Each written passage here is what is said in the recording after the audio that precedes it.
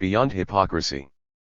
Decoding the News in an Age of Propaganda by Edward S. Herman. Illustrations by S Wuerker. Preface 1. 1. The Unfree Flow of Information 9. 2. The Weapons Culture 19.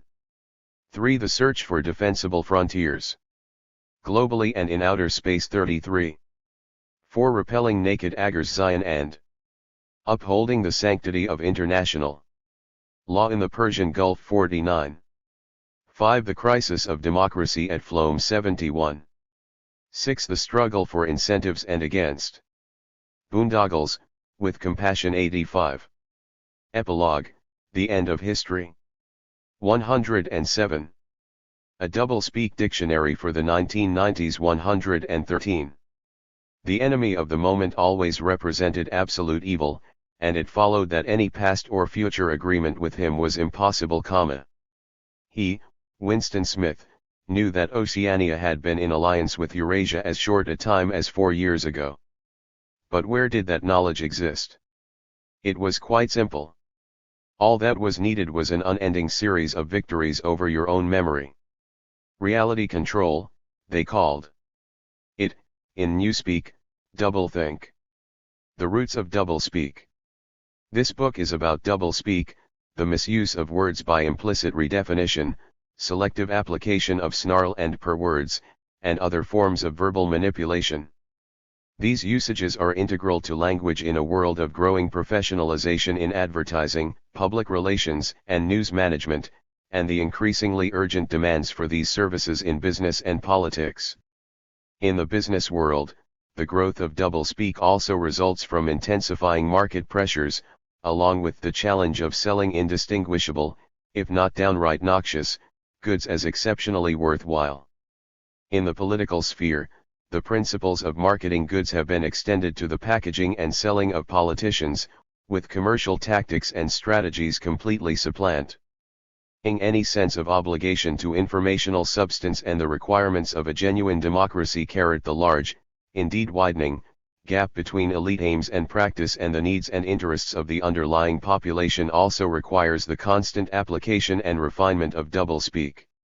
Increased pressure on corporate profits, resulting from intensified international competition and sluggish productivity growth from the late 1960s to the present, led the corporate community to abandon the post-World War II social accord with labor and to roll back wages, working conditions, unionization, and government benefits to workers. This corporate counter-revolution has had its political counterpart in the rightward shift of media and politics, and, in due course, in the Reagan and Bush presidencies, which elevated the corporate attack on the working class and social wage to the level of national policy. It is therefore not surprising that the hourly real wage of U.S. workers was lower in 1991 than it was in 1973, and that economic insecurity is endemic. At the same time, the upper classes have been treated solicitously and the structures of federal taxes and expenditures have shifted even further in their favor. 1. 2. The increased grassroots mobilization and activism of the past 25 years has also threatened elite interests, highlighting the widening gap between elite and mass aims and perspectives. This sharpened awareness has stimulated efforts at popular participation in government, producing what establishment spokespersons refer to as a crisis of democracy. This kind of threat from the masses was anticipated and feared by the country's leaders from its earliest years. They saw themselves as natural leaders and the non-propertied masses as rabble, unfit for participation in government and posing a problem of control. In Federalist Paper No. 10, James Madison noted the difference between the permanent interests of society, i.e., property interests, and those of the majority, and the possibility that the majority would use the vote to redistribute wealth and income. He took heart in the great size of the country and the fragmentation of the population, which he anticipated would allow the natural leaders to prevent the interests and desires of the majority from being realized.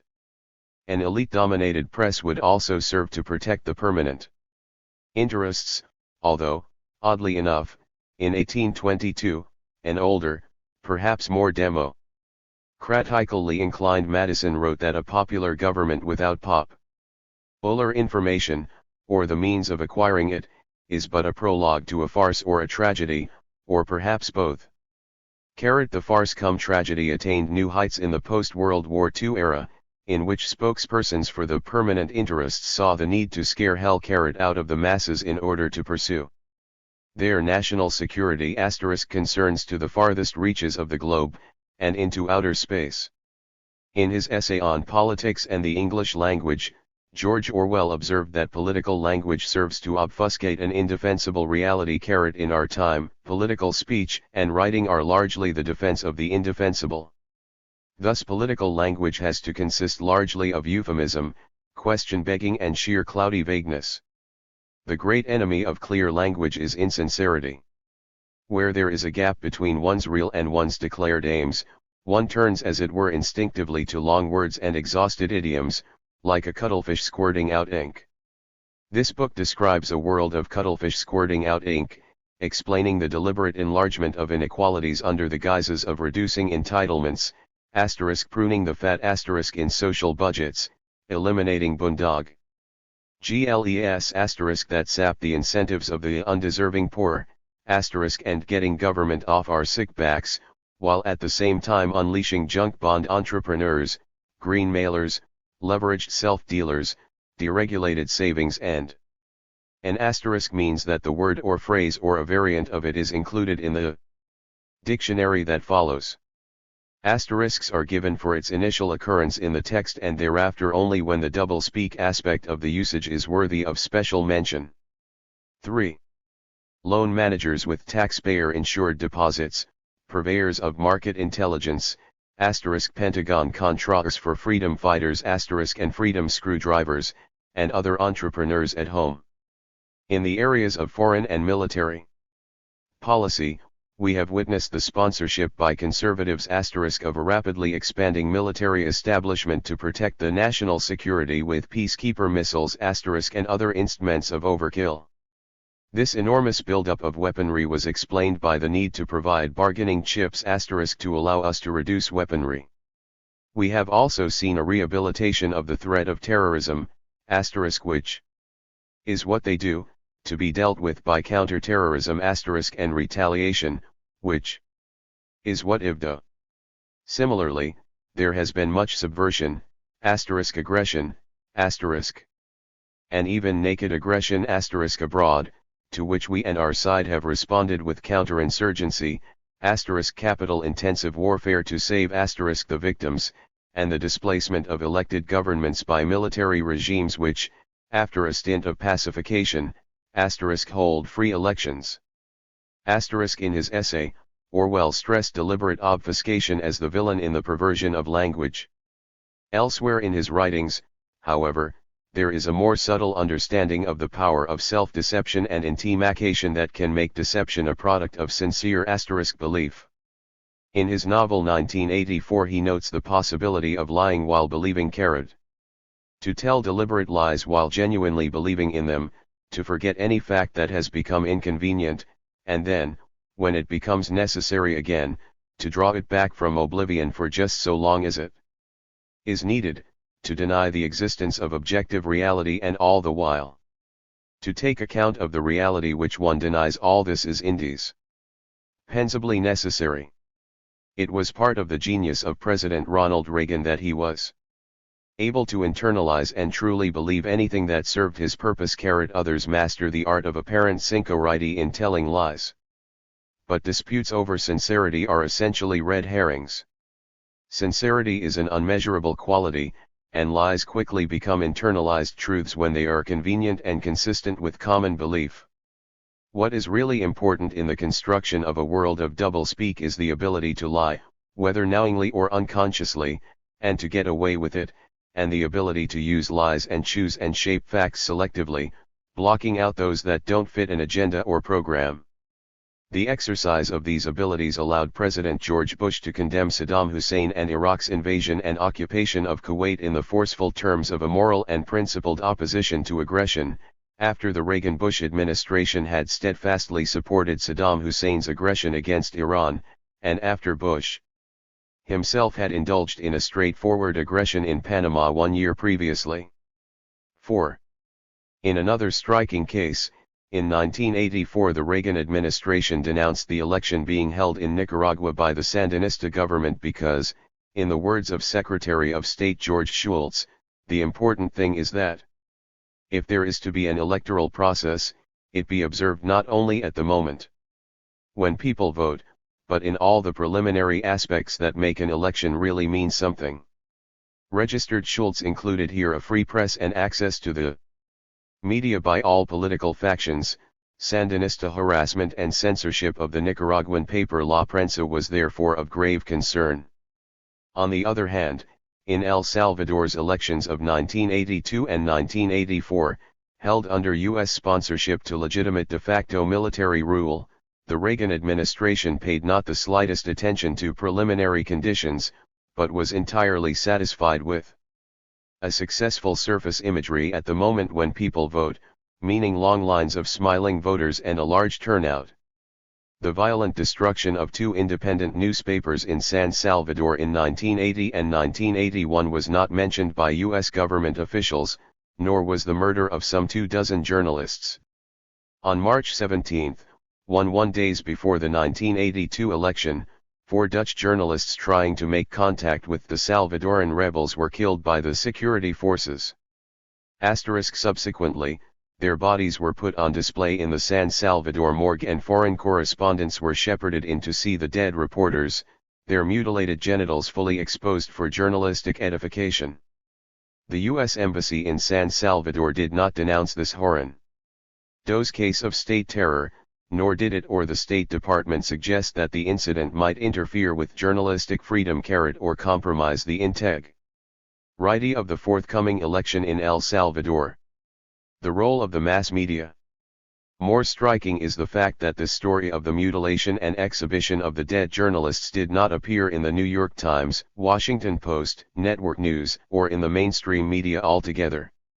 Registered in fact, in its coverage of the 1982 and 1984 elections in El Salvador, the New York Times never once mentioned the killing of journalists or the destruction of the 2 independent papers.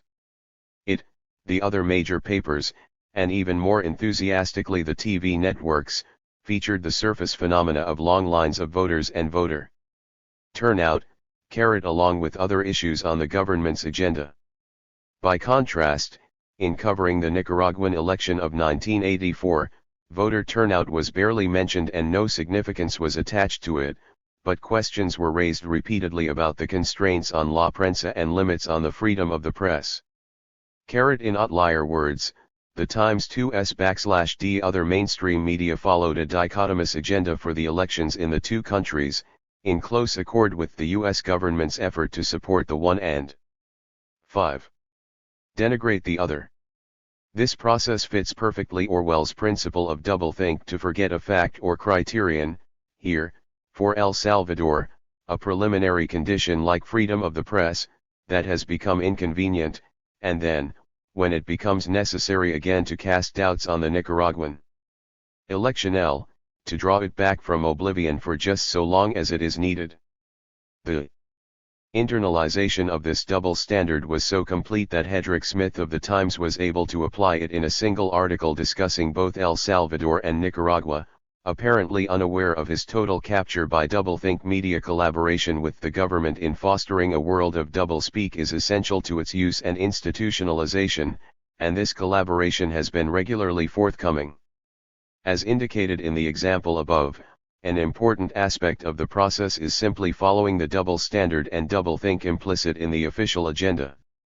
This is done with such assurance and self-righteousness, along with the regular and matter-of-fact use of extremely biased sources, mainly government officials with a political spin to execute, that the public dependent on the corporate media is easily swept along on the tide of doublethink. A corollary and necessary support for the double standard is the systematic avoidance and suppression of information. If only Nicaraguan violations of the preliminary conditions of elections are relevant, information on the destruction of newspapers, killing of journalists, and the mass murder of civilians, and exposure of mutilated bodies for public education, in El Salvador is not newsworthy and need not be, and is not, reported. If George Bush's moral revulsion at naked aggression is taken at face value by the mainstream media, his own aggressions and support of aggressions elsewhere need not be reported as context that would give his moral claims deeper meaning, and expose their hypocrisy. Rather, the inconvenient facts disappear into Orwell's black hole, and a new implicit system of definitions of aggression and naked aggression are imposed, without acknowledgement or discussion. It should also be emphasized that the mainstream media not only allow the agendas of news to be bent in accordance with state demands and criteria of utility, they also accept the presuppositions of the state without question. Most important, they accept the nominal objectives of the state as real, and rarely probe into the actual reasons for state policy and actions. As the state always proclaims benevolent aims and responsive and defensive behavior. If these remain unchallenged, and any evidence to the contrary is either ignored or explained away in terms of miscalculation or tragic error, the groundwork is laid for a world of doublespeak. This would be obvious, for example, if the Soviet press had taken it as a premise that the Soviet Union was always responding to external threats, trying to contain the United States, and sought to protect Afghanistan in its invasion of 1979 or Czechoslovakia in 1968. That the United States was protecting South Vietnam and 6. Defending it against somebody else's aggression in the years 1960 to 1975, was as ludicrous as analogous claims by Soviet apologists in regard to Afghanistan, but these presuppositions were maintained by the mainstream media throughout the Vietnam War. Registered another dramatic illustration of the importance of state-supportive premises in generating doublespeak was the U.S. mass media's acceptance of the claim that the Reagan administration sought democracy in Nicaragua in its assault on that country in the 1980s. This was TMLY laughable, as the Reaganites were openly nostalgic for the departed Somoza dictatorship, were using as their vehicles for establishing democracy in Nicaragua an army led by ex-Somoza officers, and during the same period were supporting governments entirely free from any democratic taint on a worldwide basis. There was also an extensive and readily available record of U.S. dismissed of popular movements and popular rule and support of terror regimes in Central America, in fact. And simultaneous with the crusade for democracy in Nicaragua, the Reaganites were pressing to resume full support for the murderous military government in Guatemala. An excellent case can be made that it was precisely the genuinely popular and democratic aspects of the Nicaraguan government that aroused Reaganite fears and hostility. But for the mainstream media, the U.S. government pursues benevolent goals, by definition, so that if it says that it seeks democracy in Nicaragua, that settles the matter. The media failed to provide immediate facts and historical context that would clarify what the United States really aimed at in Nicaragua. They also failed to call attention to the blatant contradictions and hypocrisies, and by accepting them, tacitly or explicitly, sustained or participated actively in a system of doublethink. In 1991, after Bush had saved Kuwait by destroying it, along with Iraq, he indicated that he would not press democracy on that country because this is not something that can be imposed by force. Except in Nicaragua. The mass media once again failed to make a comparison that would provide meaningful context. Perhaps they saw the difference in the fact that Nicaragua had the advantage of more than a half-century of U.S. tutelage, which would make them ready for democracy, but only immediately after the Sandinista ascension to power in July 1979. Plan of the book. The preceding examples show that doublespeak is tied closely to ways of looking at the world, to political agendas and frames that give them authenticity and seeming naturalness and inevitability. They also point up the fact that the national media, as part of the national establishment, play a 7. key role in allowing doublespeak to flourish. It is because of the importance of these contexts in giving words meaning and prominence, no matter how egregiously they may distort reality, that this book has a text, footnotes, and cartoons, as well as a lexicon of doublespeak. The text does not encompass All the words in the dictionary Harry carrot, but it puts many of them into a historical and political context and highlights their role as well as their deceptive and hypocritical qualities. The footnotes show that many of them are quite literally applicable or correspond to a historic reality. The text at certain points also addresses some of the systemic mechanisms that help institutionalize doublespeak, such as the claim that there is a liberal and adversary press by illiberal members of the establishment with excellent access to the liberal adversary press and the production of experts closely tied to the government who reiterate and amplify government claims and agendas in the adversary media as independent authorities.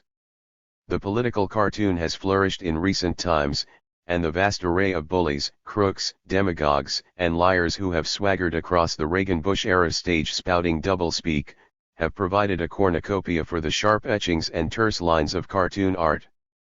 S Wuerker came into his own in this era as a political cartoonist for Z magazine and elsewhere.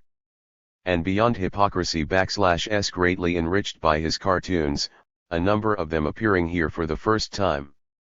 The dictionary covers political, and to a much smaller extent, commercial and cultural language for the entire post-World War II era, with special emphasis on the Cold War, militarization and the arms race, the Vietnam War, and the economics and politics of the years from Lyndon Johnson to George Bush.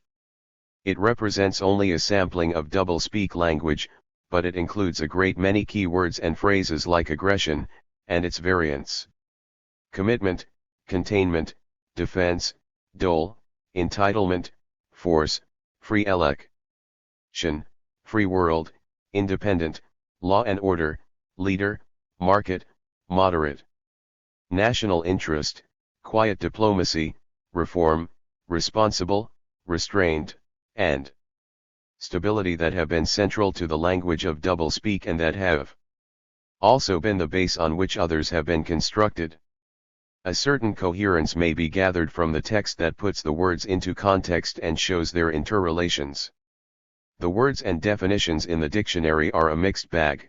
Some are straightforward descriptions of a distressing reality, COINTELPRO, commercial broadcasting, free fire zone, Operation Mongoose, and pro-life.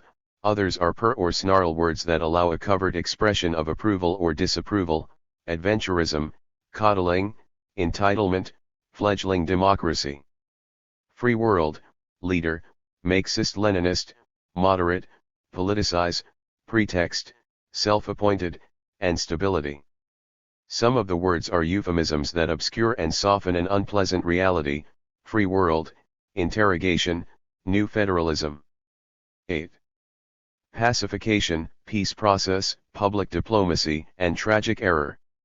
Many of the definitions summarize the implied and selective meanings of a term that has a different conventional and traditional usage: free flow, negotiations, reform, rejectionism, and restraint. Quite a few of the definitions are playful while striving to capture some important aspect of reality: activist, calculated, risk, conservatism, conspiracy, individualism, infotainment, POC-men, quotas, revolution without borders, and safety net. Many words and definitions fit more than one of these categories. Obviously, the definitions cannot seize all the important facets of a word. To paraphrase Dr. Samuel Johnson on the aphorism, some degree of truth must be sacrificed in the interest of conciseness and salient imagery. Nevertheless, it is hoped that the entire offering of dictionary, text, and cartoons will be found enlightening as well as amusing. Acknowledgements. The dictionary offered here draws in part from the author's The Great Society Dictionary, published in 1968 and long out of print, along with updates of that work published in the Nixon era. Many of the usages of those earlier periods are very much alive today, and they are part of an evolving pattern of manipulative and hypocritical language. Dictionary and text also use materials from the author's columns on doublespeak that have appeared on a monthly basis in Z magazine from its inception in January 1988. The author is indebted to many friends for suggestions and comments over the years. Noam Chomsky's political writings have been an ongoing analysis of doublespeak and hypocrisy, and have been an important influence on the doublespeak text and lexicon offered here. Another longtime collaborator, Richard Duboff, has made many contributions over the years to my arsenal of doublespeak. Mary Herman was an invaluable consultant and editor. Thanks are due to S Wuerker for his collaboration, which has added a great deal to this book. Cynthia Peters, Todd Jailer, and their colleagues at South End Press have made the production phase of this book plain sailing. 1. The unfree flow of information. Limits on free speech. Free speech in the United States certainly exists in the sense that dissent can usually be voiced without threat of violent reprisal by the state, at least in normal times. For communities of color, however, the threshold of the normal has been low, and the mildest dissent or even attempts to assert citizens' rights have often been met with savage repression in the domestic application of the mere Cook rule. More generally, freedom of speech has been limited by the fact that the state does engage in systematic disruption, harassment, and violent repression when dissent is seen as threatening, as in the civil rights Vietnam War era's COINTELPRO and other programs, and in the frequent and sometimes large-scale attacks on ethnic, labor, and radical leaders and organizations over the years. Deployment of the local, state and federal police, and National Guard to quell labor activism and impede labor organization was an outstanding feature of the U.S. economic and political landscape from the 1860s to the Second World War. Official and police opposition to labor organization was closely tied to restrictions on freedom of speech. Contrary to ongoing mythology, the First Amendment was largely inoperative and offered little or no protection to dissidents threatening the established order for roughly a century and a half after its incorporation into the Constitution. The Sedition Act of 1798 made it a crime to utter or publish anything that brought high officials into contempt or disrepute. The Sedition Act was never repealed and was only overturned by the Supreme Court in 1964. Before I-860, statutes in every southern state forbade speech or writing condemning slavery, and these were uniformly enforced by the courts. In the post-Civil War era, the labor movement quickly focused on gaining the right to free speech as peaceful labor demonstrations were regularly and often violently broken up by the police. Harassment, arrests, fines and imprisonments by local and state officials, and the use of police-protected vigilantes as enforcers were common responses to labor organizing and dissident speech. Advocates of women's right to vote, let alone birth, 9. 10. Control, were regularly attacked by local and federal officials with no obstruction from the courts. In the early 1900s, Margaret Sanger and Emma Goldman were frequently arrested and sometimes fined or imprisoned for distributing leaflets with information on birth control. Newspapers that offended the postmaster, which included almost anything on the subject of sex or women, were denied the use of the mails. In 1917, women picketing the White House or protesting in a nearby park, seeking support for a constitutional amendment giving women the right to vote, were arrested and jailed for obstructing traffic or disorderly conduct. The Espionage Act of 1917, an extraordinarily repressive piece of legislation that literally outlawed criticism of World War I, resulted in over 2,000 criminal prosecutions. Despite challenges, none were reversed by the Supreme Court on First Amendment grounds. This almost completely repressive history began to change only in 1919, improving slightly over the next 40 years, and then more rapidly from the early 1960s. Progress came from energetic efforts to expand the scope of civil liberties by social movements, especially during periods of mass mobilization like the 1930s and 1960s. Predictably, these enlargements of democracy were described as crises of democracy by spokespersons of the permanent interests. Even in the improved free speech environment of the post-World War II era, however, there were important regressions, most notably in the Truman-McCarthy years, when a new Red Scare caused a quick retreat from the advances of the preceding decades. An important accomplishment of this Red Scare was the purging of many progressives from the communications system and the frightening off-those that remained into quiescence or noisy anti-communism. This helped set the stage for global expansion in the name of anti-communism and containment. The COINTELPRO activity during the Civil Rights Vietnam War era and the Reagan administration's multi-leveled secret war of low-grade domestic terrorism against the opposition to its Central American policy showed the continuing ease with which the government can threaten and undermine free speech. Registered arguably, freedom of speech and organization conditioned on its not being perceived as a threat by the establishment is a very constrained kind of freedom. We are not talking about minor constraints either. The steady attacks on the free speech of labor organizers and striking workers from 1865 to 1960 had a profound effect on the activities, growth, and ultimate character of unions.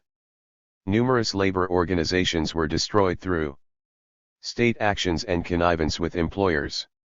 Many newspapers, journals, and movement organizations were eliminated by advertiser boycotts, by government or government-supported vigilante intimidation and attacks.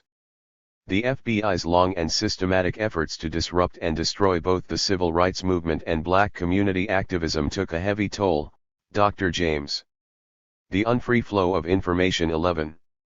Turner of Cornell University and the African Heritage Studies Association stated in 1974 that the FBI's programs had serious long-term consequences for Black Americans, having created in blacks a sense of depression and hopelessness. The COINTELPRO campaigns and the covert war against the Central America anti-war movement were also substantial operations. As Donna Demack observed in regard to the 1960s, the social movements that arose during the period, which sought to make fundamental changes in American society, were not allowed to develop naturally. Instead, many either died prematurely or were subverted by infiltrators and provocateurs whose corrupting influence succeeded in discrediting them in the eyes of the public. As a consequence, it is impossible to know in what direction these movements might have gone or what they might have achieved without secret government intervention. The tendency to stifle serious dissent has been aggravated by a dominant U.S. culture that has never been tolerant of deviance, as de Tocqueville pointed out back in the early 19th century. This gives the state a freedom to repress upon slight and or fabricated provocation. It means also that informal and less severe forms of reprisal can constrain dissent. Many Americans believe in free speech as a principle, but deeply resent its application in practice.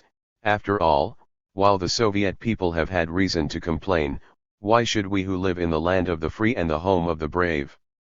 And as one respondent told the New York Times, explaining his shift to Bush, September 20, 1988, freedom of speech is very important to me.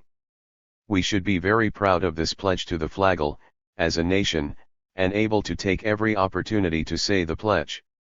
Presumably anybody who doesn't want to make frequent pledges to the flag doesn't believe in freedom of speech. Dissidents who use freedom are abusing freedom.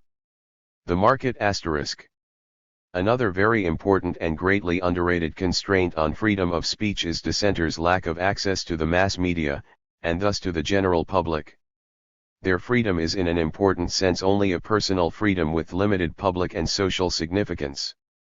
Dissenters may have something important to say that the public would find enlightening, but the gatekeepers are free to keep them effectively silent. Of course, they are legally free to start their own newspaper or to buy a TV network as the General Electric Company did in 1985, and it is always possible, and occasionally happens, that a major newspaper or TV station will give oppositional viewpoints fleeting access.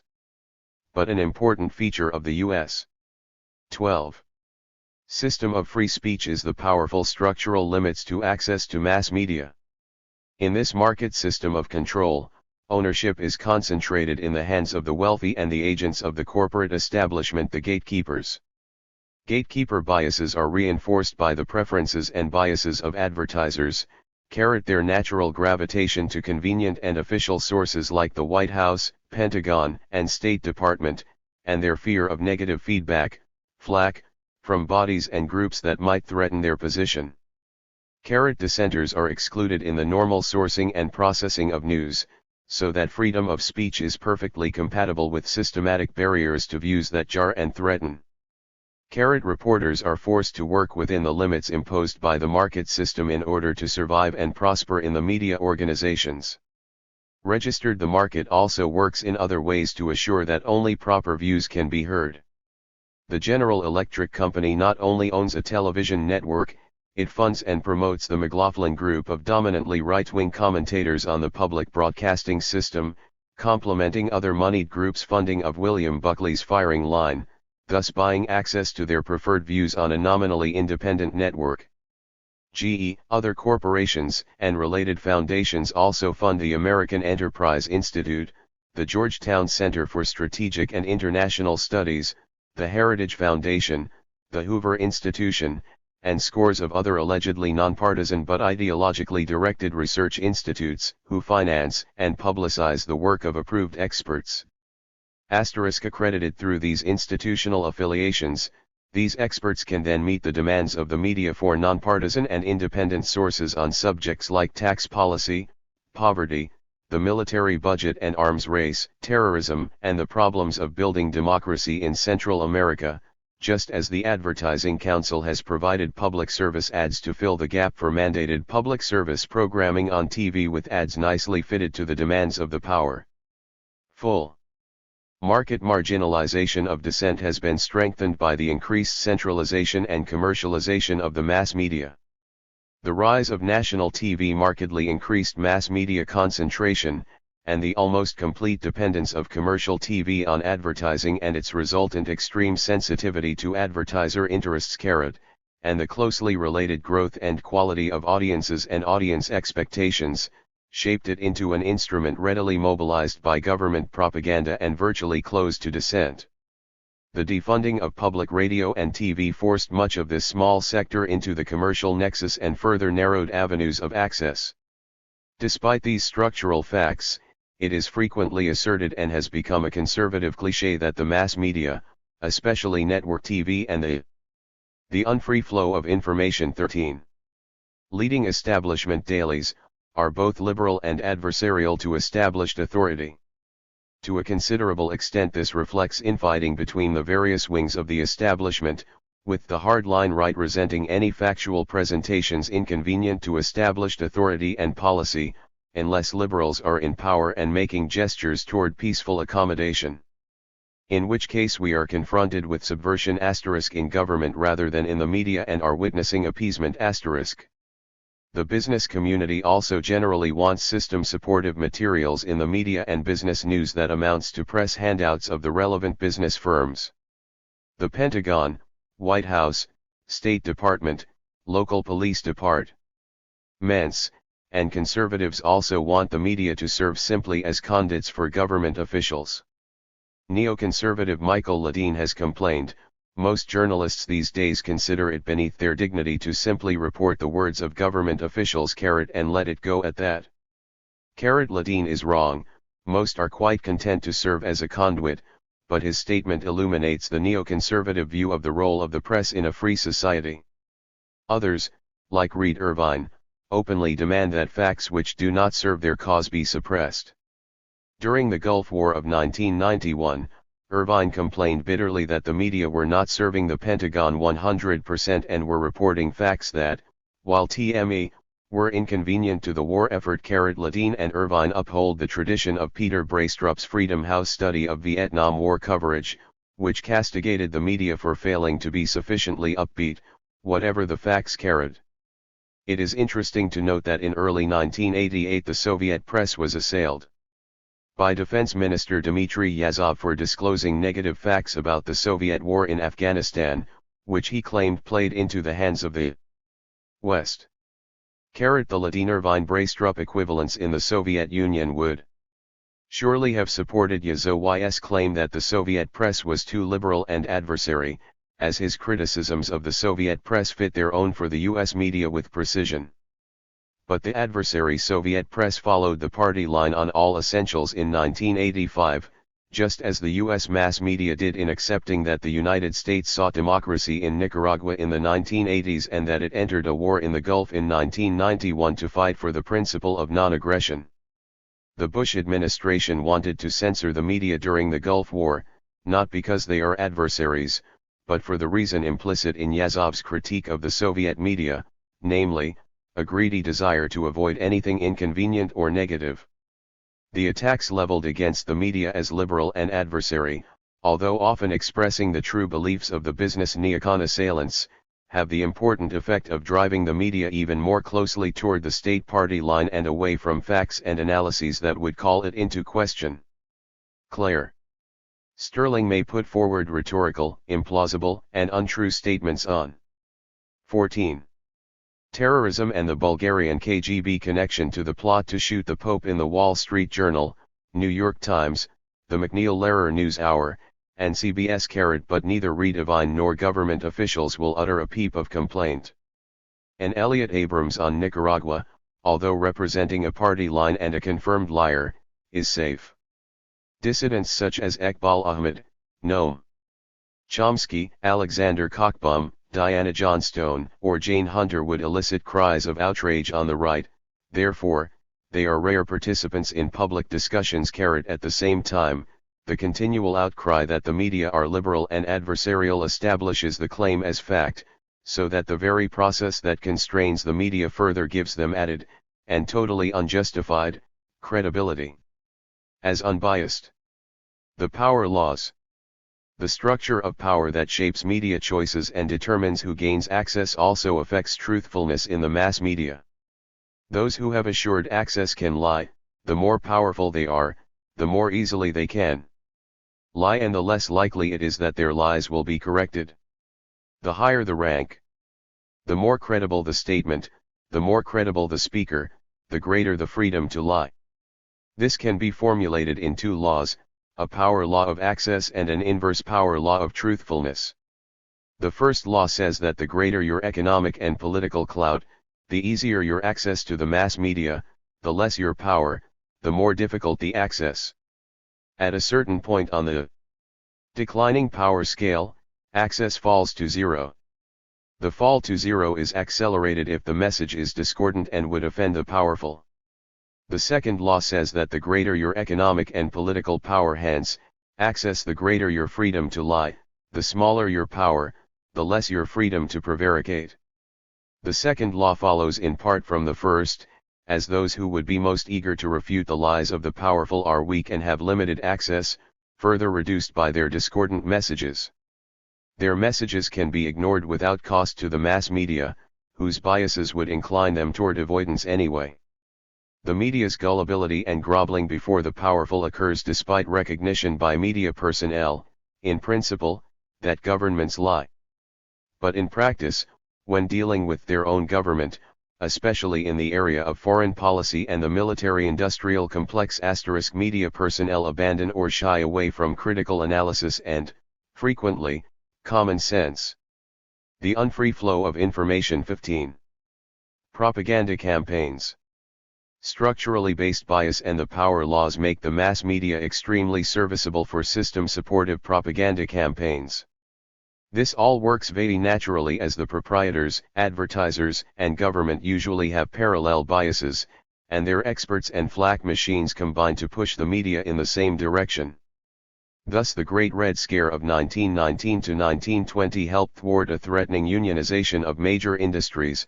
The Red Scare of the Tubman-McCarthy years, 1948 to 1955, served to liquidate the old New Deal coalition and clear the ground for an aggressive pursuit of U.S. global interests under the guise of containment and protecting national security, and the Soviet threat could be rehabilitated to provide the rationale for the Reagan-era stoking of the arms race and a cover for the upward redistribution of income.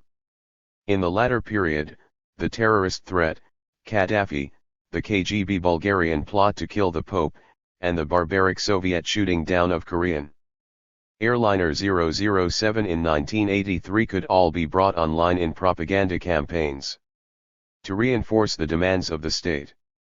In all of these cases the mass media collaborated with the government to help engineer consent by means of propaganda outbursts that were built, in whole or in part, on lies. They were also built on Orwellian processes of doublethink. Only selected incidents that served the state were subject to propaganda campaigns, Libya and Abu Nidal, not South Africa, Guatemala, Orlando Bosch, or Luis Posada. Only politically useful shootdowns of airliners aroused indignation and stimulated concentrated media coverage, registered. And only selected cases of torture, murder, and aggression aroused concern. Crucial to the process was the reliance on the powerful and their accredited experts for information, and the exclusion of contesting viewpoints by dissidents and unaccredited experts. UNESCO and the free flow of information. In 1984 the United States withdrew from United Nations Educational, Scientific, and Cultural Organization, UNESCO, on the ground, among others, of its alleged threat to the free flow of information. In the standard formulation in the U.S. press, UNESCO was said to be in favor of a New World Information Order, NWIO, whose essence was government control of the media and the licensing of journalists, whereas the United States and its media were dedicated to unconditional freedom of communications as a matter of high principle. This formulation, a caricature of the real positions of the contending parties * reflected in Indies. 16. Closed conflicts of interest on the part of the Western media, as well as remarkable hypocrisy. For many years Western media and news agencies have dominated the international flow of news. Third world spokespersons have long protested the biased portrayals of their countries in Western news and called for a two-way and balanced news flow. A more basic third world concern is the threat to cultural integrity and sovereignty from the flood of Western advertising messages and other cultural products, as well as news. A number of third world and sympathetic Western analysts contended that TME independence and popular mobilization for development are impossible without independent national communications systems. Such concerns were accentuated in the 1960s with the development of satellite communications and remote sensing technologies. The former allows Western programmers to transmit news, ads, and entertainment, entirely outside the control of national governments.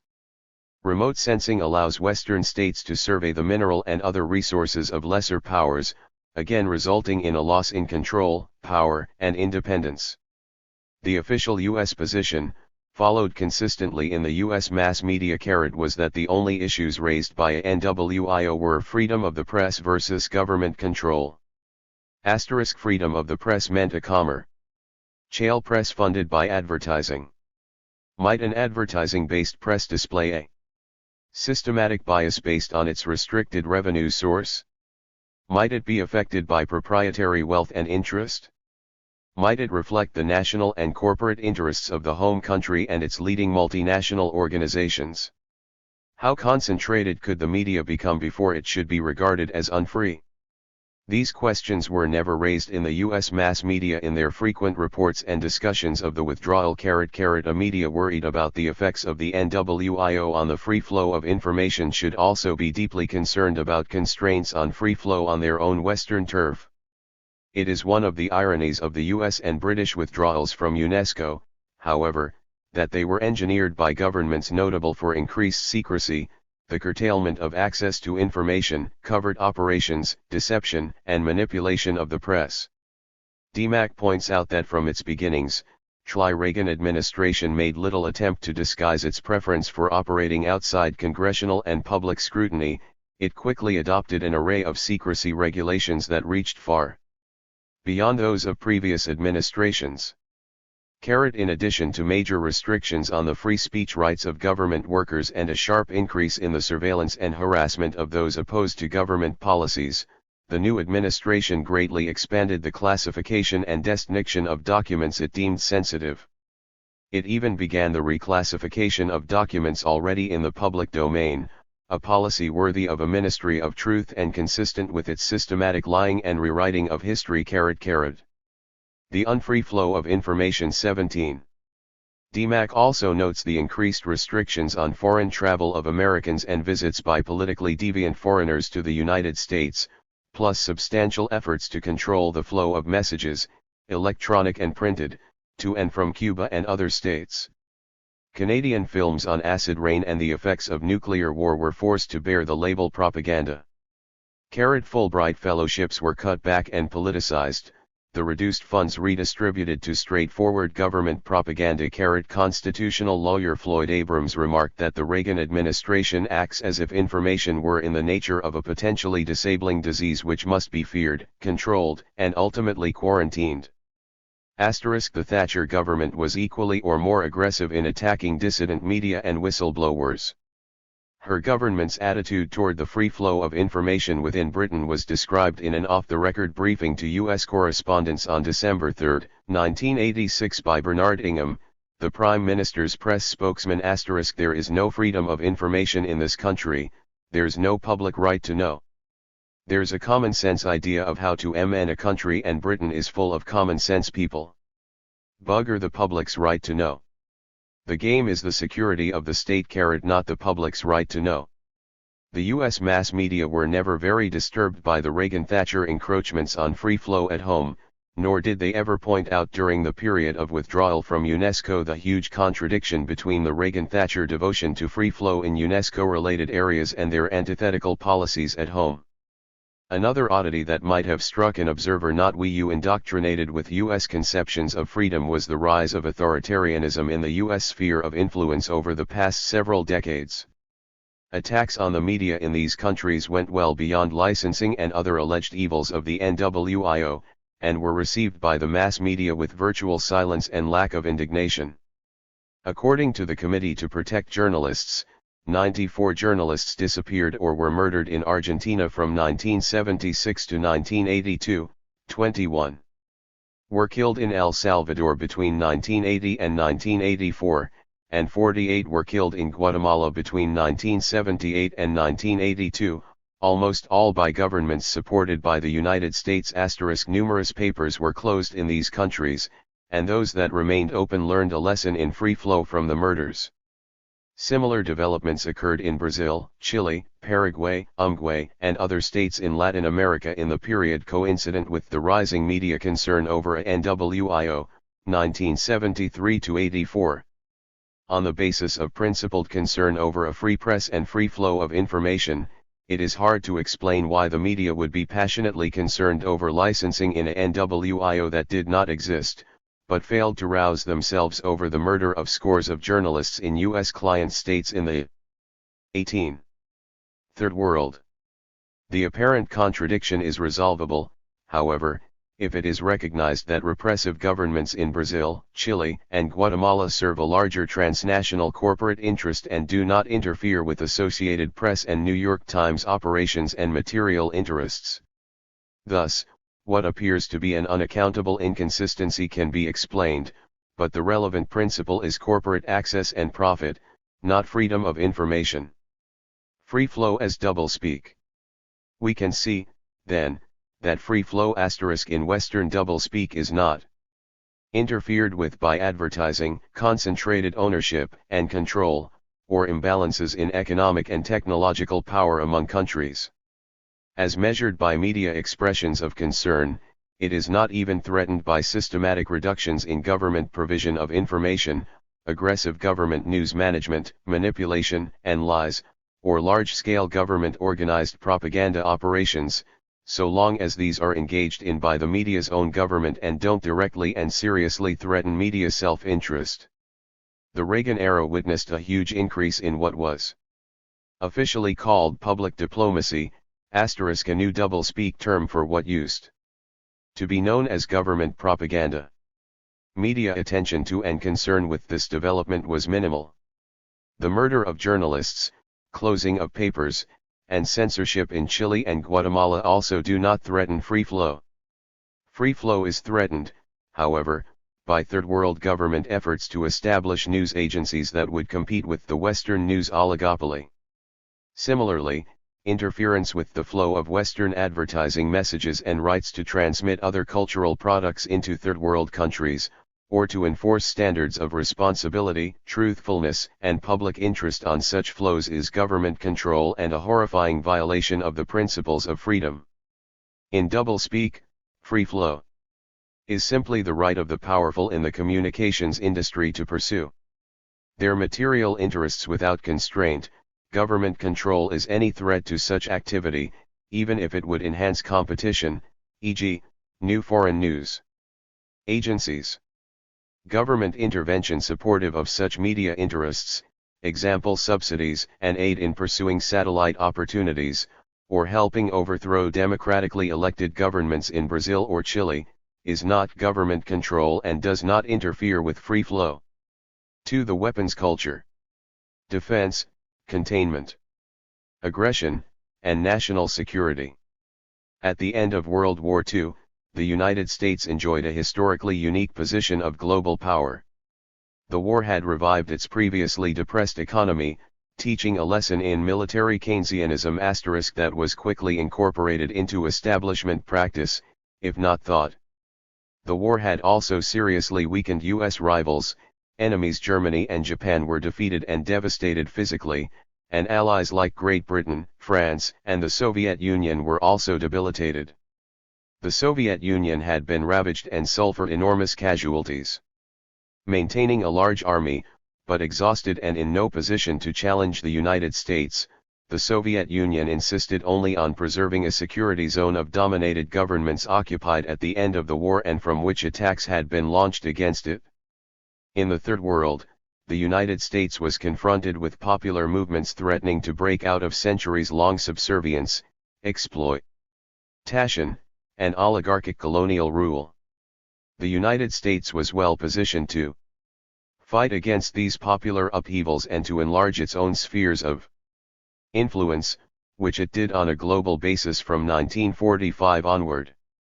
In the process, it often displaced its own allies as the dominant power in important colonial areas like Saudi Arabia, Iran, Indochina, Pakistan, Thailand, and Indonesia, among other places.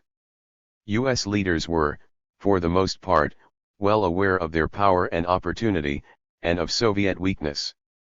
National Security Council Report 68, prepared just before the beginning of the Korean War in 1950, spelled out a rollback strategy in which a rearmed United States would engage in systematic subversion of the Soviet satellite states, and even of the Soviet Union itself, by means that included the support of armed revolt. The United States was actively involved in rollback operations in 1949 under a CIA program of organizing guerrilla bands of former SS men and CIA-trained Ukrainian operatives within the Soviet Union, parachuting in military sup. 1920. Plies. These operations, along with the reconstruction of the Nazi intelligence apparatus of Reinhard Gehlen as the official espionage corps of the new West German state, also prior to the Korean War, were not featured in the U.S. media. The Korean War came along very opportunely to help justify the desired arms buildup. NSC 68 was similar to the Reagan-era Pentagon Defense Guidance, 1984-88 report, which also spelled out a program of active destabilization of the Soviet Empire by the deliberately beggaring effects of an arms race as well as by aid to armed groups within the Soviet bloc. The significance of these documents is that they presume an offensive U.S. policy against an enemy perceived as vulnerable. They project U.S. plans to subvert and bury the Soviet Union. NSC 68 does speak of the Soviet design to conquer the world, but this was an ideological construct that provided the necessary dire threat to rationalize a forward strategy. NSC 68, like the Reagan-era defense guidance statement, rests on the assumption of Soviet weakness and vulnerability, and does not use language suggesting fear of aggression and attack. This is why these documents have been essentially suppressed in mainstream media and discourse, which instead gave great play to the rhetorical boast of Khrushchev that I am going to bury you. The national security elite also recognized in NSC 68 that taking advantage of the positive opportunities open to the United States required a large military force and mobilized population. Doublespeak embedded in a convenient matrix of anti-communist ideology was essential, as the U.S. establishment was obliged to pretend, or internalize the belief, that the huge global expansion of the U.S. political economy on which they had embarked was defensive * and responsive to some external threat, that we were containing somebody else who was committing aggression * and threatening our national security. The words and phrases defense, containment, aggression, and national security are core items in the doublespeak lexicon, essential ingredients of the ink squirted out by the imperial cuttlefish. They deflected thought from the proactive and purposeful aspects of U.S. foreign policy, the locus of the determining initiatives in the arms race and conflict, the source of the bulk of the killing, and the extent to which the fight was against indigenous, popular, and democratic movements abroad. Epitomizing the new world of doublespeak was the change in name of the War Department to the Defense Department in 1947, just at the historic juncture when the United States was embarking on a global offensive to reshape the world in accord with its dominant corporate interests, not in our image, as in the common apologetic formulation, in Greece, where the British, and then even more aggressively, the United States, re-established an extreme right-wing regime of former collabo. The weapons culture 21. Rationist elements by terror, fraudulent elections, and a vicious counterinsurgency. War in the years 1944 to 1950, Stalin extended no aid to the communist and other left rebels under siege, and in fact strenuously opposed Yugoslavia's aid to the rebels. Nevertheless, Truman, aided by the bipartisan * consensus and mainstream media, successfully made the crushing of the Greek left and establishment of a right-wing police state by external, U.S., force a defensive action to contain Soviet expansionism. This was a model of applied doublespeak that would be repeated often in the years to come. And from that time till the end of the Reagan era, whenever the United States wanted to intervene to crush some indigenous popular movement or government not to the taste of United Fruit Company or the national security establishment, the search would be on for Reds, the connection would be made to the Soviet Union, along with some lesser devils like Cuba or Libya, and the government would be declared Marxist-Leninist * and a Soviet puppet. The real and massive intervention by the United States required an evil empire behind the indigenous and popular forces that were the real target. The United States would regularly impose boycotts and escalate threats against the tiny victim, forcing it to buy goods and arms from members of the Soviet bloc. This would then be used to show both the aggressive intent of the victim and its allegiance to the international communist conspiracy. The U.S. mass media has always swallowed this line of propaganda.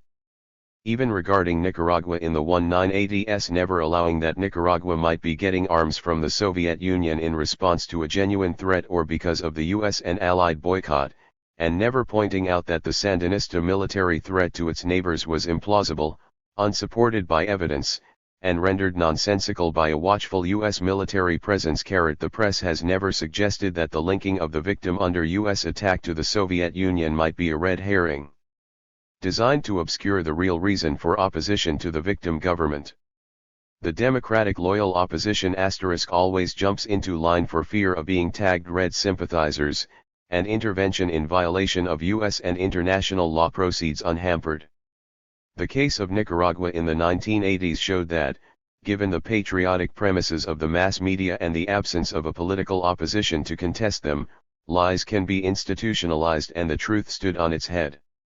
This was shown earlier during the U.S. attack on Guatemala in 1954, alleged to be a response to Soviet aggression, although there were no Soviet troops, advisors, or arms on the scene, and despite the fact that the government of Guatemala had carefully avoided any formal diplomatic relations with Soviet bloc countries out of respect for, and fear of U.S. sensitivities. It is TME that very late in the day, with a U.S. organized attack in the offing and a U.S. arms boycott long in effect, the Guatemalan government did buy a boatload of arms from Czechoslovakia, the discovery of which created hysteria among 22 U.S. officials and in the U.S. press. But this is the convenient pathology of imperialism to bring to life of IMS in the hemisphere, to decry its existence, and to mercilessly eradicate it.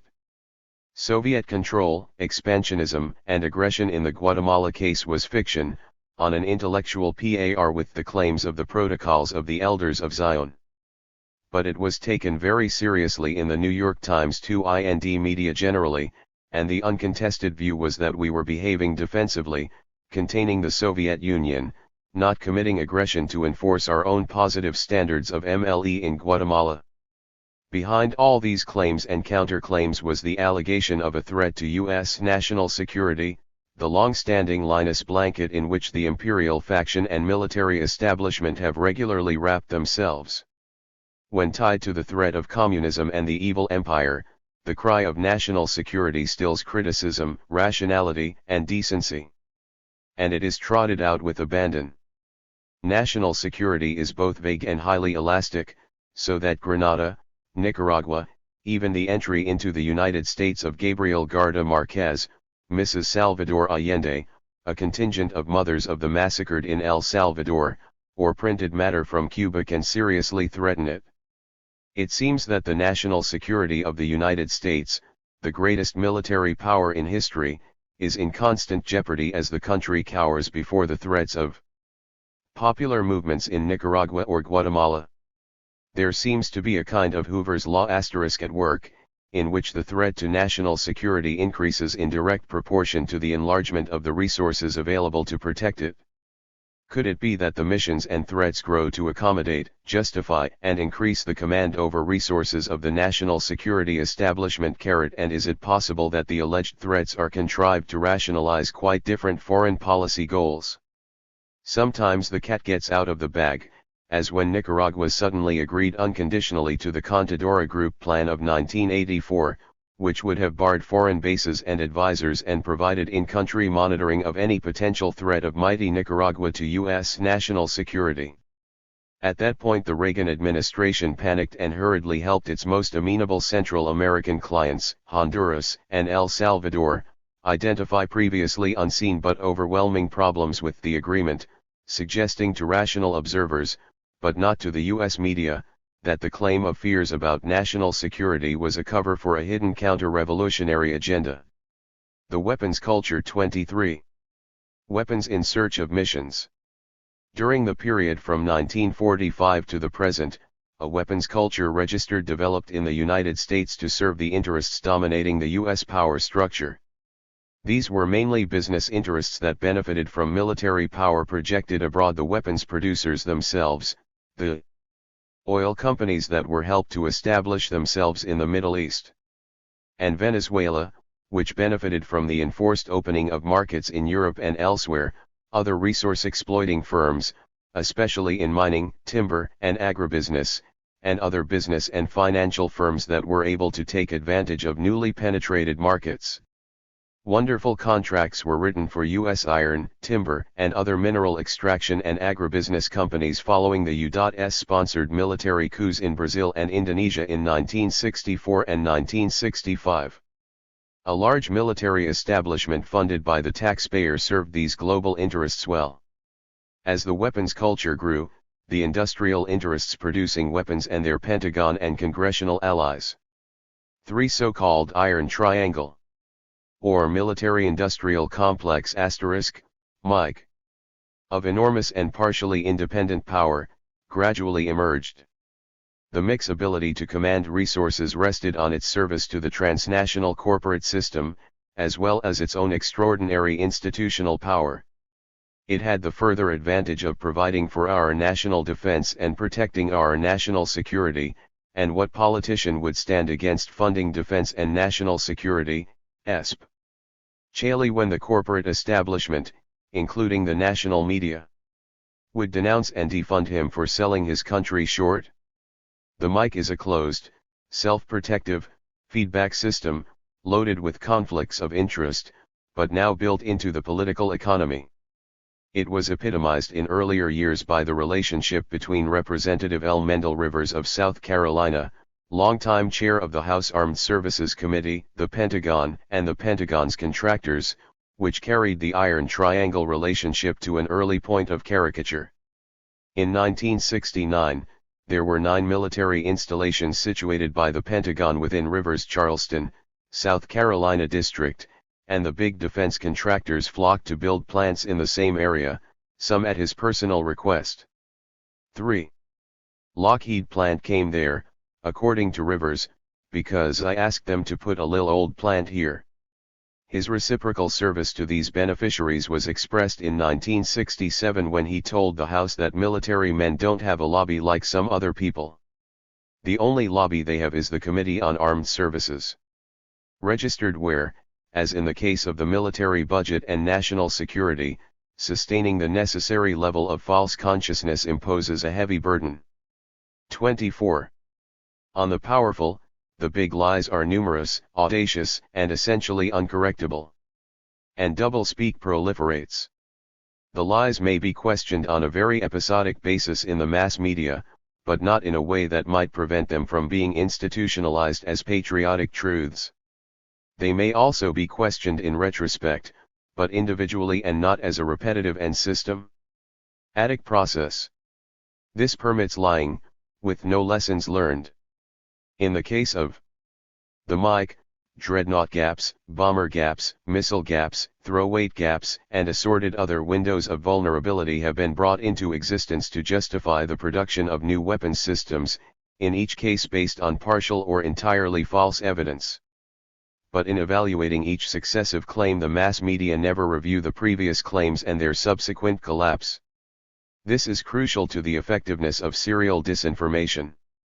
As Orwell stressed, doublethink rests on control of the past. All that was needed was an unending series of victories over your own memory. Reality control, they called it. The continued refusal of the mainstream media to recall the history of the prior gaps is an outstanding case in point. This victory over memory reflects the two power laws in action. The power behind new weapons systems is too great to be contested seriously in the press, by the leaders of the two major parties, or by political candidates who come near the grasp of the highest office. Relevant historical context therefore cannot surface. The Soviet military threat and the usual gaps were put forward once again by the arms lobby and political right-wing in the 1970s and early 1980s. CIA and other CONCOA data were adduced to show high rates of growth of Soviet military outlays and Soviet nuclear superiority, and to demonstrate that the United States was engaging in unilateral disarmament. Economist Franklin Halsman's demonstration of the completely spurious methodology used by the CIA, are the Soviets really outspending the US on defense?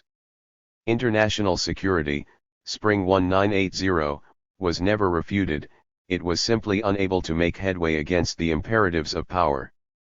Eventually, after the military buildup had developed its own momentum, it was quietly acknowledged that the CIA had made a little mistake. A similar sequence characterized the history of the window of vulnerability, also discovered in the 1970s. It was alleged that the number of Soviet missiles had grown to a point where they could wipe out our land-based missiles in a first strike. In addition to other shortcomings, the window analysis simply ignored the existence of our submarines and aircraft in its calculus. The window was quietly shut after it had been exploited. Despite its complete absurdity to justify additional U.S. expenditures on land-based missiles. It is interesting to note that during the later 1970s and early 1980s, when the gap and window claims were at their peak, estimates by each military service and serious military experts on U.S. versus Soviet advantage indicated the weapons culture 25. That the United States never relinquished its technological lead in weaponry, had a substantial edge resulting from its superior balance among the triad of nuclear forces, land, sea, air, had a better global positioning of forces, and possessed more reliable allies. The power laws assured that the press never pulled these strands together. Tom Gavazzi showed that Reagan's repeated claims of Soviet nuclear superiority and Weinberger's statement that the Soviet nuclear arsenal now exceeded ours in accuracy were not only lies, but were easily refutable at the time from Pentagon documents and testimony before congressional committees.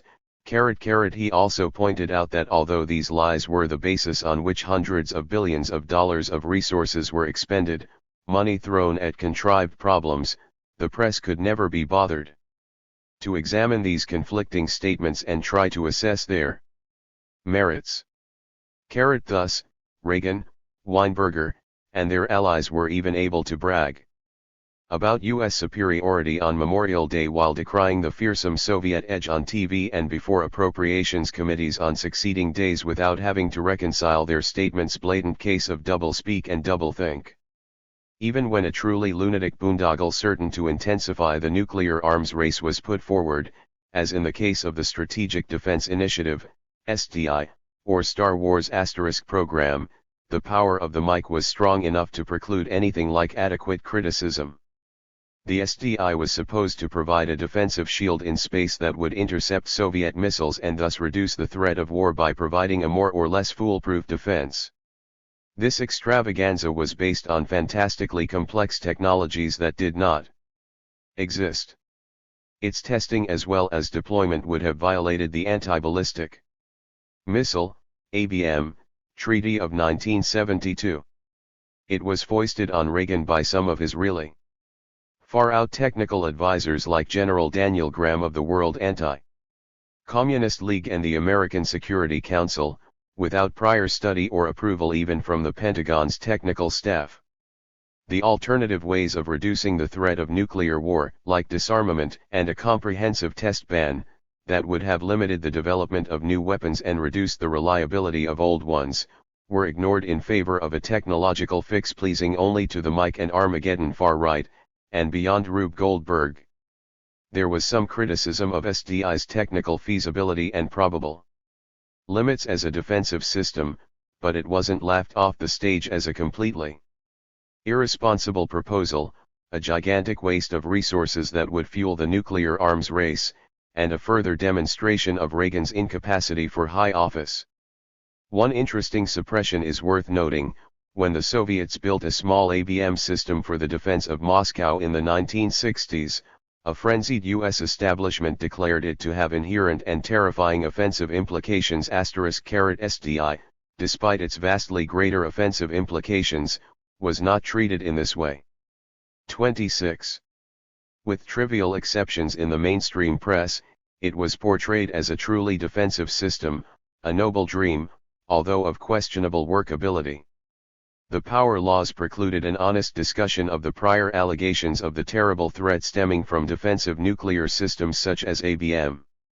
Similarly, when Reagan administration officials went to Geneva in the early 1980s to talk about arms control with the Soviets, the press presented this as a serious effort, although numerous statements by Reagan, Weinberg, Ger, the Armageddon theorists of the Mike, and the Pentagon's posture statements and five-year plan pointed with great clarity to a multi-year buildup aimed at imposing disproportionate costs on the Soviet Union and achieving a level of arms superiority that would allow the United States to exploit political, economic, and military weakness within the Warsaw Pact and to disrupt enemy rear operations, among other defensive efforts. But the mainstream press accepted the nominal claim of the administration that we were arming to the teeth only to catch up with the Russians and to provide ourselves with bargaining chips to bring the Soviets to the negotiating table so that we could all then jointly reduce arms. When Reagan was finally driven by his own political problems, public pressure, and huge Soviet concessions to agree to some very limited reductions of nuclear weapons, the media read the press release and reported that his sensible approach to arms control had produced these wonderful results. The FAA that disarmament was never Reagan's intent was rarely admitted. The lunacy of producing $1 trillion worth of weapons in order to persuade the enemy to agree to a joint reduction in weapons was not discussed. The unlikelihood of net reductions by this process, which creates corporate and military interests with huge investments in continued and expanded weapons production, was ignored. Manufacturing and shifting missions. A basic feature of the Mike is that it keeps developing weapons that the contractors want to sell. Old weapons are rendered obsolete by newer follow-on * versions that are offered for modernization * whether newer weapons are needed or not. The point is to command resources, maintain and enlarge profits, and produce jobs. Missions are needed to justify weapons acquisition, and they are usually couched in terms of some threat, some niche that has to be filled to protect our national security.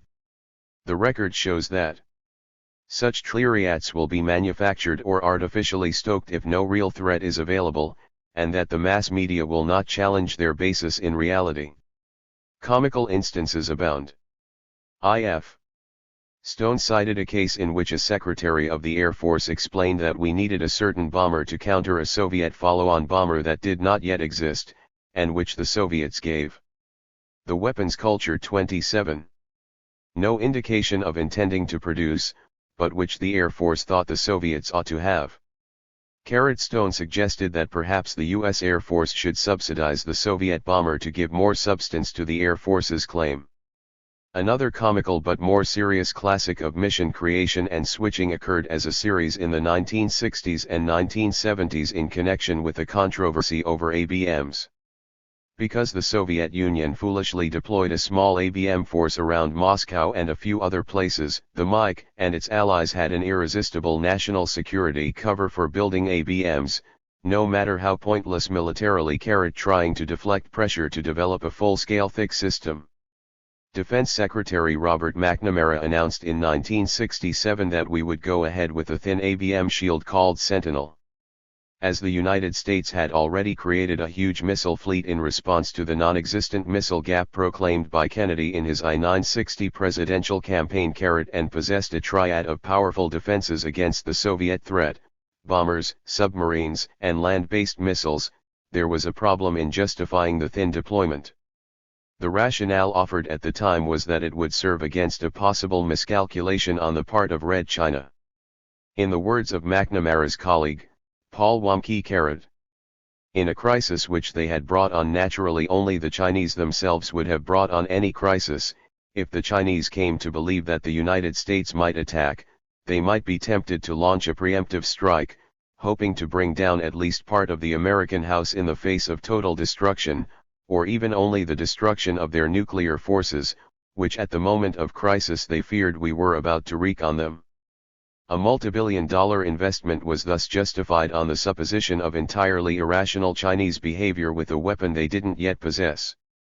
In 1968, Richard Russell, chair of the Senate Armed Services Committee, acknowledged that the rationale was fraudulent and that the thin system was only a foot in the door, it's a base for a system throughout the whole nation. I didn't deceive anybody. When we brought it up, they tried to dress it up as being designed to protect us from China. But I stated very frankly on the floor of the Senate that I consider it the foundation of a complete anti-missile system. When the thin system was being deployed, however, the idiocy of the argument of its need for protection against China was hardly raised, nor was the prospect and significance of a thick system debated. The Sentinel was beginning to be deployed in the metropolitan areas of Boston, Chicago, and other cities in 1969 when public opposition forced the interruption of construction.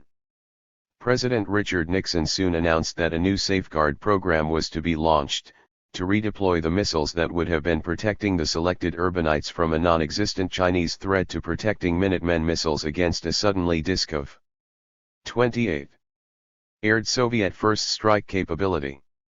In support of this adjusted mission, Secretary of Defense Melvin Laird disclosed that the Soviet SS-9, a liquid-fueled but large missile, was being built as a first strike weapon. This was only 2 months after the outgoing Secretary of Defense Clark Clifford had declared our defense deterrent adequate, and not long after his predecessor, Robert McNamara, had boasted of a numerical superiority over the Soviet Union in reliable, accurate, and effective warheads. Greater than originally planned. And in fact more than we require. These contradictions were not analyzed and debated in the media. Laird's terrifying view of an emerging Soviet first strike capability easily carried the day, the new mission clearing the ground for producing and deploying weapons the MiC wanted to sell. Star Wars also went through an evolution in its mission. This ultimate lunatic extravaganza was justified originally on the basis of the threat of a Soviet attack. Even at the height of Reagan-era Soviet threat hysteria, however, SDI could not get full funding, but with the unilateral Soviet withdrawal from the arms race a new funding rationale was sorely needed.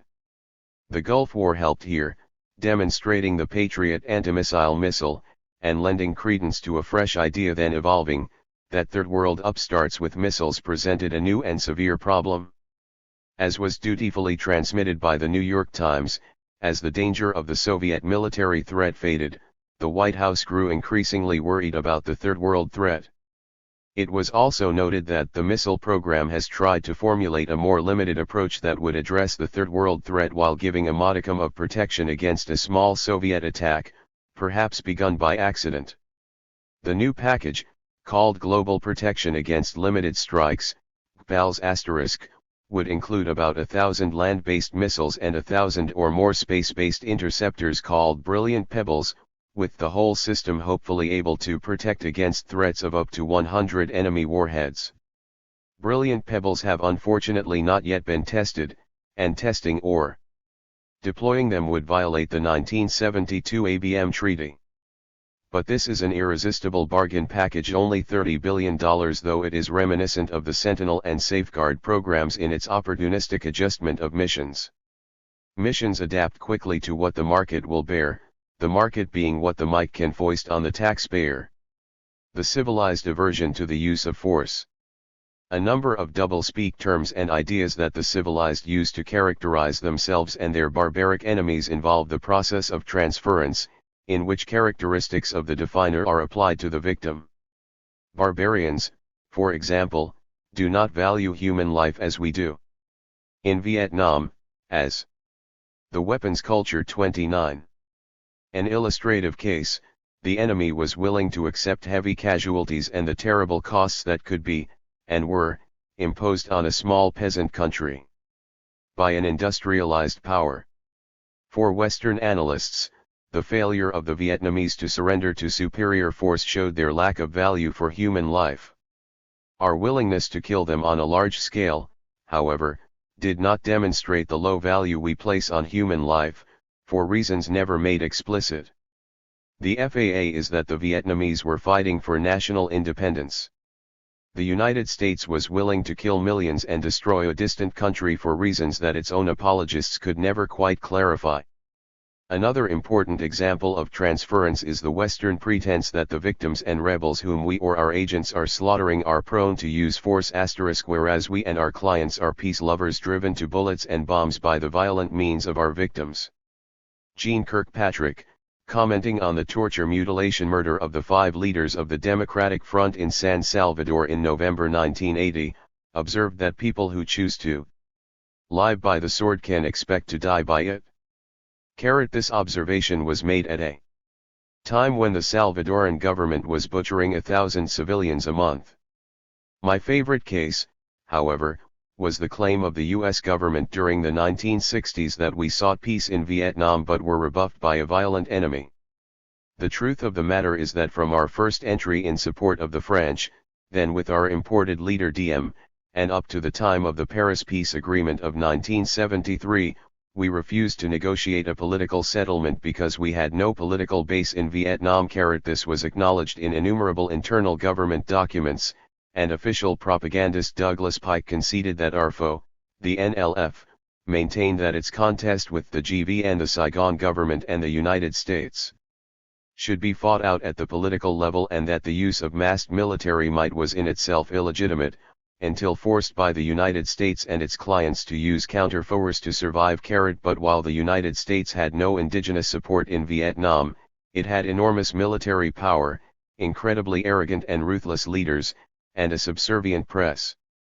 The principle applied in Vietnam, as in many other places, was to refuse to bargain on the basis of the existing distribution of political power. Instead, we used our superior military power to enforce our will, no matter the cost to the victimized population.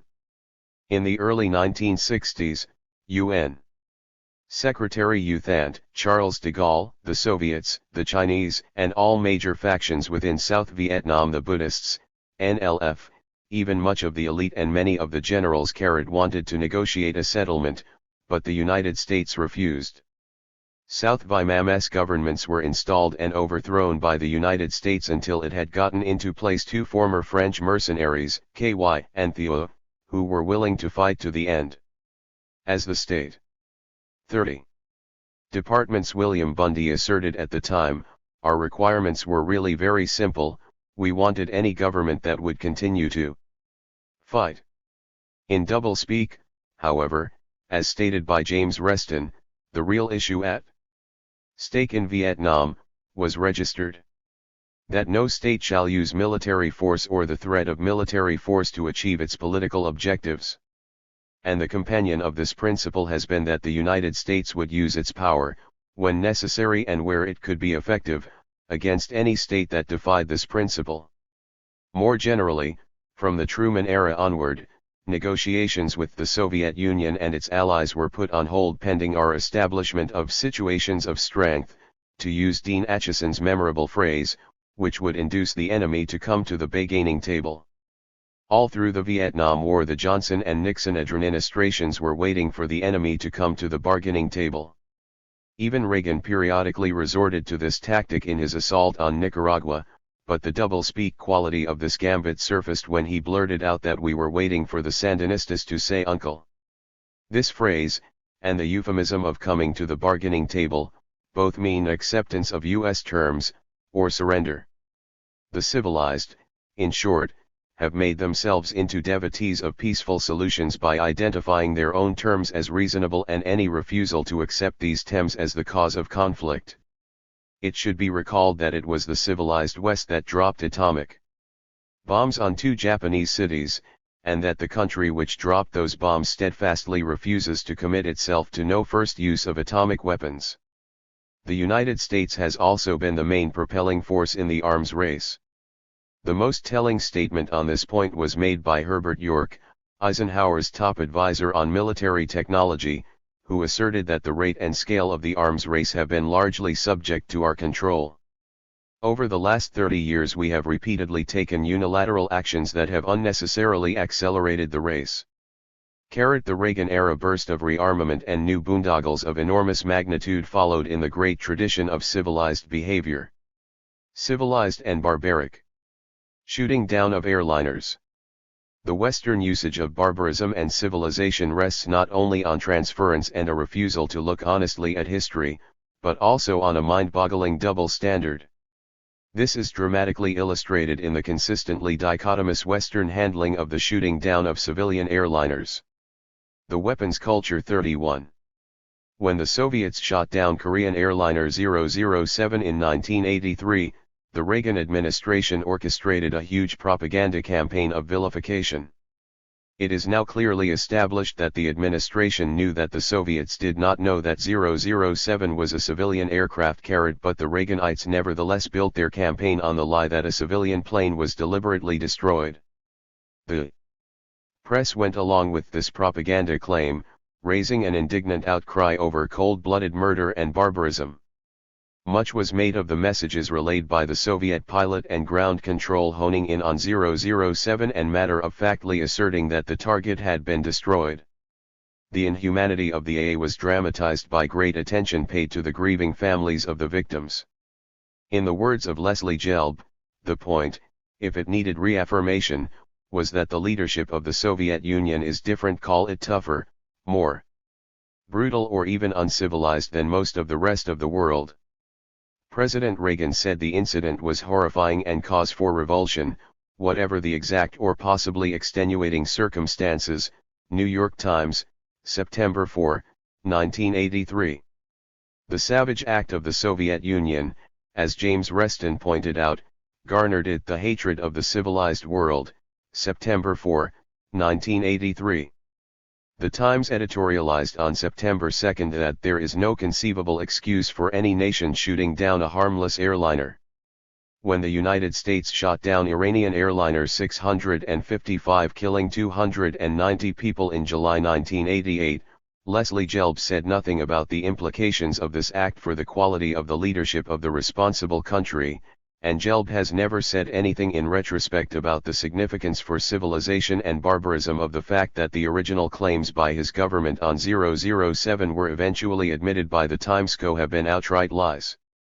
The U.S. media did not relay to the American public the cold-blooded messages of those in the act of pulling the trigger on 290 civilians, nor did they focus on the grieving families of the victims, choosing instead to tap the feelings of the U.S. personnel obligated by their duties to kill. And the New York Times editorial analysts found that there is a conceivable excuse for shooting down a civilian airliner, namely a tragic error and irresponsible behavior of the victim. Subsequently, in an article in the September 1989 issue of the U.S. Naval Institute's Proceedings, David R. Carlson, commander of the USS Sides, an escort frigate in the vicinity of the Vincennes at the time, wrote that he was disgusted with the apologies for the act, the attempt to blame it on the Iranians, and the idea that the Vincennes was defending herself against an attack, which he said was based on a series of lies. When the decision was made to shoot down the Airbus, the airliner was climbing, not diving, it was showing the proper identification friend or foe IFF, Mode 3, and it was in the correct flight corridor from Bandar Abbas to Dubai. The Vincennes was never under attack by Iranian aircraft. There was no targeting being done by the Iranian P-3. The conduct of Iranian military forces in the month 32 preceding the incident was pointedly non-threatening. According to Carlson, well before the shoot-down the Vincennes actions appeared to be consistently aggressive, and had become a topic of wardroom conversation. Robo-cruiser was the unamusing nickname that someone jokingly came up with for her, and it stuck. This story would seem sensationally newsworthy, an on-the-scene naval officer suggesting that the shoot-down was not a tragic error but was based on the trigger-happy characteristics of a Rambo commander, and that all the talk about Iranian errors and provocations was poppycock. The Washington Post did have a good back-page story on the Carlson report, in which George Wilson suggested that Carlson's statements were certain to refuel the controversy generated by the shooting. But Wilson was wrong. The New York Times, which had accepted the official version of the incident, placing blame on the Iranians as well as tragic error, never touched the story, and no controversy ensued. A New York article by Robert Reinhold, entitled Crew of Cruiser That Downed Iranian Airliner Gets a Warm Homecoming, October 25, 1988. PL 6, describes the hero's welcome given the naval personnel who shot down the Iranian airliner when they returned to the United States. The captain is shown smiling, a wreath around his neck and his happy wife looking on. The naval personnel had made it to national TV and become celebrities, and in civilized society celebrities receive suitable honors. In April 1990, the commander of the Vincennes was given the Legion of Merit Award for exceptionally meritorious conduct in the performance of outstanding service and for the calm and professional atmosphere under his command. The destruction of the Airbus with 290 civilians was not mentioned explicitly in his citation. The Washington Post and New York Times both failed to report on this award. One wonders whether, if the pilot who shot down KAL-007 had been given a triumphant victory parade in Moscow on his return and later received a high Soviet award for meritorious service, the U.S. media would not have considered this in bad taste. Even evidence of Soviet barbarism. This applied double standard shows how far beyond hypocrisy we have traveled. In another instance of a civilized attack on a civilian airliner, the Israeli military shot down a Libyan plane that had gotten lost over the Sinai Desert in February 1973, killing 109 people.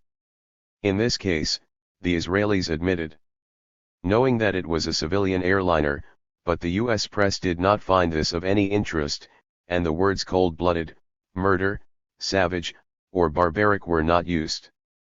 The Soviet-Israeli contrast provides the ultimate double standard, as the Soviets were declared barbarous on the basis of a Western lie, whereas the deliberate Israeli shooting down of a civilian plane aroused not the slightest indignation on the part of U.S. officials. Reston and the New York TLM-S editorial board. 3. The search for defensible frontiers. Globally and in outer space. Our natural right to subvert. Imperial powers always have good reasons for expansion and for the repression of the victim nations they conquer and dominate. There is, first of all, the the benevolence of the conquering power. Roman general Cerealis explained to conquered tribes in Gaul in the 1st century AD that, in contrast with the Germans, who entered Gaul out of lust, avarice, and the longing for a new home, the Romans came to provide stability, and by invitation only. Roman generals and emperors entered your tenitoi, as they did the rest of Gaul, with no ambitious purposes, but at the solicitation of your ancestors, who were wearied to the last extremity by intestine sick strife. How many battles we have fought against the Cimbri and Teutones, at the cost of what hardships to our Ammius, and with what result we have waged our German wars is perfectly well known. It was not to defend Italy that we occupied the borders of the Rhine, but to ensure that no second Ariovistus should seize the empire of Gaul. There is, secondly, the need to defend oneself. In the enlargement of the British Empire in the 18th and 19th centuries, the most famous phrase in the lexicon of apologetics was the search for defensible frontiers. There were always neighboring states from which dissidents and guerrillas could find refuge and from which they could launch attacks. To preempt this required conquest and subjugation of neighboring states, thus establishing a more defensible frontier. Tlias could, of course, rationalize continuous expansion as new neighbors harbored guerrillas. A third good reason, that sometimes overlaps with the previous explanations, is inadvertence. The imperial power, in its blundering efforts to do good, or to protect its borders, expands.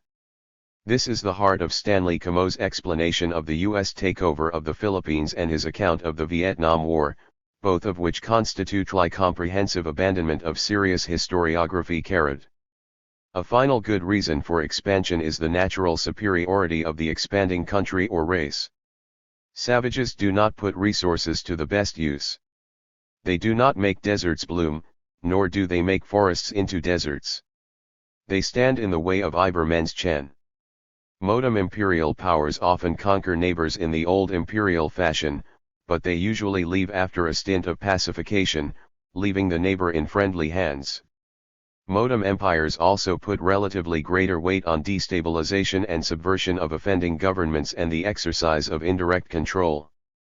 The United States occasionally invades countries directly, usually to shore up a discredited puppet regime about to fall to indigenous but radical or reformist MLE, Vietnam, the Dominican Republic, Lebanon. The invasion of Grenada in 1983 appears to have had a double motive: to stand tall in the wake of the loss of 241 Marines in Beirut, which occurred only days before the incursion, and to take advantage of the disarray following the murder of head of state Maurice Bishop to oust a radical regime. Panama was invaded in 1989 in order to remove Manuel Noriega and reassert U.S. control, and to allow George Bush to stand tall. Indirect control of these two former clients was quickly arranged, aided by a modest pacification effort. But the United States has enlarged and protected its domains mainly through subversion, i.e., the undermining of disfavored governments by open and covert hostile actions that weaken their authority and strengthen the power of their enemies. This covers a wide range of activities: boycotts and other forms of economic warfare, bribery and subsidization of politicians, journalists, and intellectuals, hostile propaganda, sabotage and terror, direct and through proxies, and the encouragement and support of coups.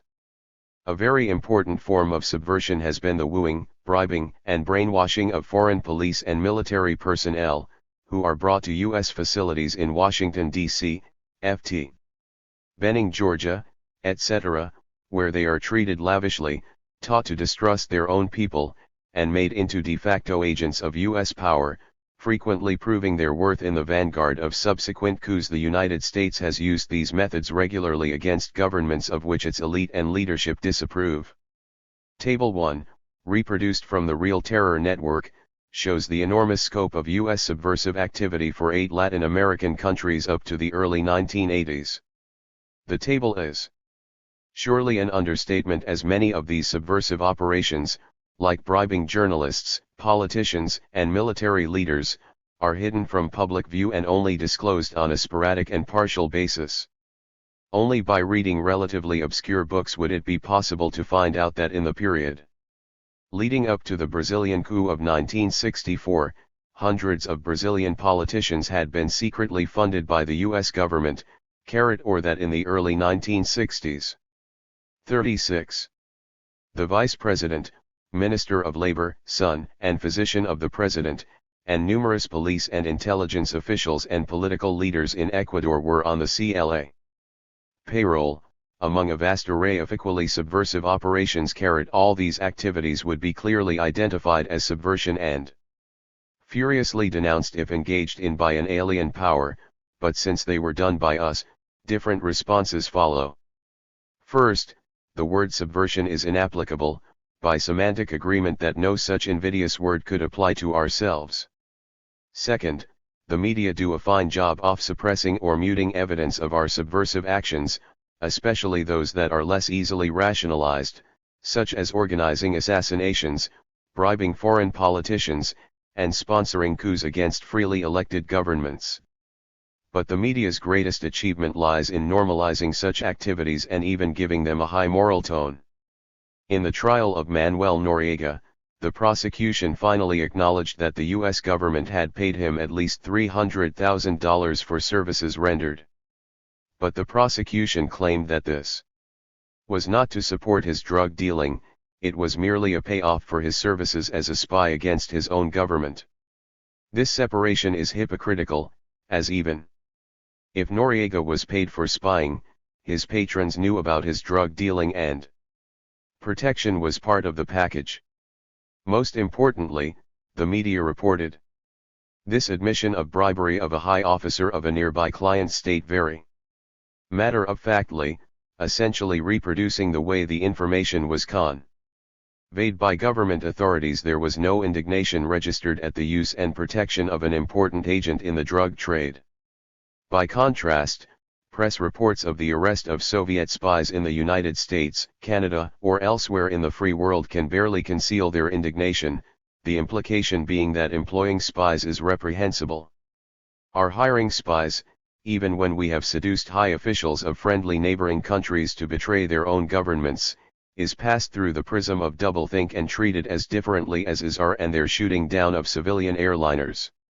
A 1976 Senate report disclosed that the United States had been involved in at least a dozen attempts to murder Fidel Castro. There is also substantial evidence that we engaged in or sponsored a large number of acts of sabotage against Cuban property, that our Cuban refugee proxies committed numerous acts of terrorist violence against Cuba, including the blowing up of a civilian airliner, and that we have even employed chemical and biological agents against Cuban crops and farm animals.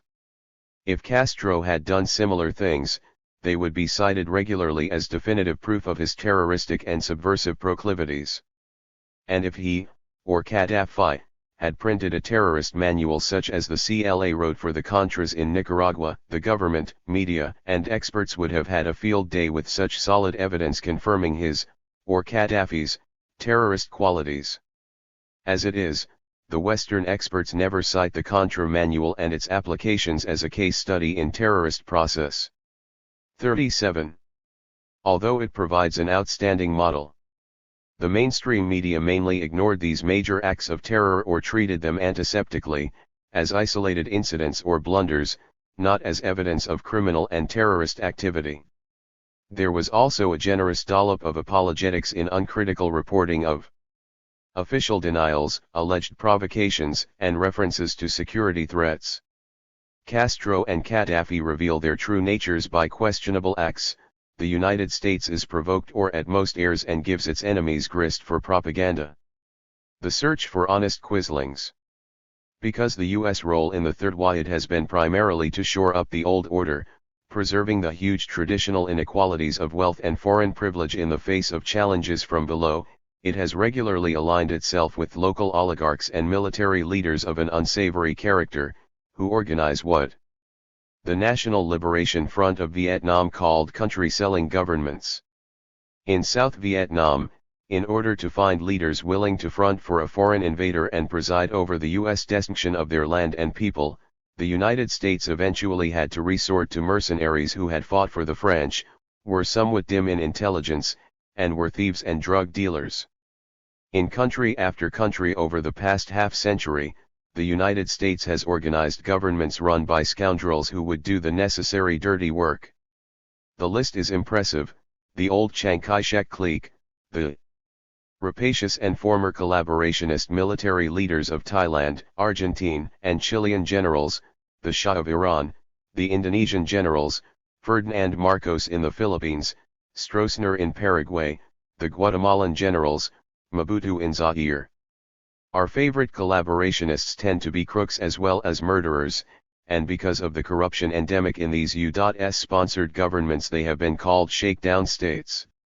This has led numerous establishment intellectuals and pundits to remark on the moral deficiencies of backward peoples and to trace the roots of the problem to Asian, African, and Latin American human nature. The idea that there could be a pernicious selectivity at work, that the West sought out the dregs by preference, and that Western influence was itself corrupting, was, of course, an unacceptable line of thought. In regard to South Vietnam, Malcolm Brown regretfully observed in 1964, "Unfortunately, most of the really intelligent, dedicated and patriotic men and women who form the stuff of sound leadership stayed with the Viet Minh." Most of them, however, were eventually killed by U.S. military forces, or by local mercenaries in Operation Phoenix or similar death squad operations. No generalizations based on such information about the aborting or crippling of alternative paths of development can be found in the Western media. 38. Moderates and extremists. The leaders put in place to serve U.S. power are invariably labeled moderates by the U.S. mass media. This follows by definition from the fact that they are supported by the U.S. government and serve U.S. interests. U.S. officials treat them as reasonable people we can work with, and suggest that any little unpleasantnesses in which they may have recently indulged are under review and will be corrected soon, under our tutelage. That is, they will do our bidding, kill only the right people, and allow foreign investment and sales, even if at a heavy price in a corruption drain. Indonesian head of state General Subandrio Suharto, for example, came into power on the wave of an outburst of terrorism that involved the slaughter of between 500,000 and 1 million people, mostly landless peasants. He and his coterie are also contenders for honors as the greatest thieves in history. But Suharto terminated any populist or radical threat to control of Indonesia, and he has maintained an open door to U.S. investment and served as a staunch U.S. ally. Despite the mass slaughter, he has therefore been treated by the U.S. political and corporate leadership as a fine fellow, as has the media and intellectual community. Thus, the Christian Science Monitor of February 6, 1987 referred to Suharto as a moderate leader, and Michael Leifer, writing in the Liberal World Policy Journal, featured the stability that Suharto brought to Indonesia, acknowledging extreme corruption and serious human rights violations only in passing. Generals Videla and Viola, Argentinian leaders during the Holocaust of 1976–83, were regularly referred to by the New York Times to moderates with democratic leanings. In 1933, the U.S. charge d'affaires in Berlin communicated to Washington that hope for U.S. interests lay in the more moderate section of Nazi Party, headed by Hitler himself, which appeals to all civilized and reasonable people and appeared to have the upper hand over violent extremists. Registered. The tone employed in treating these client-state killers is always low-keyed, and their motives are seen as benevolent. The London Economist described Suharto as at heart benign. The New York Times wrote, "What is in doubt is not General Videla's good intentions, but these publications never impute benign hearts nor good intentions to leaders of enemy states such as Daniel Ortega or Fidel Castro. Such individuals are invariably treated with sarcasm and sneers. Their motives suspect. The difference is based completely on political bias, sustained by selective reporting. Following the propaganda lead of their government, The media commonly establish the moderateness of client state leaders by claiming that the moderates in high office are regrettably unable to control the extremists. 39. Under and affiliated with them, who seem to be doing a great deal of killing. This violence is ascribed to a tragic battle between extreme leftists and extreme rightists, with our friendly government officials in the middle. The extreme rightists may be government agents, either members of the armed forces or of death squads often composed of past or present members of the armed forces. But in the government media version, the moderates in the government do not condone these murders and are striving to improve things. We must therefore support them in their struggle to control their subordinates and agents. This droll exercise in apologetics was evident in the editorials and news reports on Argentina. In the editorial cited above, General Videla and the officers who surround him held out for a more moderate course. There is no evidence that he and the other members of the Milling junta condone the recent military excesses. What is in doubt is not General Videla's good intentions but his ability to control military men driven by obsessions. This apologetic for state terror, which is repeated in other editorials and is manifest in the news coverage, was never supported by evidence. It resulted from taking at face value the self-serving statements of Argentine and U.S. officials, just as a Soviet journalist might have reported without question a claim by Stalin that the ongoing killings and torture grieved him and were carried out by subordinates out of control and obsessed with the fascist and Western imperialist threat. A 1980 Amnesty International report exposing the 60 Argentinian detention centers in which torture was carried out, and which linked the death squads to the military establishment, was never found newsworthy by the New York Times. News selection and suppression complement and service the acceptance of propaganda for friendly terror.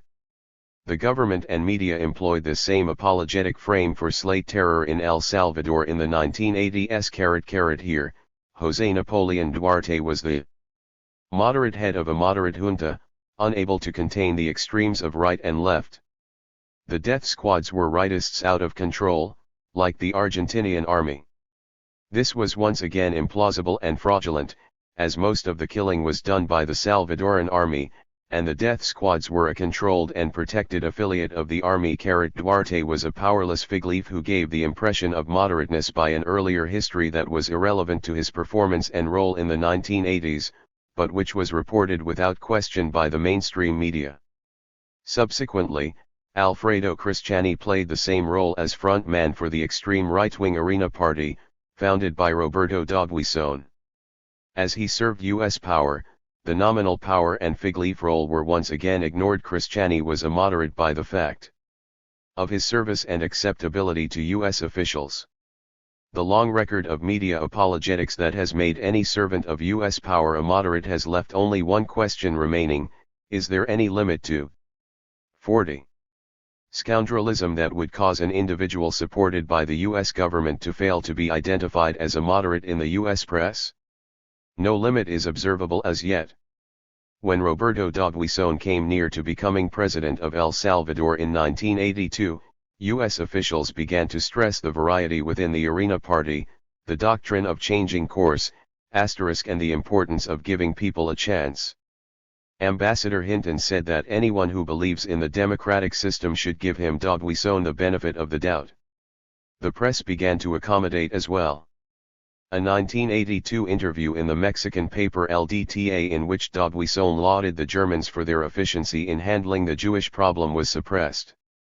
An article by Warren Hogue in the Times of April 1, 1982 captures the new look of a fascist in process of becoming a moderate.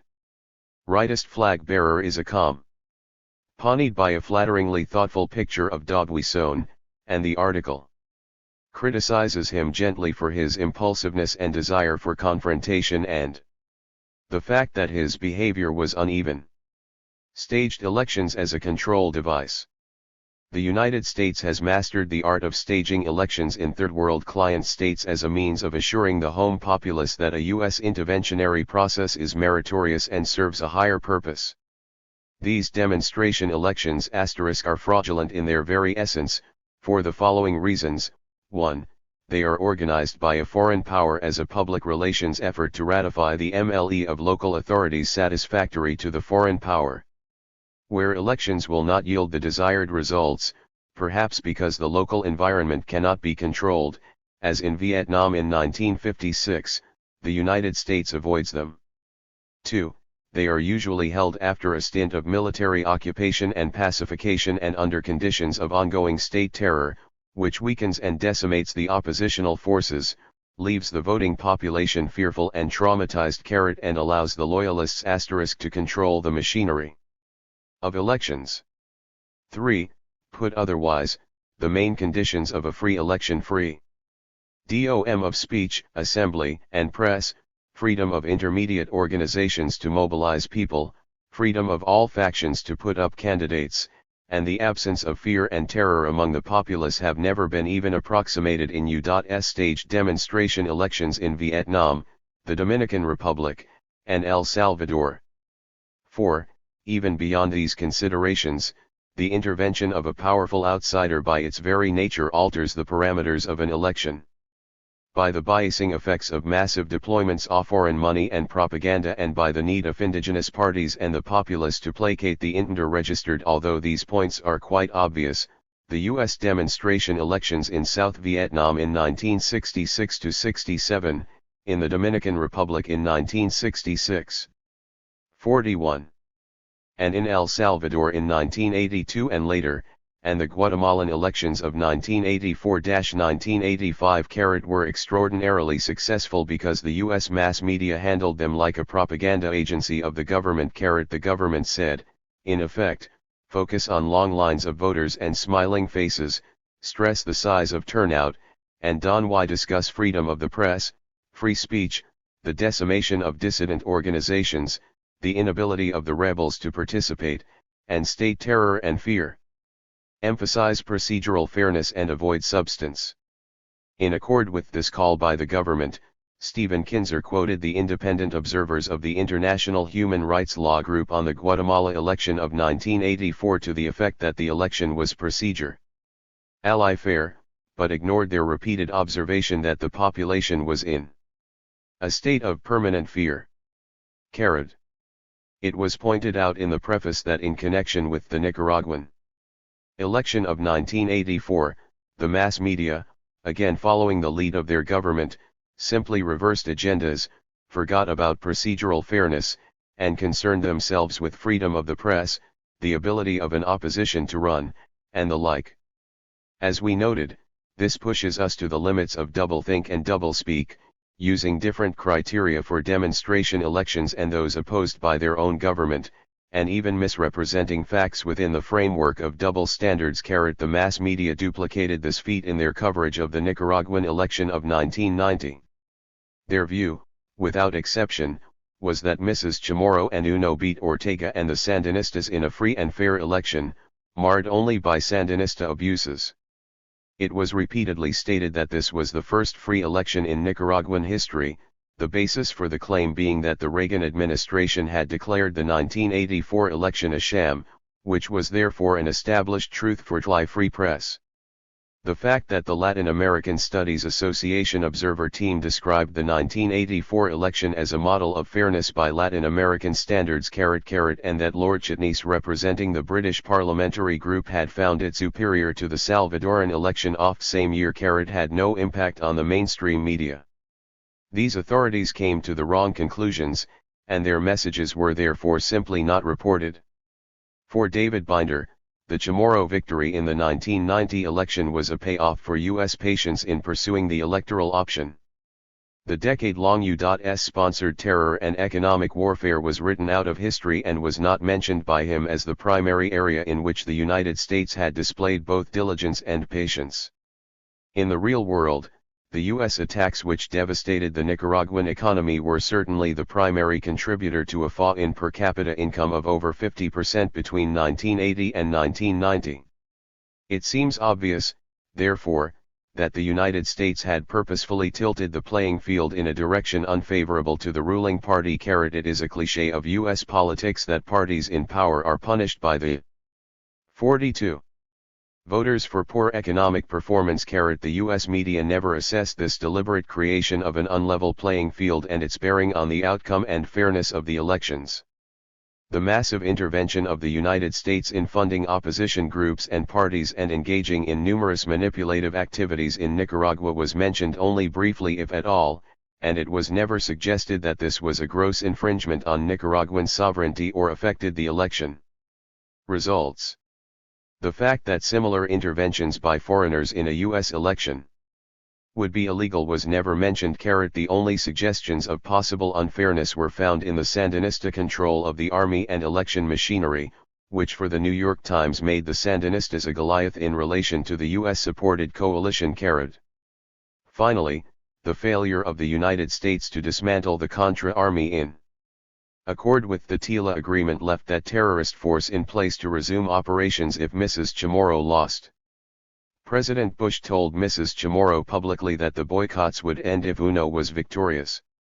There was thus every reason to believe that if Goliath triumphed, economic and proxy terrorist warfare would continue. Nicaraguan voters therefore cast ballots under conditions of blackmail: vote for Chamorro and UNO or suffer further superpower attack. This point was never made in the mainstream media. The Nicaraguan people finally said uncle after a decade of terrorism and boycott, an over 50% reduction of income, and a blackmail threat. At the moment of voting in 1990. That the U.S. media could trumpet this as a triumph of democracy is beyond hypocrisy. Terrorism and retaliation. One of the most potent weapons of the Western establishment designed to justify beating up smaller countries is the need for defense against terrorism. The terrorist is a fearsome symbol, conjuring up visions of a bewhiskered, foreign-featured bomb thrower threatening Western, white, innocents.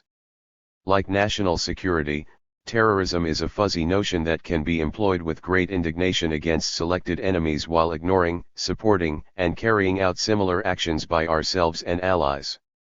This can be accomplished only if a cooperative media will not look closely, ask questions, and challenge double standards and propagandistic usage. And the U.S. mass media have been more than cooperative. The use of this propaganda weapon has been greatly aided by the rise of an industry devoted to producing and disseminating the West's selective version of terrorism.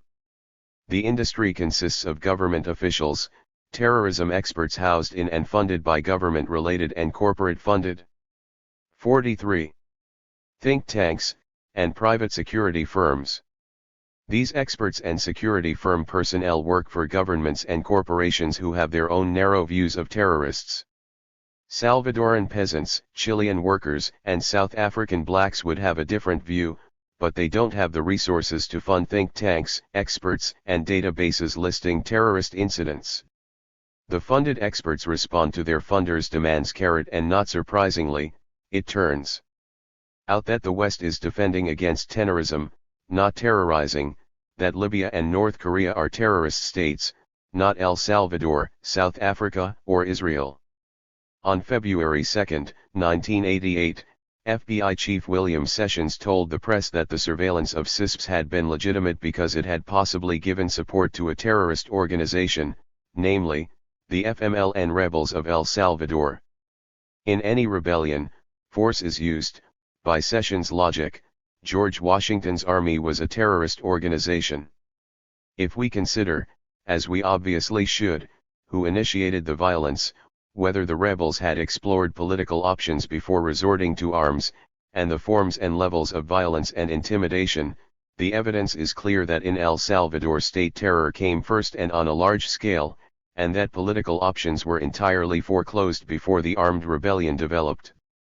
As Archbishop Romero told President Carter in 1980, the people's organizations are fighting to defend their most fundamental human rights, and in his diary he noted that the opposition forces were being subjected to a general program of annihilation to which they were responding. Given these considerations, the FMLN should not be regarded as a terrorist organization at all. It is more reasonably described as engaged in self-defense and counter-terrorism against the Salvadoran state and its external, U.S., managers, who are the real terrorists. How does the propaganda system obscure the evidence that the Salvadoran state terrorizes and that the United States, as the organizer, protector, and supplier of this regime, is an international terrorist state? Partly by arbitrary and highly political word manipulation, and partly by brazen government media doctoring of evidence. An important element of word manipulation is the confinement of terrorism to acts of violence and intimidation carried out by individuals and small groups. Dictionary definitions have always extended the reach of the word to governments, and in years gone by, terrorism was associated primarily with governments. This was based on the quantity and quality of violence carried out by state and non-state actors, as only states use systematic torture as a method of intimidation, and the scale of their acts of violence makes the terrorism of individuals and small groups look relatively insignificant. The concepts of retail and wholesale terrorism capture the fact that individual and rebel group violence is on a small, retail, scale, whereas state violence is on a large, wholesale, scale. 44. The shift to using terrorism only for small-scale violence was a highly political choice of word use, corresponding to an identifiable political agenda. In 1981, President Reagan and Secretary of State Alexander Haig announced that they were shifting U.S. priorities from human rights to terrorism. Human rights policies were concerned with the abusive active IDAs of states like Argentina, Chile, Guatemala, and South Africa. These countries were already receiving muted attention, given their client status, but Reagan was actually entering into alliances with these agents of wholesale terrorism, all of whom greeted his accession to the presidency with enthusiasm. The point of the newly invigorated concern over retail terrorism was partly to divert attention from the now constructively engaged state terrorists, who were unleashed to invade and kill on a larger scale in Lebanon, South Africa, and Central America, and partly to justify other Reagan-era policies, rearmament, the upward redistribution of income, etc., which required a patriotic, confused and thereby more manageable public. The media went along with these new priorities and the related system of doublespeak and propaganda about terrorism without notable dissent. Confining terrorism to the acts of retail terrorists is sometimes rationalized on the ground that they attack innocent civilians, whereas state terrorists are presumably more discriminating. While this stance is made plausible by airline hijackings and airport bombings, it is a false generalization. Retail terrorists are often highly selective, and state terrorists frequently engage in deliberate intimidation by murder of large civilian populations. The National Liberation Front, NLF, of South Vietnam, for example, punished Qatars who victimized untargeted civilians. On the other hand, B-52 bombing raids in Vietnam, and Israeli bombing attacks on heavily populated areas, were, and are, well understood as efforts to victimize non-combatants. After Israeli Prime Minister Menahem Begin had criticized earlier labor governments for indiscriminate attacks on Arab civilians, in response to attacks on his own policies. Labour Party spokesperson Abba Eban defended the earlier bombings on the grounds that there was a rational prospect, ultimately fulfilled, that afflicted populations, i.e., innocent civilians deliberately bombed, would exert pressure for the cessation of hostilities. In other words, the intent of Israeli bombing had been to intimidate the civilian population into pressing their leaders to alter their policy. This is a confession of planned indiscriminate murder of civilians. Another important double-speak device for rationalizing one's own and friendly terrorism is to describe it as retaliation and counter-terror. Trick here is arbitrary word assignment, that is, any violence engaged in by ourselves or our friends is ipso facto retaliation and counter-terrorism. Whatever the enemy does is terrorism, irrespective of facts.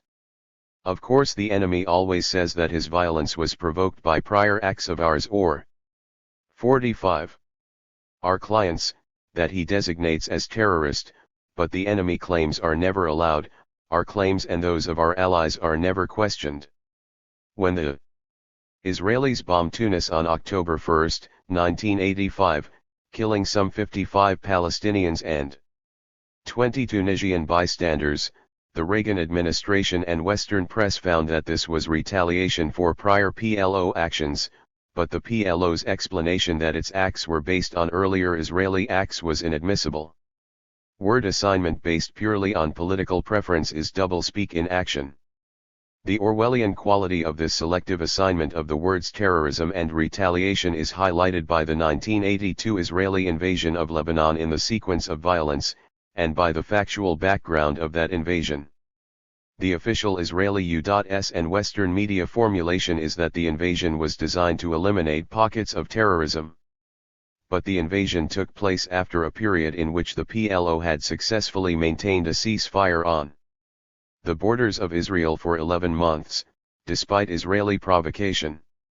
This caused consternation among the Israeli leadership because it made it hard for them to use the claim of terrorism to refuse to negotiate a political settlement.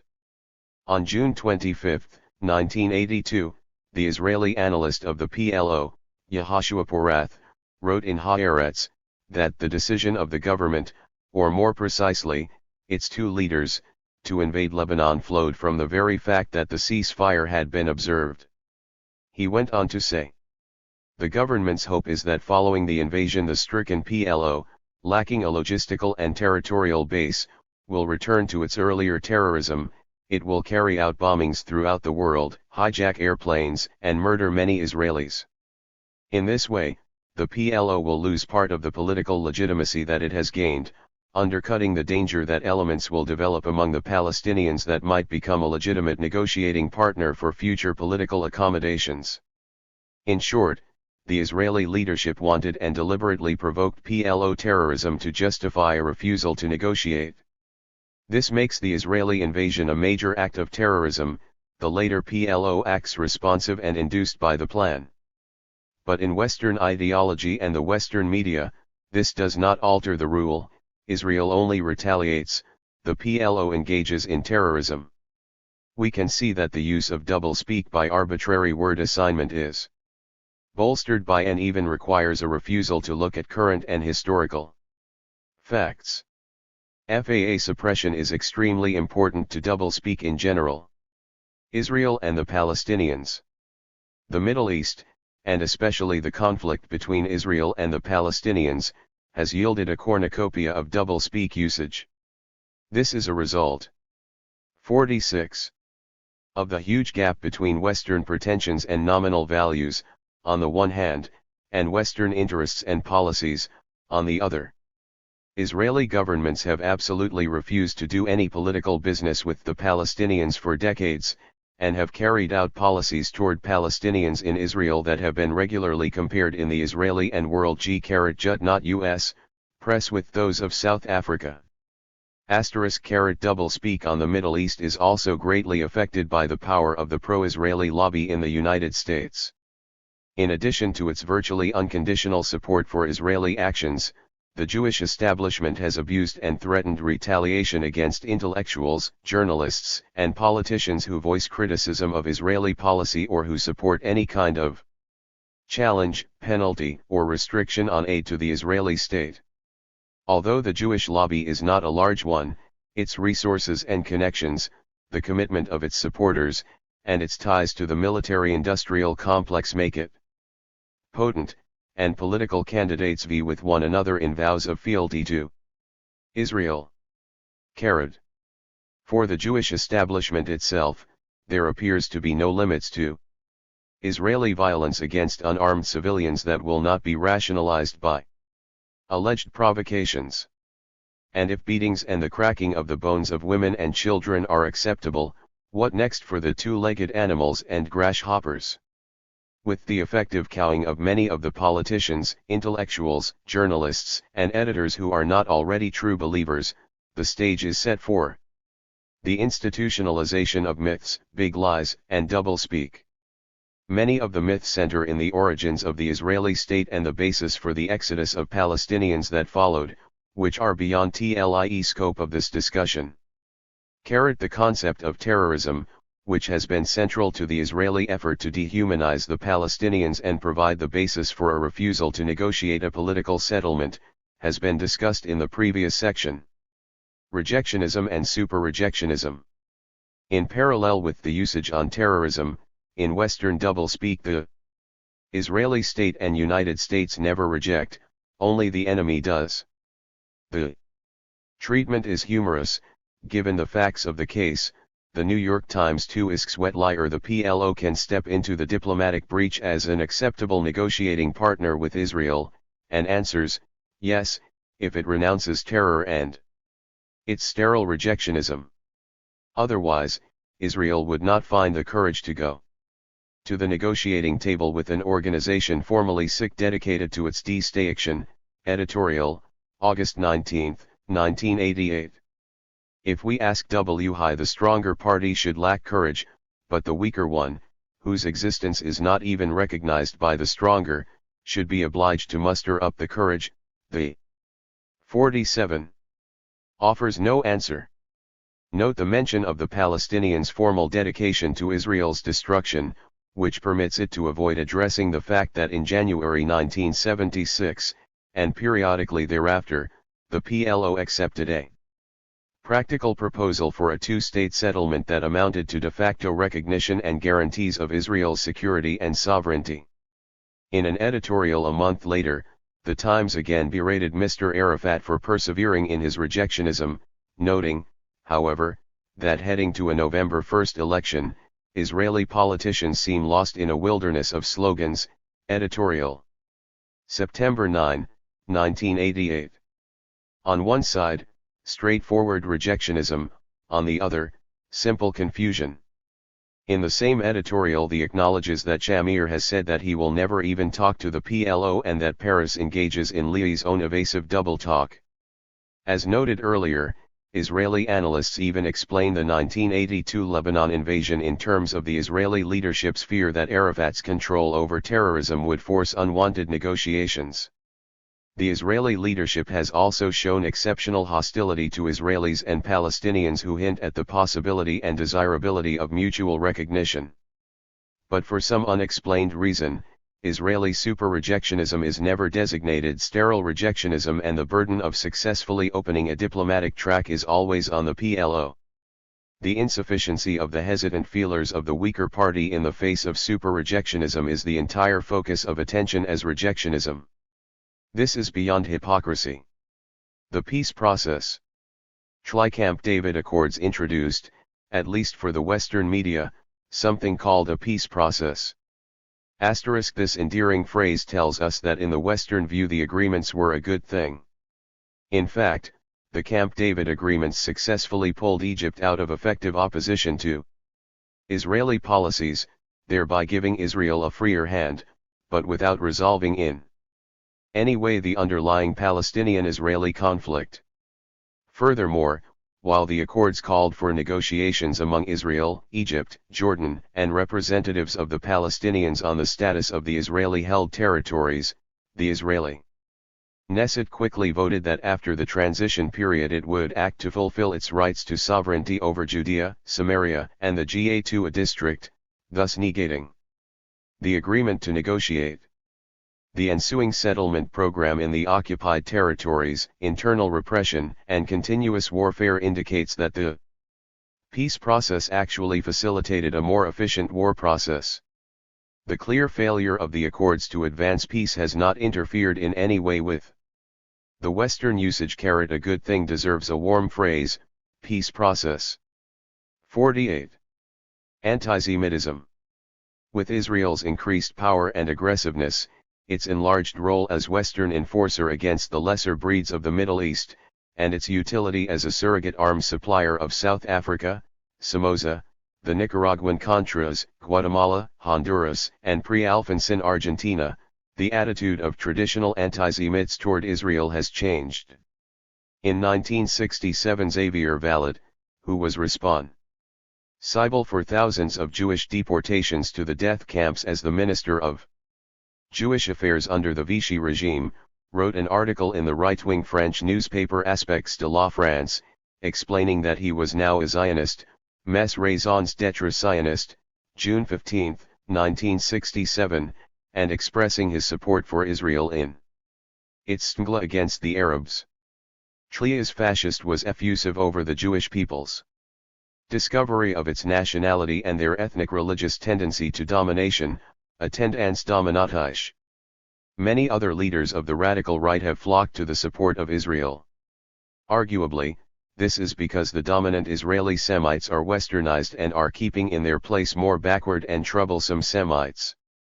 The Israelis merit approval in the same way that Duarte, Sadat, Generals Theo and K.Y. Savimbi, and Tlair Qatars, armies and police do for their service to Western interests. A shift in attitudes toward Semites has accompanied these new relationships, and Western contempt and hatred has been largely displaced from the former victims to the more threatening Semites, the latest set of victims. This change is hardly recognized in the West. Antisemitism is a word applied only to attitudes toward the foreigner /m/s, now integrated into Western power structures. The hostility in the West to Arab Semites is never described as antisemitism.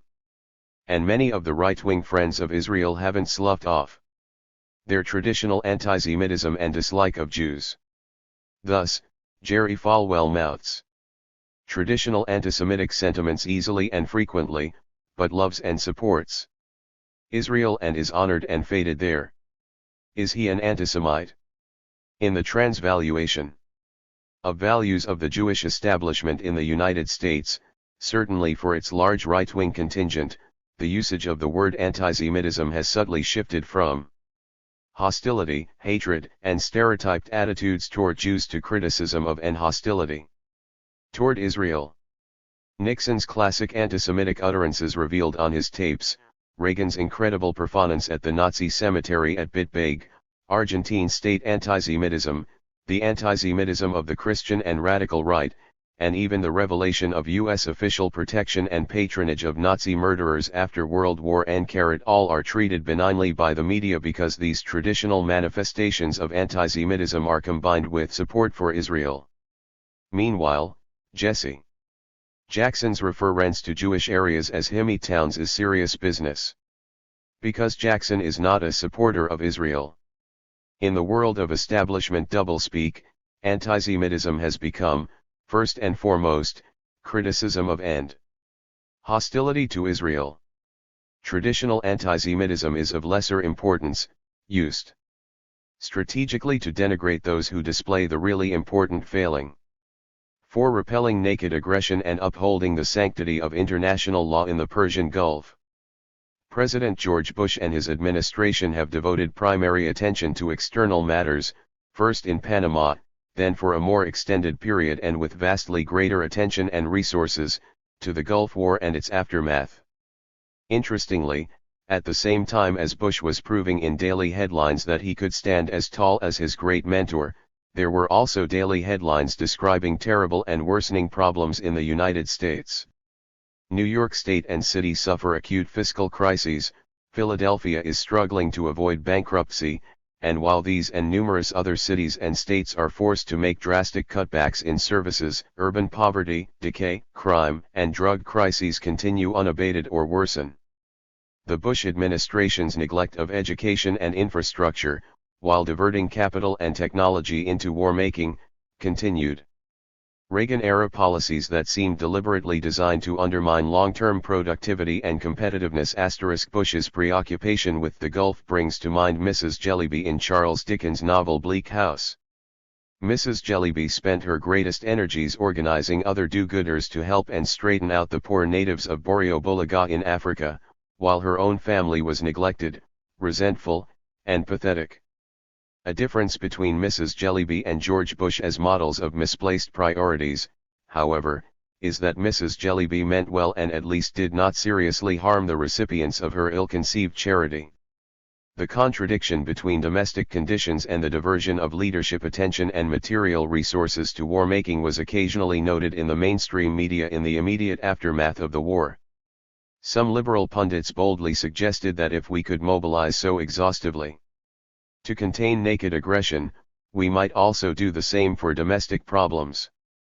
But generally, the political success of the bipartisan war and the power of the war party kept such views muted. We were number one again, and what more could a free people ask? It took the better part of a year after 49. 50. The end of the war for U.S. politics to be reoriented toward its massive domestic problems, which included a recession that had begun in July 1990 and showed no signs of terminating by the end of 1991. Another Hitler. Whenever the U.S. establishment pushes somebody to the top of its hit list and wishes to mobilize the public for a program of destabilization and aggression, a demonization campaign is unleashed. For the Reagan replacement of concern over human rights with terrorism as the heart and soul of U.S. foreign policy in 1981, Gaddafi was brought online. He was a perfect foil, dark-skinned, Arab, anti-Israel, supporter of national liberation movements, inclined to rhetorical excesses, and a sponsor of terrorists, although hardly competitive with the United States and South Africa in this respect. And his emergence as a symbol of evil is a classic case of government-press collaboration for larger state interests. But each successive designated enemy has been demonized. Even Daniel Ortega in the 1980s, Iran's Dr. Mohammad Mossadegh in 1953, and Dr. Salvador Allende in the early 1970s. There is a remarkable flexibility in this process. A leader like Cambodia's Pol Pot, another Hitler, and sometimes allegedly worse than Hitler in the years 1975 to 1980, when the U.S. establishment was first trying to overcome the Vietnam Syndrome, suddenly became a shadowy figure when the United States quietly began supporting him and the Khmer Rouge after their ouster by Vietnam in 1979. It would not have been helpful to the U.S. policy of bleeding Vietnam for the free press to have called attention to U.S. support for a man furiously assailed as a mass murderer a few years back. Always accommodating, the free press remained silent. The history of Manuel Noriega displays the reverse pattern. This thief, murderer, and longtime collaborator with the drug cartel served as a paid CIA agent and was tolerated and used by the U.S. leadership for years, during which he was accorded minimal attention by the media. Until he began to drag his feet on supporting the Contras and displayed other signs of inadequate subservience to his former Washington masters. Although his involvement with the drug trade had diminished over the years, in 1985 he suddenly became a very bad man, the kind that the United States can't abide, and the government free press propaganda mill got us ready for his ouster. Saddam Hussein fits the Noriega pattern. A brutal dictator from the very beginning of his rule, he was referred to by Evans and Novak as handsome and toughly sick, elegant, and saluted by the New York Times for his personal strength and more pragmatic, cooperative line when his policies were in accord with U.S. interests in the mid-1970s. In the 1980s, he was quietly 51. Supported and supplied with arms by the West, and his shipping in the Gulf was protected against attack, while he was committing aggression against Iran. Western support didn't flag when evidence surfaced that Hussein was using chemical weapons against the Kurds at home and in the war against Iran. The New York Times even commended the United States and Soviet Union for having jointly supported Hussein in his war against Iran, apparently regarding this evidence of collective action as more important than the fact that it contributed to a major bloodbath. The United States even provided vast quantities of grain to Hussein with $5 billion of U.S. government loan guarantees from 1983 to 1990.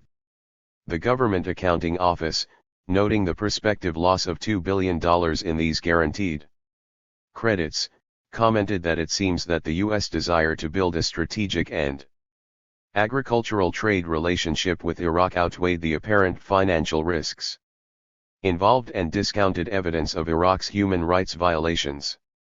With Iraq's occupation of Kuwait, however, U.S. officials and the compliant free press once again reversed course and began to focus on and wax indignant over Saddam Hussein's long obvious ugly features and military capabilities. Suddenly, with Hussein elevated to the top of the U.S. hit list, he was another Hitler. Naked versus properly attired aggression. Hussein's occupation, looting and absorption of Kuwait was a case of naked aggression. Aggression is a bad business, but calling it naked aggression means that we intend to do something about it. Our own aggressions in Grenada, Panama, the Dominican Republic, and Indochina were of course properly clothed in a cloud of justifying rhetoric, and given our power and propaganda muscle, they were not even designated aggression by the Western intelligentsia and press.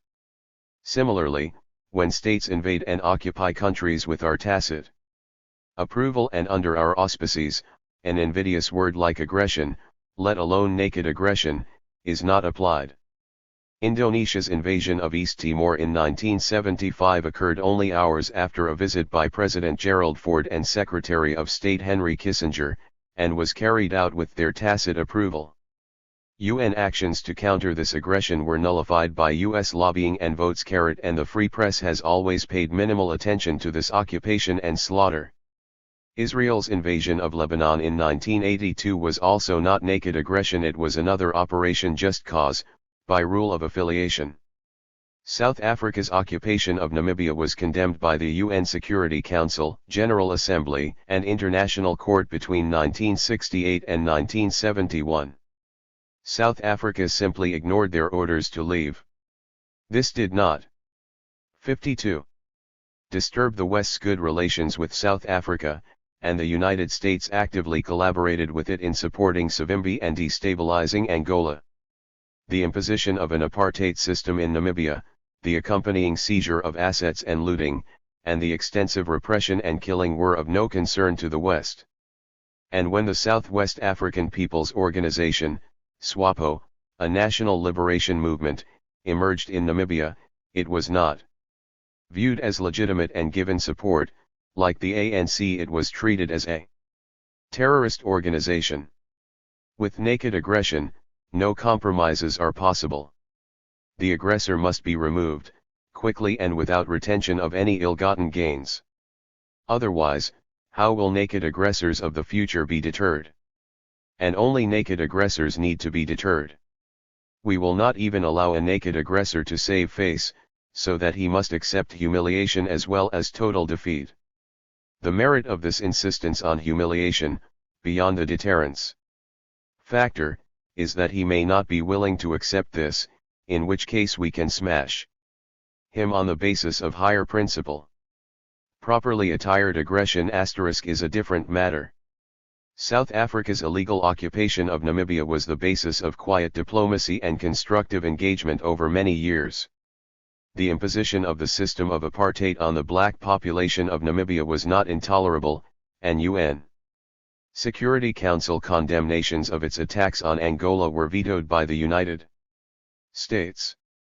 Mrs. Thatcher, the Iron Lady, eager to oppose Iraq's naked aggression by immediate force of arms, was the Mush Lady in response to South Africa's invasions, occupations, and extensive state terrorism, consistently opposed even to mild sanctions.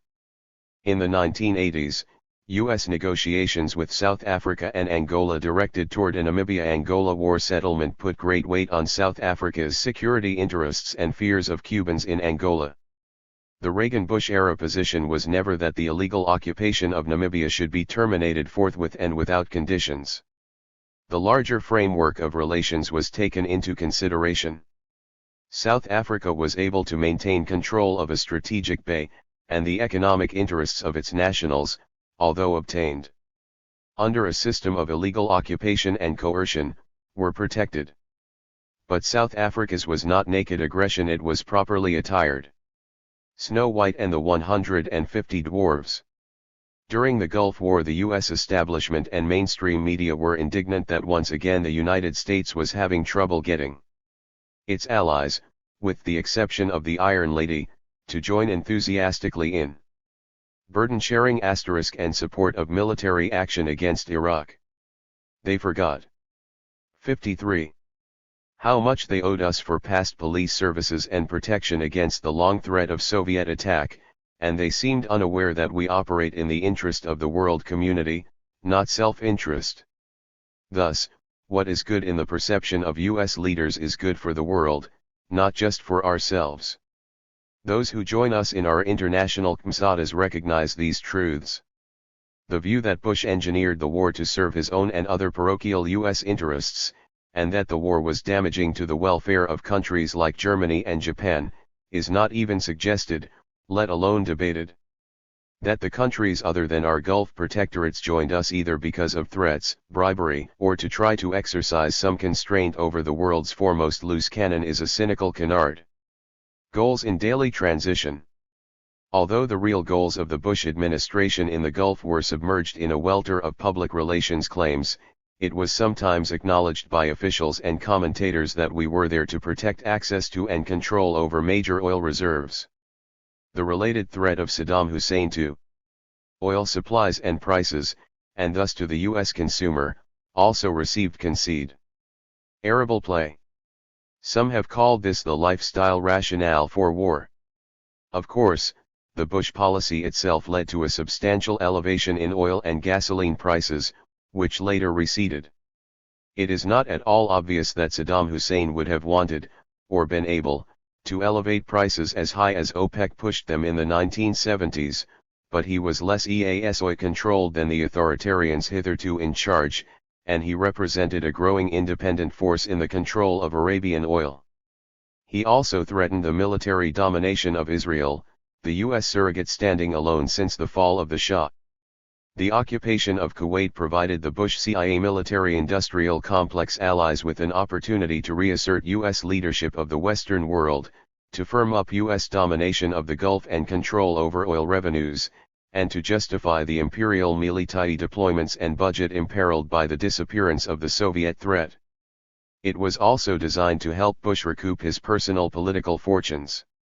The banking, oil, pro-Israel, and military-industrial complex constituencies could be mobilized to support this new thrust, but in my view this was a presidential war par excellence, with the causes to be found in the parochial and self-serving calculations of Bush and his security state coterie. The secondary effects of a major war in the Gulf, like large numbers dead, starving, and made refugees in still another part of the world ravaged by Western military force, and even the substantial costs to the United States, were of little interest to them. 54. Aside from the threat to friendly control of oil sources, the real U.S. goals were rarely mentioned or debated. Nominal goals were featured heavily and evolved on an almost daily basis according to public relations assessments. Obviously, democracy in the Gulf could not be stressed as an objective. Rather, naked aggression ranked high. The lifestyle rationale for war was mentioned, but it seemed a little mundane. One administration official telling the press that it was important that people not see this as a battle over oil. In spite of this admonition, James Baker at one point suggested an even more mundane objective: jobs. This lead balloon was greeted with derision, and cartoonists had a field day. Tony Auth, in the Philadelphia Inquirer, showed an Iwo Jima flag raising, the flag reading "Help Wanted," the heart-rending quote on the side reading, "It's about jobs." James Baker. The threat that Iraq might soon have nuclear weapons was also raised, and being found to arouse public concern more than other objectives, was heavily stressed. In short, nominal objectives were ex post fluid, and opportunistic. Real objectives were rarely examined or considered in depth. The Mir-Cook Rule. During the Vietnam War it was reported that cynical U.S. lawyers working in that country had coined the phrase the Mir-Cook Rule, to describe the very lenient treatment given U.S. military personnel who killed Vietnamese civilians. This was a minor manifestation of a U.S. contempt for the poor, yellow-skinned people we were allegedly saving. The racist element in that war of salvation added to another extremely important factor influencing U.S. policy: the Vietnamese were voiceless in the United States and their pain and material and human losses were politically irrelevant and largely unreported here, and only slightly less so in our free world allied and client states. The only politically relevant casualties were those of U.S. military personnel. We can express the foregoing in economics lingo by saying that Vietnamese casualties were externalities and the marginal cost of dead Vietnamese was zero from the perspective of the important players in the U.S. political system. This made it feasible to employ capital-intensive methods of warfare in Vietnam, with a lavish use of air and artillery firepower, and extremely destructive weaponry, in order to keep U.S. casualties down. The rule was, when in doubt, bring in the bombers to level what would automatically be called a suspected Viet Cong base. It is an interesting FAA that napalm was used far more heavily in southern Vietnam than in the north, the reason being that North Vietnam, as an independent country, had some 55 access to the world media, whereas the South Vietnamese peasantry was being pacified by the United States in connivance with a local puppet military government, so that the people being saved were voiceless. Thus, the reverse side of the coin of policies to reduce U.S. casualties was enormous casualties and devastation for the Vietnamese civilian population and land. This connection was never discussed in the mainstream media, and Vietnamese slaughter and destruction were politically costless to U.S. political and military leaders. These were mere gooks. When the war ended, the United States didn't have to spend a dime to help the Indo-Chinese societies that the napalm, fragmentation bombs, B-52 raids, and Rome plows had devastated and shattered. Even today, the U.S. establishment, when it deigns to mention Vietnam, focuses on unaccounted for U.S. casualties, not the millions of mere gooks killed, injured, and beggared in our capital-intensive war of aggression. Apart from its failure to produce a clear win, a major problem with the Vietnam War from the standpoint of leaders of the U.S. national security establishment was that it lasted too long and produced too many U.S. casualties, even if only a tiny fraction of Indo-Chinese casualties. One avenue pursued in subsequent actions to avoid this problem was to pick on tiny victims that we could easily overwhelm. Another was to employ even more capital-intensive methods of fighting to get our casualties down to acceptable levels. These are matters that George Bush understands.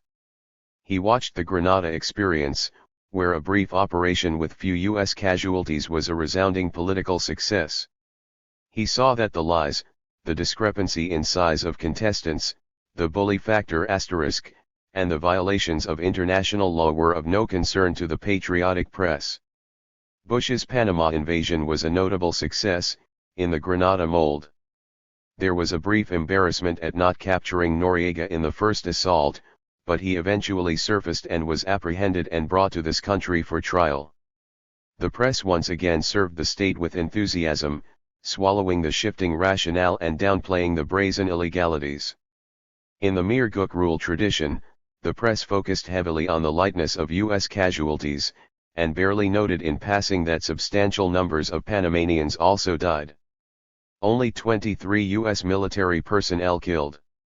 What a triumph! In the first week of Operation Just Cause, estimates of Panamanian casualties were sparse, and pictures of Panamanian victims and areas of devastation were rare. The media tended to accept Pentagon estimates of 202 civilians killed and its inflation of Panamanian military casualties, ignoring evidence of Pentagon destruction of medical records and cover UPS of mass killings and mass graves. Serious evidence points to thousands of civilian deaths and massive destruction. 56. Once again, the United States shattered a poor society, and as in the case of the triumph over mighty Grenada, it was a success story, that is, there was a win, minimal U.S. casualties, and virtual suppression of what happened to the mere Panamanians during the war.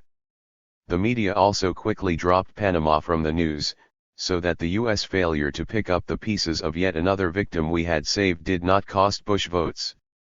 It should be understood that our little brown brothers always bring self-destruction on themselves. It works this way: we lay down the law, saying that you must accept our terms, without concession or qualification. In the case of Vietnam, the Vietnamese had to agree that our puppet regime would retain control of South Vietnam, or they would be bombed back to the Stone Age. Saddam Hussein had to get out of Kuwait with his tail between his legs, Cheney, in abject submission, or be blown up.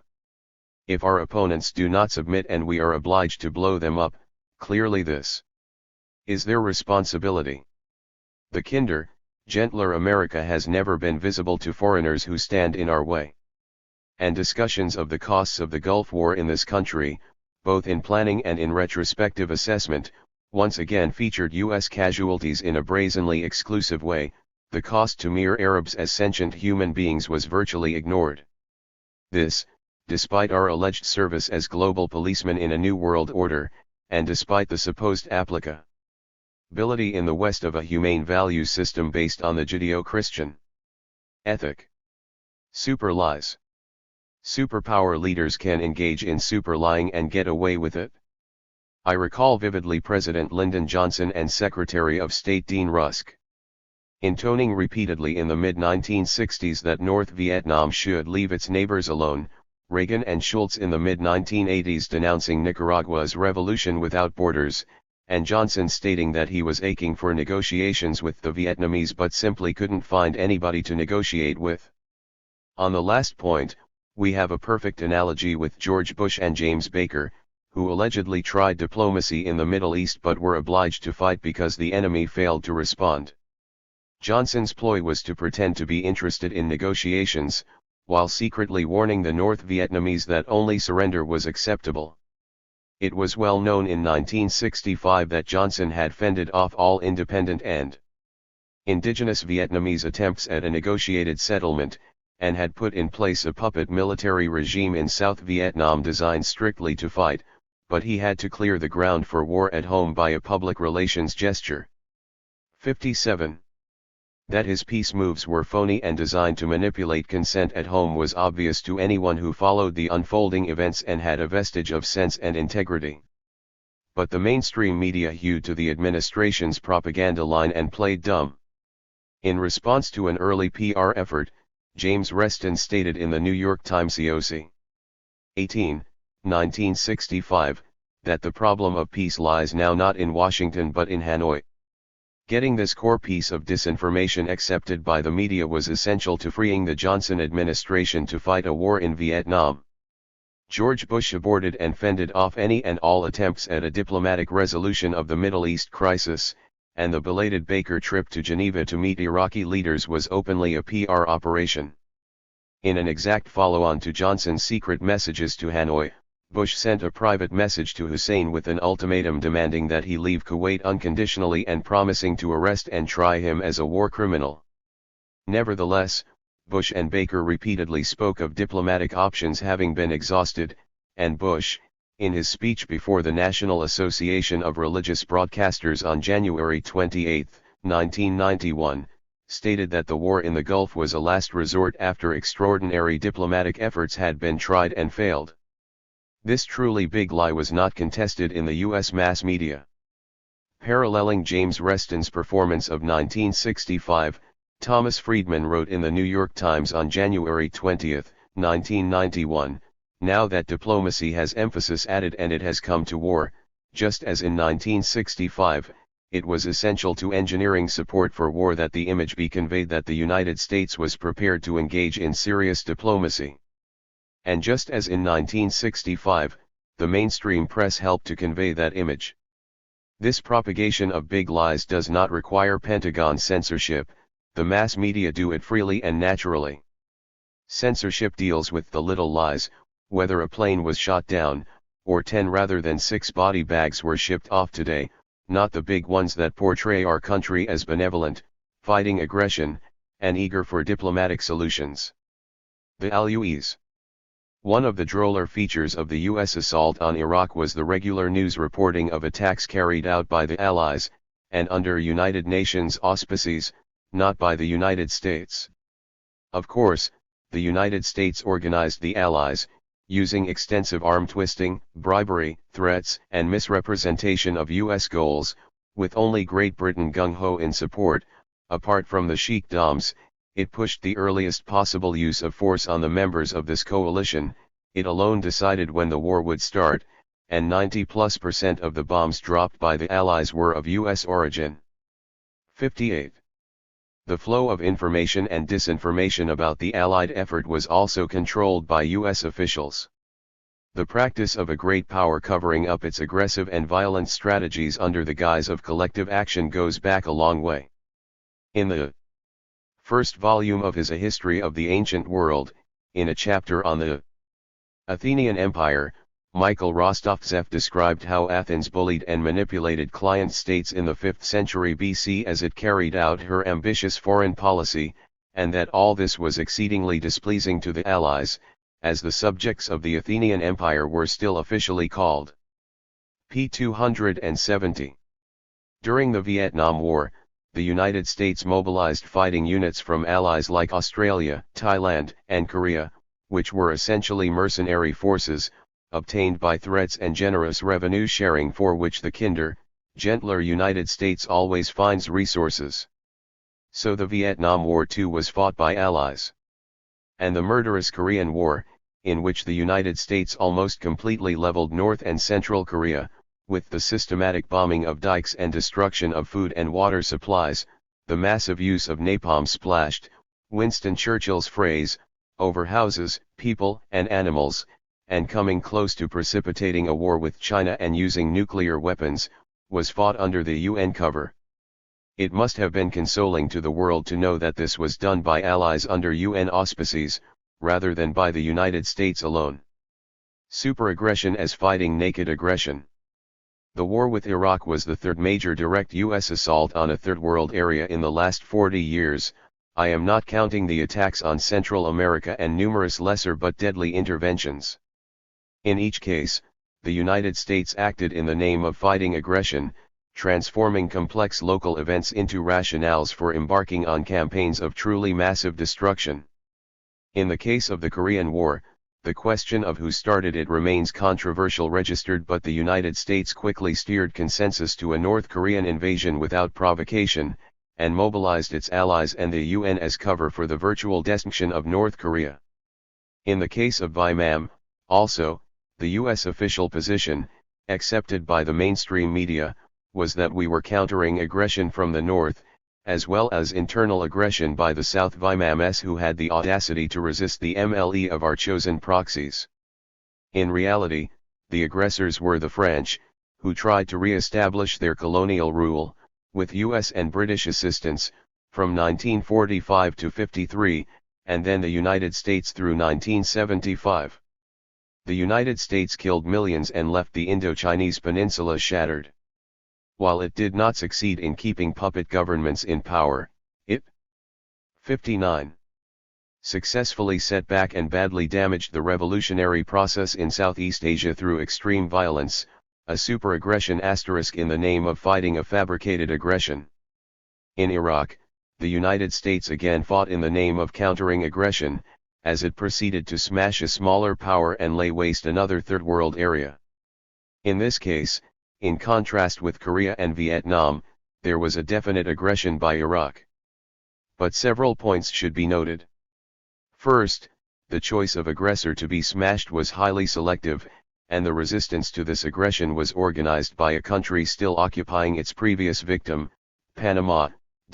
Second, the Iraq aggressor aggressed against Iran from 1980 to 1988, with support from the United States and the Allies, with nary a moral issue nor need to teach a lesson arising. Third, the United States virtually enticed Iraq to enter Kuwait, reassuring Saddam Hussein publicly and privately that the conflict was strictly an Arab problem and that we had no agreement to defend Kuwait. Such information was even given to Congress on July 31, 1990. The CIA had informed the Bush administration that an Iraqi army was poised for an attack on Kuwait, and only 2 days before the invasion. This failure to try to constrain Hussein by diplomatic means, and de facto invitation to invade, reflects either staggering incompetence or a remarkably sophisticated conspiracy to entrap. The failure of the U.S. mass media to consider this set of facts and issues as worthy of front-page reporting and intense debate is prime evidence of their irresponsibility to the public and service to the state. My own view is that the Bush team invited Hussein into Kuwait through sheer incompetence, but not only were they deeply annoyed when he did invade, they also saw that he could usefully be set up as a naked aggressor who must be taught a lesson. This would allow the Bush team to serve its own ends, see above. Goals in daily transition. The main point here, however, is that the lesser and invited aggression by Iraq allowed a really massive aggression, principle being employed with extraordinary hypocrisy and opportunism.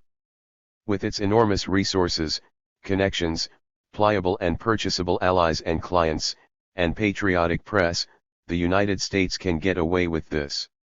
Its own aggressions disappear from view, its support of allied and client state aggressions are ignored, its earlier support of Hussein and virtual invitation to him to invade Kuwait is not newsworthy, its complete refusal to allow the invited aggression to be resolved by diplomacy is referred to as failed diplomacy, and its own plans for superaggression are treated as in its own propaganda carrot as a defensive response of the Allies to naked aggression.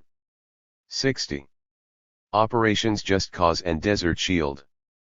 The Pentagon, CIA, and FBI never fail to produce code names for their various aggressive and subversive operations at home and abroad, often positive sounding when for public consumption, but frequently cynical and even sinister when for internal use. Operation Alpha, Bootstrap, Brotherhood, Camelot, Chaos Jakarta, Minaret, Phoenix Ratkiller Veritas, Vulture, etc.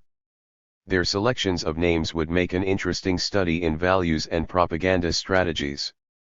The contrast between Operation Just Cause Panama, and Operation Desert Shield the Gulf, is perhaps a reflection of the fact that the invasion of Panama was a plain vanilla aggression in violation of international law. Rationalized in terms of the need to depose a very bad man, we justifiably took the law into our own hands. For outsiders, this might look like lynch mob law. For properly brought up U.S. citizens and press, this was high noon justice. But in this case, our legal position being extremely flimsy, we needed a name for the operation that would put it in a good and proper light. We did not require such verbal support for our occupation of Saudi Arabia and the Emirates. Operation Desert Shield would do. Although the accompanying moral indignation over Iraq's aggression contained the usual breathtaking level of hypocrisy. Let me make a constructive suggestion, however, in the interest of alleviating our budget crisis. As all our operations are just causes, why don't we simply call them OJC1, OJC2, OJCN, and save a lot of money on public relations? Censorship and disinformation. The U.S. mass media did a marvelous job of helping George Bush engineer consent for his presidential war.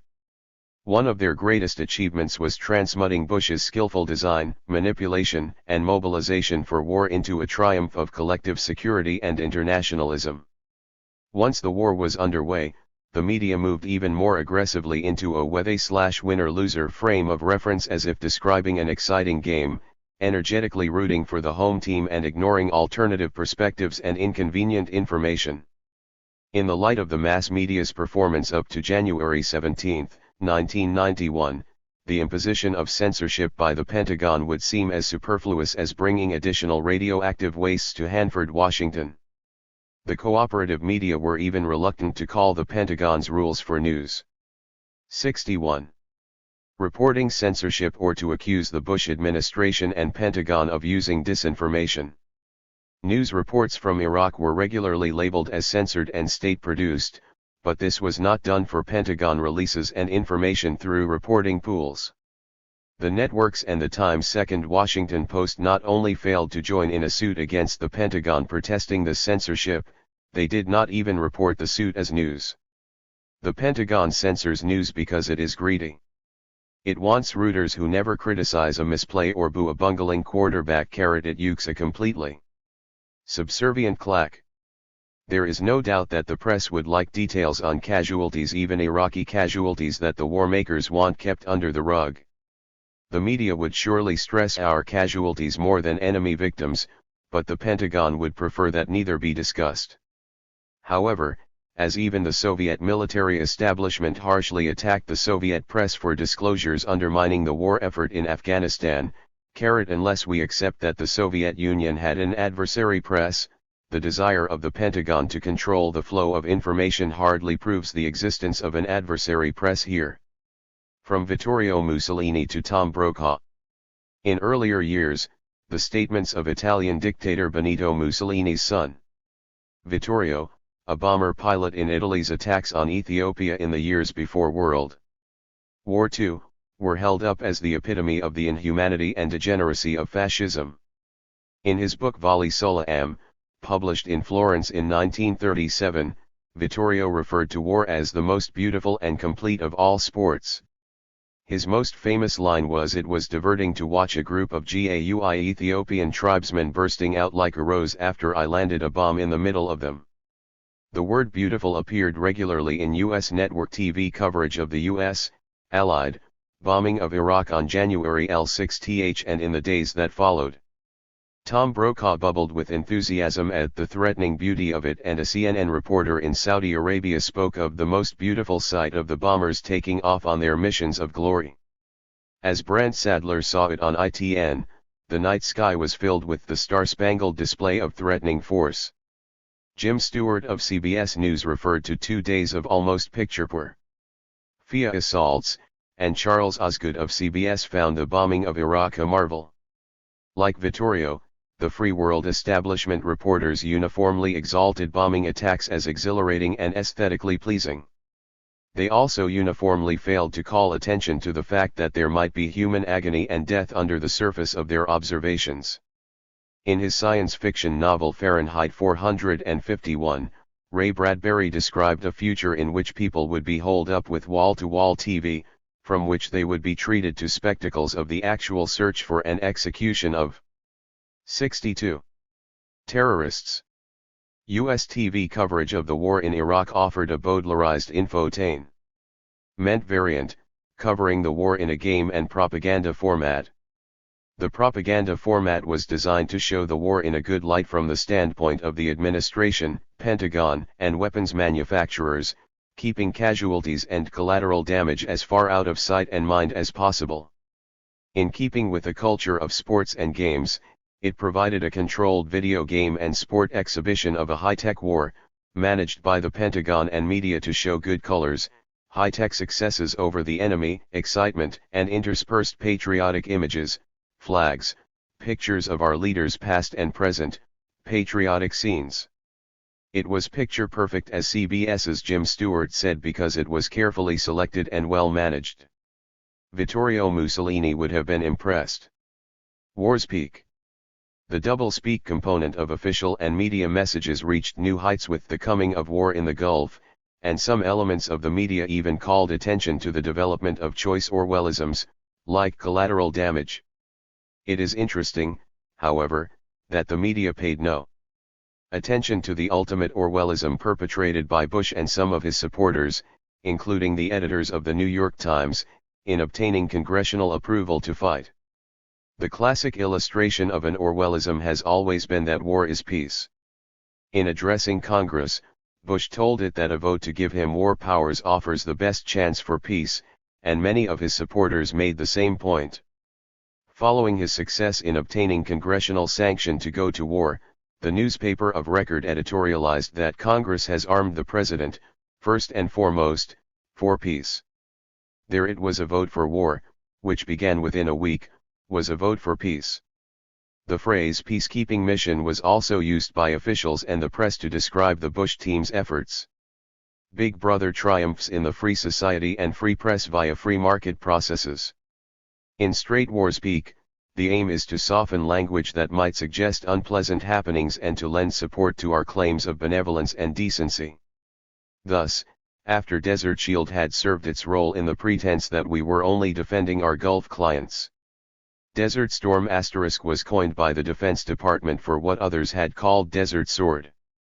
Storm suggests natural forces, not a human instrumentality that applies a cutting instrument to human flesh. War in the Gulf became an operation. Military forces were referred to as assets. * bombs, which suggest things that kill and which are used by terrorists, were ordnance. Bombing raids were sorties and visits or revisits. 63. The FAA that we were killing people demanded linguistic adjustments. First, we had smart * or precision bombs that could pinpoint melee targets. This was done with surgical precision in surgical strikes, suggesting the careful removal of diseased tissue.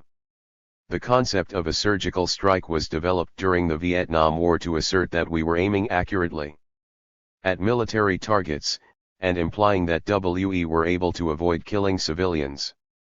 In reality, massive firepower was used to reduce U.S. casualties. Civilians were considered an ocean in which guerrilla fish swam, and inducing them to flee the countryside by indiscriminate firepower was part of U.S. policy. Vast numbers of Indochinese peasants were killed in surgical strikes. It may be recalled that the neutron bomb was touted for only killing people and sparing structures, etc., so that combined with smart bombs, everything can be taken care of by free world arsenals. During the Gulf War, the US media were completely taken in by smart bombs. In the early weeks of the fighting, with the Pentagon only offering visuals of bombs on target, the media conveyed the impression that few if any civilians were being damaged by the unprecedentedly intense bombing raids. Eventually it was revealed that the smart bombs were missing their targets about 40% of their time, and that only some 5% of the bombs dropped were smart. The media's deceptions were compounded by their failure to pursue aggressively the question of the nature of targets, their proximity to civilian habitations and workplaces, and the on-the-ground results of the bombings. If the national water supplies, electric power stations, roads and bridges, and sewage facilities were legitimate targets, this posed a threat to water and food supplies and health that would be catastrophic to the civilian population. There was a further question of whether the civilian society had to be destroyed to get the aggressor out of Kuwait, or whether the scope of the devastation indicated a hidden agenda, points not raised in the mainstream media. In keeping with the national values on relevant casualties, the U.S. mass media gave these questions about zero attention during the fighting and minimal attention thereafter, except for the suffering of the Kurds, under attack by an official enemy. The concept of collateral damage derives from nukespeak, and refers to allegedly unintended killing and destruction arising out of a nuclear attack. It was used in the Gulf War as a complement to smart bombs and surgical strikes, acknowledging that despite all our precautions and precision, some civilians may have been killed and non-military targets destroyed. The difference between us and them is that they intend that their missiles and bombs hit civilian targets. This is terrorism. Our killings of civilians are inadvertent and tragic errors, although with 2,000 sorties a day, they might be regrettably frequent. 64. The attempt to preserve the image of Uncle Sam as Mr. Clean, who used civilian-friendly smart weapons and didn't kill people, continued after the war as an established truth, maintained by a reluctance to report ungenial information, and by keeping eyes and benevolent concern firmly focused on the Kurds. The word slaughter was used with some indignation, but only in regard to Iraq's appalling attacks on the Kurds, not in reference to U.S. attacks on Iraqis. Both the Times Dind Post charted Iraqi losses and the toll of the war, but only in regard to Iraqi weapons losses and without mentioning Iraq's human casualties. These Iraqis are mere Arabs, and as victims of U.S. violence it is natural that they be disappeared by a patriotic media committed to protecting the image of U.S. benevolence. The self-censorship was really impressive. The propaganda line was captured in the headline of Patrick Tyler's article in the Times of March 31, 1991, "Clean win in the war with Iraq drifts into bloody aftermath." That the win was not bloody is a big lie, but one now institutionalized. Murder by immobility. There still remained the uncomfortable problem of the Turkey shoot, in which a completely helpless army in retreat from Kuwait was mercilessly slaughtered, many by weapons of doubtful legality such as fuel air bombs. This has been handled in the mainstream media largely by aversion. However, Paul Berman in the May 27, 1991 New Republic, offered another approach to apologetics for the Turkey shoot, and provided a path-breaking innovation in doublespeak as well. He first directed attention to Saddam Hussein's and other Arabs declaring the retreat a great Iraqi victory, and railed indignantly at the perversity of their refusal to admit utter defeat, although in the end he found the entire business quite laughable.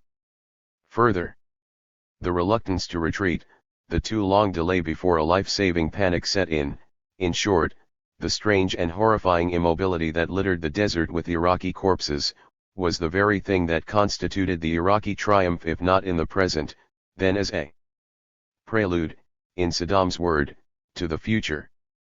We laughed when these victory claims were broadcast to the world. The blame associated with the reluctance and delay in retreating is followed later by an explanation of why we were unable to negotiate peacefully with the Baathists, which it turns out is based on the contrast between those ultimately oriented toward natural reality, us, and something else, the Baathists. Appropriately, Herman compares this realism-irrationality contrast in the Gulf with the difference between the conquering Spaniards and the Aztecs in 1519-21. No sentimental nonsense from realist. 65. Paul Berman, although there is some remarkable idiot as well as self-deception in the reference to the life-saving panic that hit the Iraqi soldiers. But the piste ist qs from Berman's inability to name the agent generating the corpses. He therefore describes it as the strange and horrifying immobility that littered the desert with corpses, not the turkey shooters from the United States. I guess those otherworldly Aztecs who, like the Iraqi conscript soldiers, lacked the reality principle. Berman does not mention the Judeo-Christian ethic also died of a horrifying immobility. War crimes. During the Persian Gulf War, the U.S. media were once again indignant at enemy war crimes, while full of admiration for the restraint and cleanliness of our war makers. The premise seemed to be that as we are good, by definition, serving as the world's volunteer global policeman in another Operation Just Cause, number 17 or thereabouts, the enemy had no right to fight back. It is reprehensible to shoot a cop on his beat. The U.S. media and Democrats had earlier accepted the Reaganite premises that even the Nicaraguans had no right to self-defense once the global cop had decided that their government must be removed. Hence, any arms the Nicaraguans obtained from abroad were by definition illicit and menacing. In the Gulf War, where there was naked aggression and where the cop was not beating up some small villain on its own and in the face of a toothless international consensus of disapproval, any actions taken in self-defense were doubly illicit. As usual, the media paid no attention whatever to possible U.S. war crimes, such as the attacks on nuclear reactors, which violate international law, and the use of fuel-air bombs, which the media pointed to as an ominous threat of chemical weaponry when it was alleged, apparently falsely, that the Iraqis had them, but which they simply refused to discuss or investigate when it turned out that the United States had and used these murderous weapons. The massacre of tens of thousands of completely demoralized retreating Iraqi soldiers in the Turkey shoot also raised questions of war crimes, but not in the patriotic media. During the Vietnam War, as well, the press got quite angry over rebel attacks on U.S. military forces. The enemy simply wouldn't stand still and fight on our terms. Our use of defoliants on a massive scale, the deliberate and systematic destruction of food crops by chemicals, the use of napalm, phosphorus, and fragmentation bombs, and the employment of B-52s for the bombing of peasant villages, enemy base camps, was given minimal attention and was never described in indignant language. It was never 66. Suggested that the use of free fire zones and skunk hunting a bit of country boy fun and games, shooting from helicopters any Vietnamese that came in sight, was criminal. During the Vietnam War, the press repeatedly regurgitated the assertions of U.S. officials and pilots that U.S. forces were bending over backwards to avoid harming civilians, a huge misrepresentation of fact.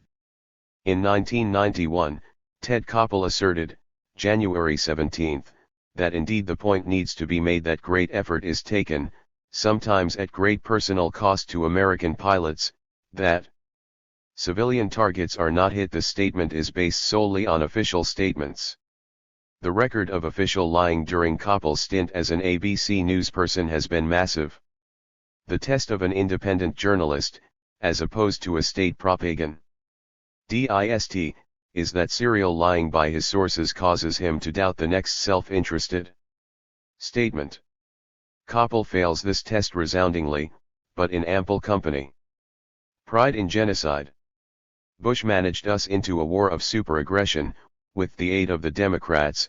See the new book by John Kroll, Studies in Spinelessness, Press, Corporate Establishment, and General Populace. Senator George Mitchell, in calling for us to get behind the president, noted that we have had our debate, so now we must rally round our boys, flag, God, and country, etc. Funny, I don't remember any debate in Congress or the press while the key decisions were being made. I recall some posturing after the mobilization of troops and UN consent for war was already obtained, but no debate, except in a Pickwickian sense. We must give some credit here to the population at large, so easily mobilized by hack politician demagogues who wrap themselves in the flag, lie incessantly, and ooze insincerity and hypocrisy. Both Lyndon Johnson and George Bush, after having maneuvered us into war, called for prayers for peace and were not jeered out of office. This is a populace that can revel in beating up Grenada, in winning a 1984 Olympics from which the only serious rival had been bullied into withdrawal, that applauds rival team quarterback injuries and systematically produces noise so that quarterback signals cannot be heard by enemy teams. This is a populace whose enthusiasm for war escalates upon seeing the bombs soaring through the air. B-52s and smart bombs raining down on another relatively defenseless country brings out the flags and pride. This is a people that could elect and re-elect Richard Nixon and Ronald Reagan, and vote in the unspeakable Bush Quail team. This is a people for whom the Southern strategy * works, and who could wax enthusiastic about the swaggering bully, liar, and sycophant OUIE North. 67. Normalizing the unthinkable. Doing terrible things in an organized and systematic way rests on normalization. This is the process whereby ugly, degrading, murderous, and unspeakable acts become routine and are accepted as the way things are done. There is usually a division of labor in doing and rationalizing the unthinkable, with the direct brutalizing and killing done by one set of individuals, others keeping the machinery of death, sanitation, food supply, in order, still others producing the implements of killing, or working on improving technology, a better crematory gas, a longer burning and more adhesive napalm, bomb fragments that penetrate flesh in hard-to-trace patterns. It is the function of defense intellectuals and other experts, and the mainstream media, to normalize the unthinkable for the general public. Registered the late Herman spent a lifetime making nuclear war palatable on thermonuclear war, thinking about the unthinkable, and this strange Lovian phony got a very good press. Normalizing shooting human fish in the Gulf barrel. During the Gulf War, Uncle Sam was an equal opportunity employer, and our boys and girls over there were doing their assigned jobs, repelling naked aggression in another Operation Just Cause. The war was forced upon us by Hussein's rejection of the UN's and Allies' insistence that he disgorge Kuwait, much as Bush plainly did not want war. Anthony Lewis. Having made it Operation Just Cause number 17, a game with winners and losers, we could reasonably root for us the moral force to win. We were also defending Kuwait, and if once again the party being saved was destroyed, this was not our fault, besides which, there was the principle of non-aggression to which we are utterly devoted. The media could thus focus on our brave boys, girls, generals, and officials to tell us all about their plans, moves, reactions, and miscellaneous thoughts. We could watch them in action as they take off, land, eat, joke, and express their feelings on the enemy, weather, and folks back home in the big PX. They were part of an extended family, doing a dirty job, but with clean bombs and with the moral certainty of a just cause. The point was not often made that the enemy was relatively defenseless, in somewhat the same position as the natives colonized, exterminated, and enslaved by the West in past centuries by virtue of muskets and machine guns. See John Ellis, The Social History of Machine Gun. Our technical 68. Superiority reflects our moral superiority. If it all seems like shooting human fish in a barrel, one must keep in mind that we are dealing with lesser creatures, grasshoppers, two-legged animals, cockroaches, people who don't value life as much as we do, who allowed another Hitler to rule over them, and who stand in our way. Only the voiceless could express the view that this was the most cowardly war in history. One of the effects of high-tech warfare, as well as the systemic focus on our casualties, plus censorship, official and self, is that the public is spared the sight of burning flesh. That enemy casualties were given great prominence during the Vietnam War is one of the great, and now institutionalized, myths of our era. Morley Safarist showing a GI applying a cigarette lighter to a Vietnamese thatched hut is used repeatedly to illustrate media boldness at that time because it was so extraordinary. It caused Safer and CBS a lot of trouble, and he has been trying to make up for his sin ever since. Enormous government pressure and flack from other sources caused the media to provide grisly photos of enemy victims only with the greatest caution, and very infrequently, especially in light of the grisly reality. Capital-intensive warfare in itself makes for distancing the public from the slaughter of mere gooks and Arabs. This is key to normalizing the unspeakable and unthinkable. On February 5, 1991, the Philadelphia Inquirer dibbed an AP dispatch by Alexander Higgins, "Marriage finds new expression in Gulf, honey, pass the bombs." It is a little romance, of a newly married couple, located at an airbase in Saudi Arabia, and therefore regrettably obliged to sleep in separate tents, whose function is to load bombs on A-10 attack jets. It is a personal interest story, of two people and their relationship, with a job to do in an unromantic setting. A fine study in the routinization of violence, of the banality of evil and the ways it is impressed on the public. The UN and international law. The United States has displayed great flexibility in its concern with and relation to the UN and international law. The rules are, when these can be used to meet our ends, we are their dedicated advocates, but when the votes are going the wrong way, or international law interferes with our plans, the UN and international law are treated with disdain or are blithely ignored. And the establishment experts and media fall into line without a peep. Brazenness in this dichotomized treatment and behavior, carried out with considerable self-righteousness, is remarkable. The United States can invade country after country in violation of both national and international law, accompanied by a demonization process that pits the United States. 69. Against Satan. Law is irrelevant when one is in conflict with Satan. It helps here that the mainstream media gloss over, if they mention at all, that Satan was our ally or paid agent until yesterday. The UN Charter or OAS agreements may be violated, but the press is reliably uninterested. The UN may vote condemnations of our invasions by large majorities, with only the United States and its closest allies and most dependent clients in opposition, but only a very careful reader of the papers will discover this occasionally on the back pages. When US allies invade other countries, as Israel did Lebanon in 1982 and South Africa did Angola in 1981, among other occasions, US will veto UN Security Council condemnations. These matters, also, are not featured in the press.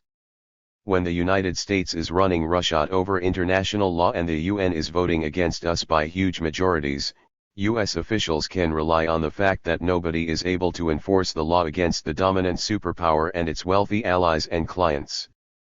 No sanctions, let alone applications of force against the violator, are even proposed because of their obvious unenforceability. Not only can the abusing power violate the law without penalty, its leaders and press complain bitterly that the UN and International Court of Justice are hostile forums and have ceased to be useful institutions as they were when the United States had an automatic majority at the UN. But when we are confronted with naked aggression, as in Iraq's invasion of Kuwait in August 1990, where what the US administration wants to do may be coordinated with UN approval and the sanction of international law, the United States is suddenly a passionate devotee of both. The media can be counted on, first, to avoid stressing, or even noting, the transformation from contempt and cynical violation when the UN and law aren't going our way, or even the contemporaneous double standard, as in simultaneously ignoring Israel's refusals to obey UN resolutions as a regular and ongoing affair. Second, the media can also be counted on to avoid looking closely at how a great power like the United States uses bribery and coercion to mobilize its supportive constituency for the selective enforcement of international law. Attending to the aggressive pressure employed, the rewards granted and penalties inflicted, would suggest the use of raw power rather than mobilization by moral force for a highly moral enterprise. The U.S. manipulation of the UN and international law in the case of the Gulf War had many other facets. The UN resolution finally extracted by the United States giving it the right to go to war did not require war. That was an option to be used if needed to get Iraq out of Kuwait. The UN Charter itself makes force a last resort, requires that the Security Council find that peaceful means of resolution have failed, and assigns responsibility for the use of force to the Council, not to the U.S. President. An excellent case can therefore be made that the U.S. attack on Iraq violated both the UN Charter and the UN implementing resolution. A Soviet agreement with Iraq, Summa 70, wryly rejected by the United States and the Allies, would have fulfilled the primary UN resolution without the killing of 50 to 100,000 Iraqi soldiers, mainly young conscripts, and causing massive destruction to Iraq and Kuwait. The Bush administration's refusal to accept, or even consider, this proposal was a de facto violation of international law and the UN resolution. The urge to assert power and kill was too strong in the U.S. leadership. On the rare occasions where the point was mentioned in the U.S. mass media, there was not the slightest expression of regret and indignation. These were mere Arabs.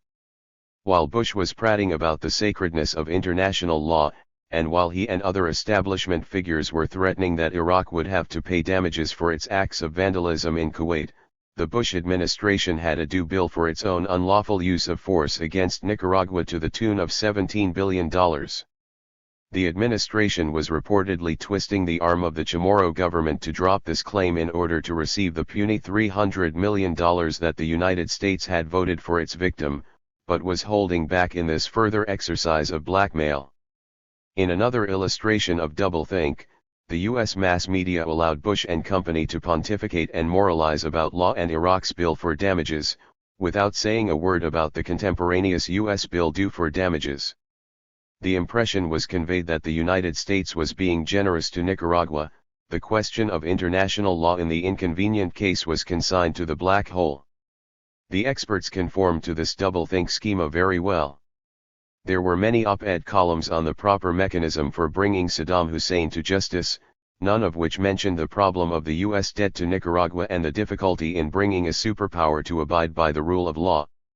The R/M Euro reported on April 19, 1991 that Thomas M. Frank, a professor of international law at NYU, thought that the United States should seek new authority from the UN before establishing refugee bases in Iraqi territory. These things, he said, should be done collectively and not unilaterally, as the United States had been especially careful to do up to this point, because if a nation's sovereignty were so violated it could be a recipe for chaos. In connection with the 1986 decision of the International Court of Justice that the United States should cease its unlawful use of force against Nicaragua, the same Frank, in an op-ed column in the Times of July 17, 1986, contended that the United States should ignore the World Court, because America acting alone or with its allies still needs the freedom to protect freedom. So when the United States is able to mobilize international bodies to do its bidding, when acting lawfully is consistent with attaining its objectives, Frank sanctimoniously urges our meticulous adherence to the niceties of the law. When the MLE of law stands in our way, he allows that as always righteous party we may disregard it. This is truly responsible. And, if not politically correct, certainly really correct expertise in action. 5. The crisis of democracy at home. The privatization of government. Private power and the incessant demands of capital as the main engine of the economy have always influenced, and for long periods completely dominated, the U.S. political system. Modest change can be effected, however, when things get bad enough and when the interests of the fragmented majority coalesce, usually briefly.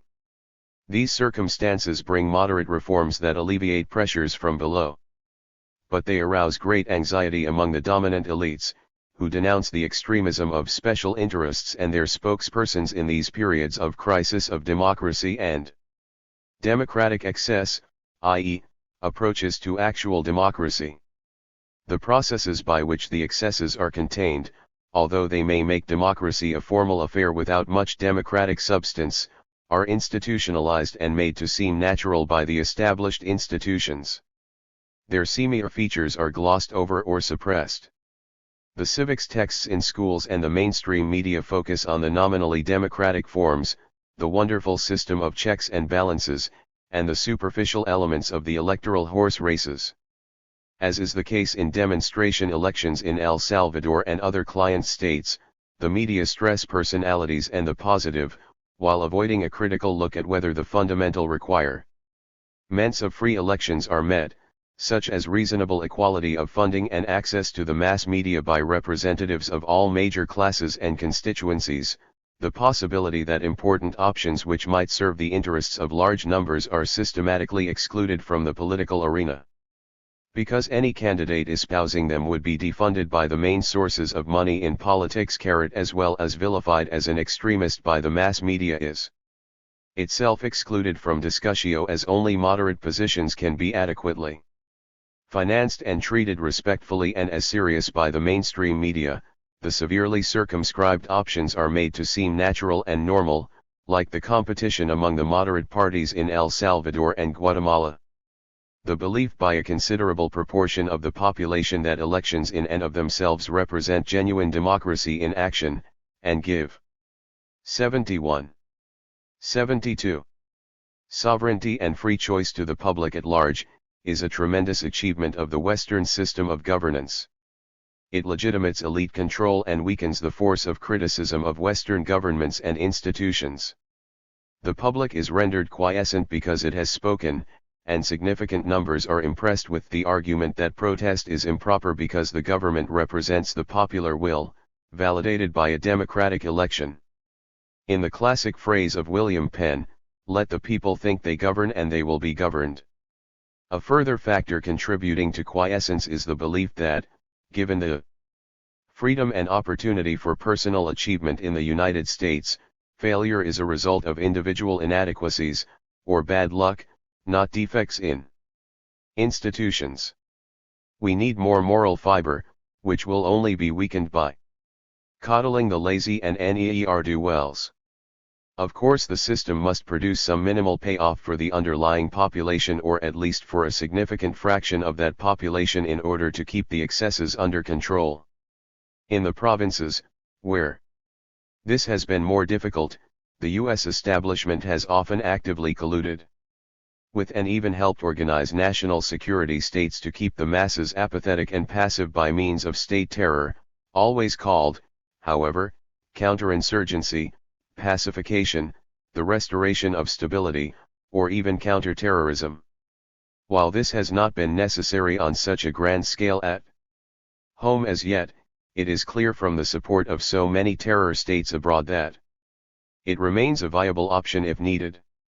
The record of the state in the Wilson, Palmer raids and Truman-McCarthy and COINTELPRO eras demonstrates how quickly gross violations of civil liberties from simple harassment to outright murder can be instituted when it serves establishment interests.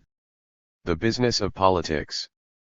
The mainstream media have recently displayed a surge of interest in and concern over money in politics and possible abuses associated with political action committees, PACs, and other anomalies.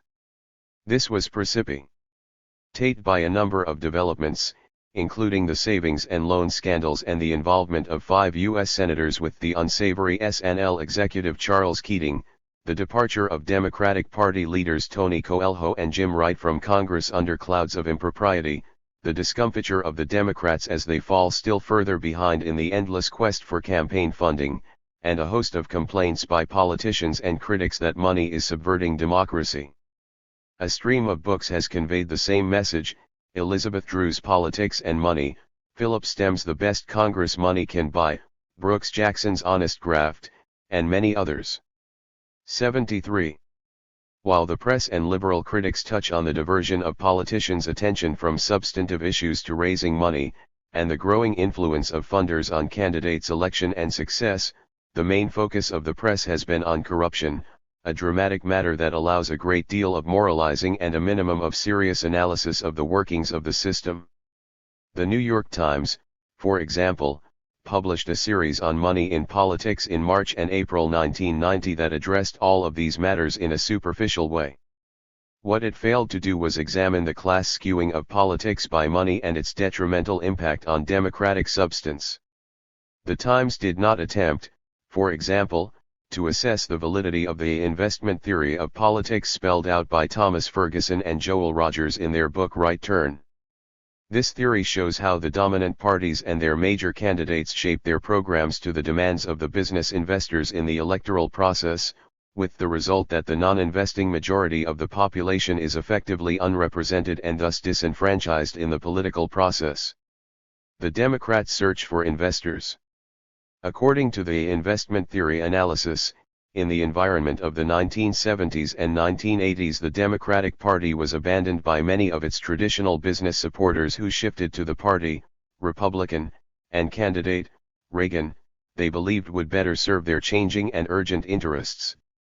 The leaders of the Democratic Party responded to this development by abandoning populism and the traditional Democratic appeal to a mass base, which put off business investors, in favor of a frantic competition for funds from the military-industrial complex and other business interests. It chose to go for the money first, the voters as an afterthought. This explains Mondale's suicidal stress on balancing the budget and tax increases, but not tax reform, Dukakis. Similarly unappealing program, and the ongoing efforts of the Nunn-Rob Strauss Group to slough off the New Deal populist tradition entirely in favor of moderation, i.e., policies that appeal to moneyed interests. In fact, the efforts of the Democratic moderates to raise money has provided a textbook case of systematic subversion of politics by money. Brooks Jackson's book Honest Graft is largely an account of the struggle of Tony Coelho and his fellow moderate Democrats to increase the party's competitiveness by virtually unrestrained pursuit of corporate support. The book is valuable in showing Coelho's remarkable powers of rationalizing this groveling for money as well as the policy compromises that ensued. Policy was regularly bent in accordance with the exigencies of money rise. This pursuit of and accommodation to investors may be read as a more 74. Thoroughgoing integration of politics and government with the market, meeting the effective demand of investors but removing the interests of the unmoneyed majority from even the nominal pitches of the dominant contesting parties. It is true that, previously, the populist pitches and promises were seldom fulfilled, but at least they were on the agenda to be discussed and fought over. In the era of moderation they are rarely even debated. The abandonment of a populist agenda in favor of investor service should be front-page news on a regular basis. The catch, of course, is that the mainstream media are also dominated by investors, and their proprietors and advertisers don't like populism, progressive taxes, etc. We may note the parallel of this process with the operations of commercial television, where the networks and cable entrepreneurs are wealthy people who solicit advertisers by selling them access to audiences. And just as political investors place constraints on what politicians can support, if they are to get the funding necessary to MN, so media entrepreneurs and commercial advertisers sharply limit the programs that TV may offer, and command the ad revenue necessary to broadcast. Not surprisingly, the investment theory and its devastating implications are omitted in the New York Times articles, and the entire structure of news accommodates to the privatization of politics and government. Rob Strauss Coelho and company are portrayed as moderates, and the view disseminated by the media generally is that the trouble with the Democratic Party is the undue influence of special interests in its recently refurbished definition, not its perversion by the quest for money from investors and unwillingness to serve a mass base. A front-page article by Richard L. Burke in the New York Times of July 17, 1989 is entitled "Democrats Trail in Fundraising, and Many Blame New Chairman." The article does not focus on the issue of fundraising on constituency representation and democratic substance. It frames the issue in terms of investors' complaints about Ron Brown's excessive liberalism and ties to Jesse Jackson. The subordination of party programs and government to investor demands is simply part of the natural background, and the problem is seen as the poor service rendered by the too liberal party to the investor community. Moderates and extremists. National and special interests. Opinion polls from the late 1970s into the 1980s indicated that the public wanted a more equal distribution of income, less foreign intervention, strong environmental protection, and, except for the period of the Iran hostage crisis and the huge pro-Amos propaganda campaign of the late 1970s. 75. And early 1980s, smaller military expenditures and greater social welfare outlays consensus programs approximated those espoused by Jesse Jackson. In the mass media, however, Jackson was portrayed as an extremist, explicitly or by implication. The moderates were the mainstream Democrats like Gore, Robb, and Babbitt who stressed their commitment to a strong defense, interventionism, and realism on welfare budgets and income distribution. The public seemed to want the populist program which the moderates had abandoned. But what the Democratic moderates proposed and what the investment community wanted were well correlated.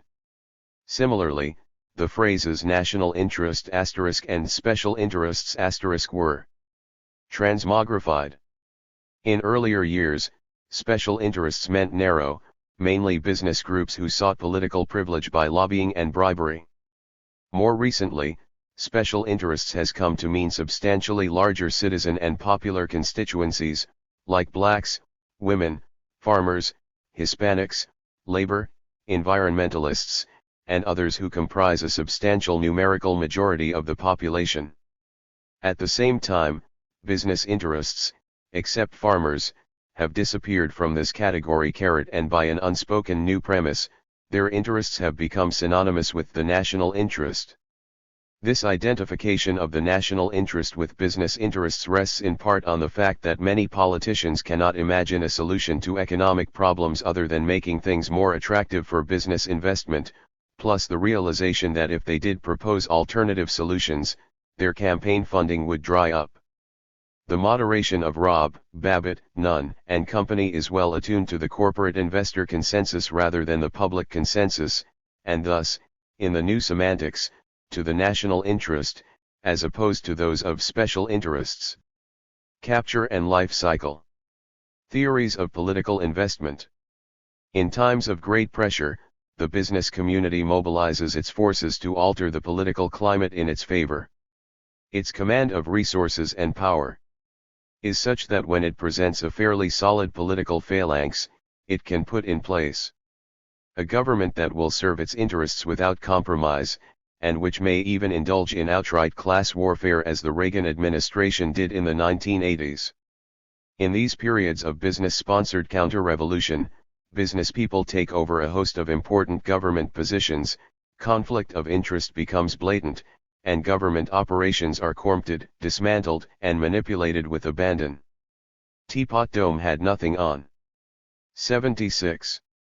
The operations of James Watt, who was a hero to and an excellent fundraiser among the beneficiaries of Interior Department largesse when scandals become rampant under a full-fledged business regime and substantial segments of the population, including some seers of business, are severely damaged, the mainstream press eventually rouses itself, reform may become credible, and an opportunity is carved out again for the party more moderate in its obsequiousness and service to the business community.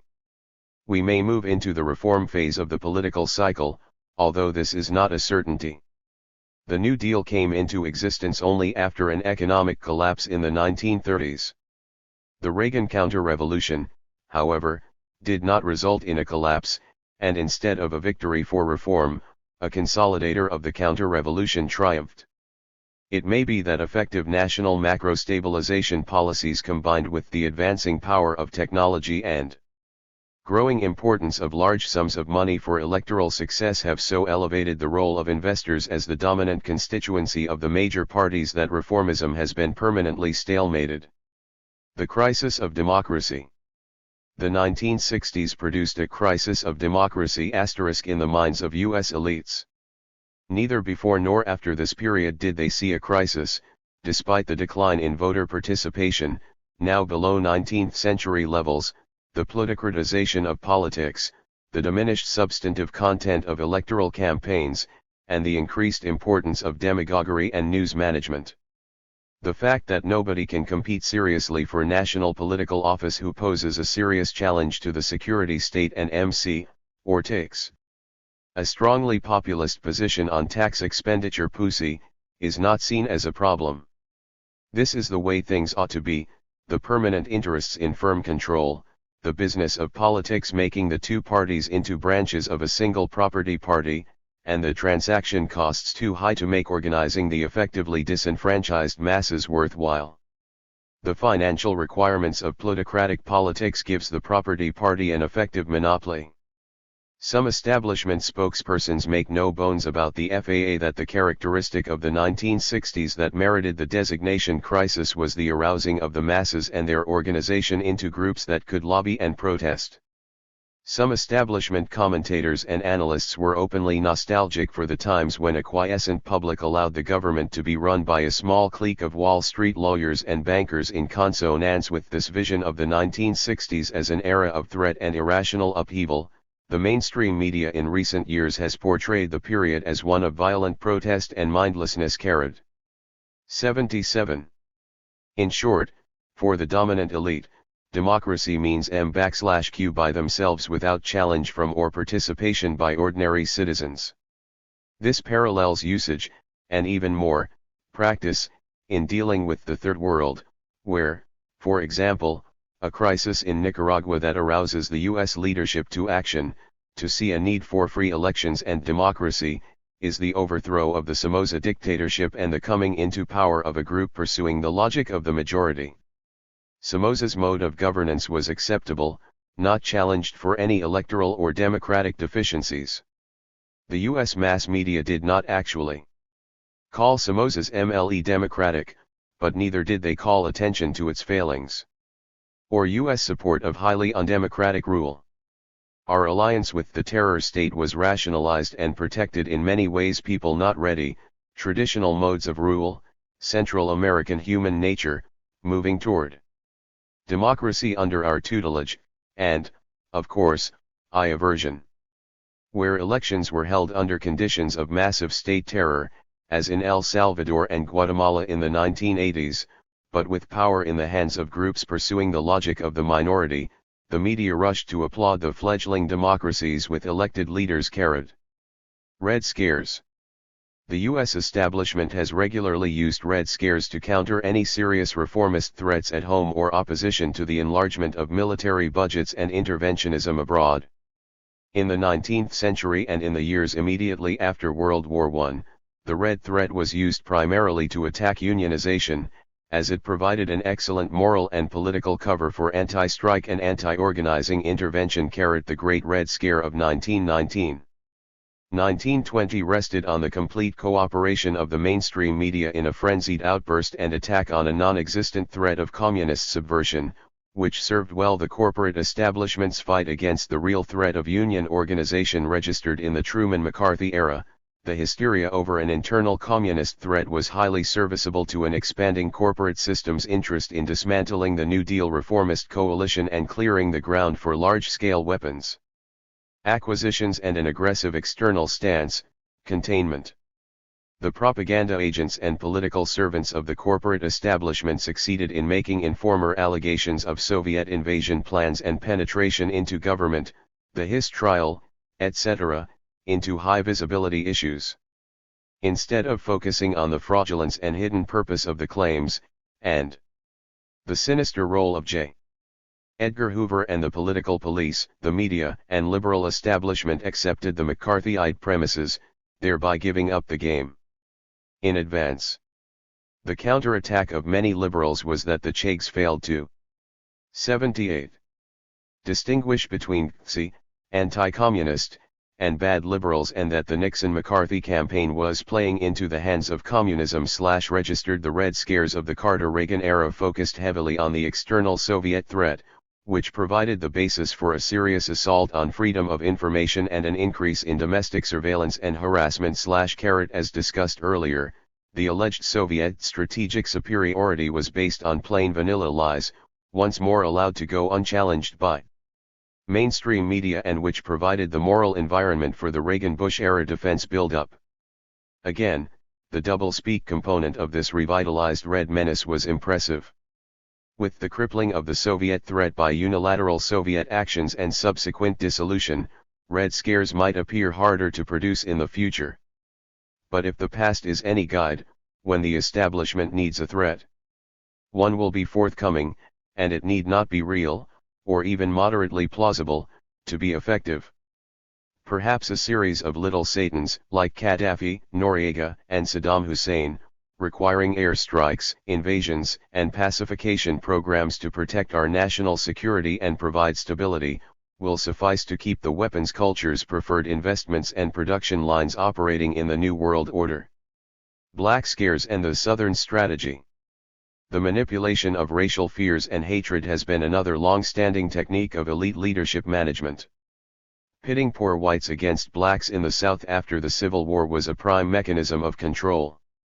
It was revived in parallel with the civil rights movement and advance of blacks out of third class into second-class citizenship, following Broome vs. Board of Education of Topeka, 1954, the civil rights legislation of the 1950s and 1960s, and the rise of movements like those first led by Martin Luther King, Jr., and Malcolm X.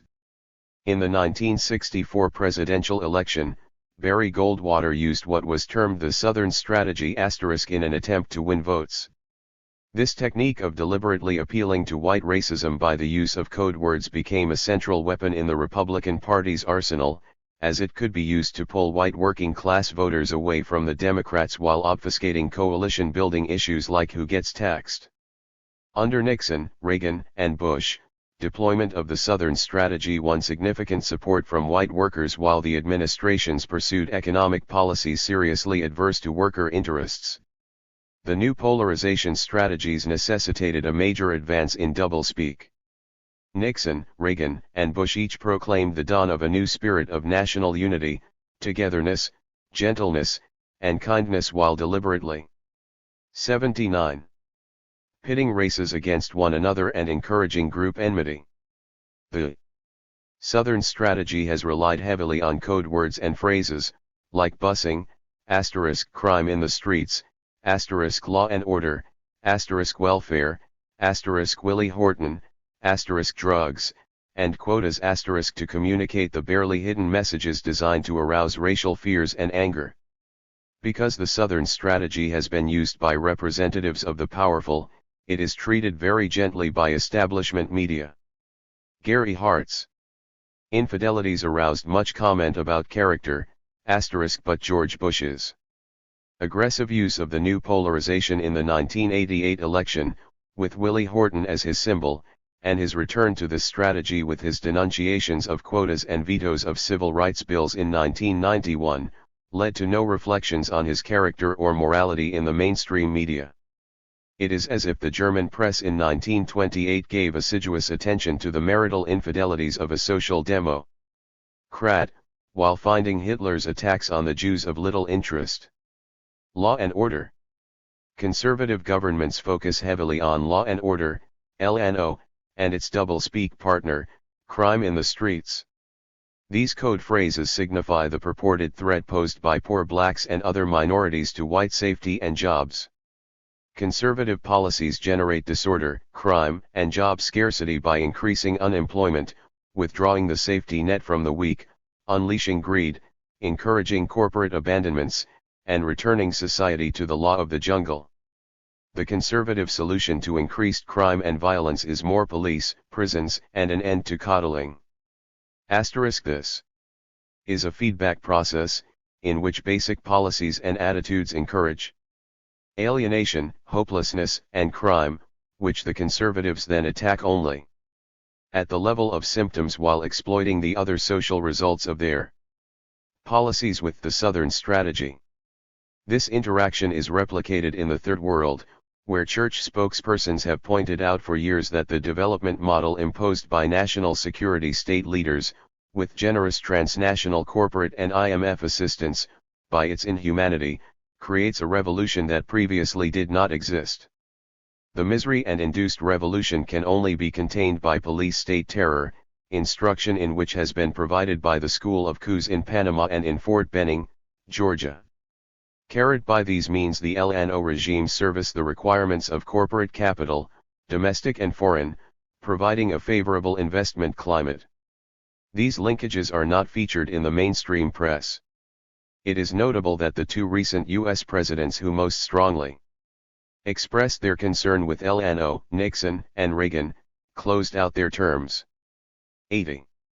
Enmeshed in scandals. Nixon barely avoided impeachment. Reagan was immune only because of his administration's remarkable success in taming the press and Democrats, as well as an apparently prosperous economy.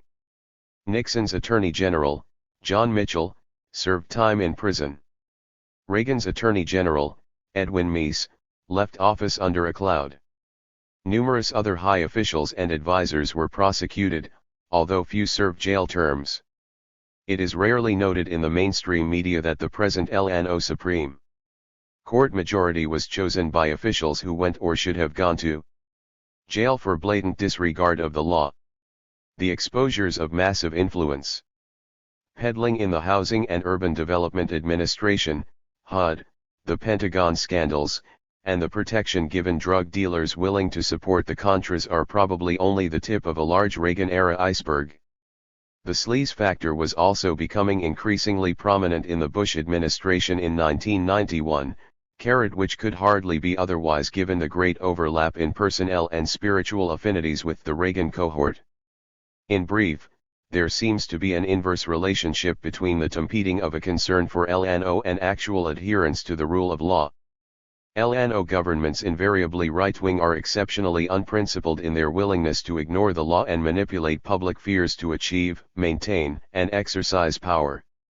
Their aim and role is to serve the governing class, including themselves, weaken labor and welfare measures, and advance the interests of the national security establishment. These are aims of the dominant class as a whole, although some elements would pursue them less aggressively and in a more compromising spirit, and an even smaller minority has a broader vision of the national interest. For the dominant majority, however, protest marches and strikes in pursuit of lower-class benefits or in opposition to state imperial ventures are readily seen as disorder and, if large-scale, a crisis of democracy. This worldview was formalized in Sir Frank Kitson's 1972 book Low-Intensity Operations, where subversion is identified as any kind of pressure designed to force the governing class to do things which they would not want to do. p. 3. The function of LNO is to assure that the majority do not so pressure the governing class. Class application of the law. LNO regimes simultaneously weaken the law in its application to the elite and government agents, while intensifying its application to the majority. They come into office like an army occupying hostile territory, including in their cotters carpetbaggers and crooks who want to take advantage of the new opportunities to loot. Both Reagan and Nixon were fond of distancing themselves from the government and Washington bureaucrats, except 81. When wrapping themselves in the flag to justify an assault on some foreign target. Part of the very design of such regimes is to bring government into disrepute while weakening and dismantling many of its civil functions. Much of the corruption under Reagan was assured by putting into office administrators who opposed the laws under whose authority they served and refused to enforce them, example the EPA, OSHA, Department of Justice Civil Rights Division.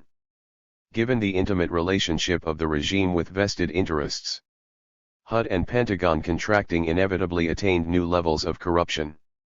It is a long Republican tradition, also, to suspend or weaken the anti-MST laws in response to the interests of the party's corporate constituency.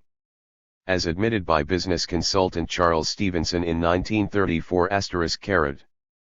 Practically, under the Harding, Coolidge, and Hoover administrations, industry enjoyed, to all intents and purposes, a moratorium from the Sherman Act, and through the more or less effective trade associations which were developed in most of our industries, competition was, to a very considerable extent, controlled. The Department of Justice acted with great restraint and intelligence and only enforced the Sherman Act against those industries who violated the law in a flagrant and unreasonable manner. The antitrust laws of the 1920s were also weakened by a Supreme Court which interpreted the Section 7 anti-merger provision of the Clayton Act out of existence. In the 1926 decision Thatcher Manufacturing v. FTC, the court held that if a company illegally acquired controlling stock in another company, but used its control to merge the acquired firm's assets into itself before the FTC could act, the FTC couldn't do anything about it. There is nothing like a well-selected court to adjust the law in accord with the demands of the vested interests. One of Ronald Reagan's earliest presidential acts was to pardon 2 FBI agents who had been convicted for illegally burglarizing the office of a legal political organization. In another important symbolic action, in 1983 Richard Helms, the former CIA director who had been convicted of perjury, was given what Reagan called a long-overdue National Security Medal.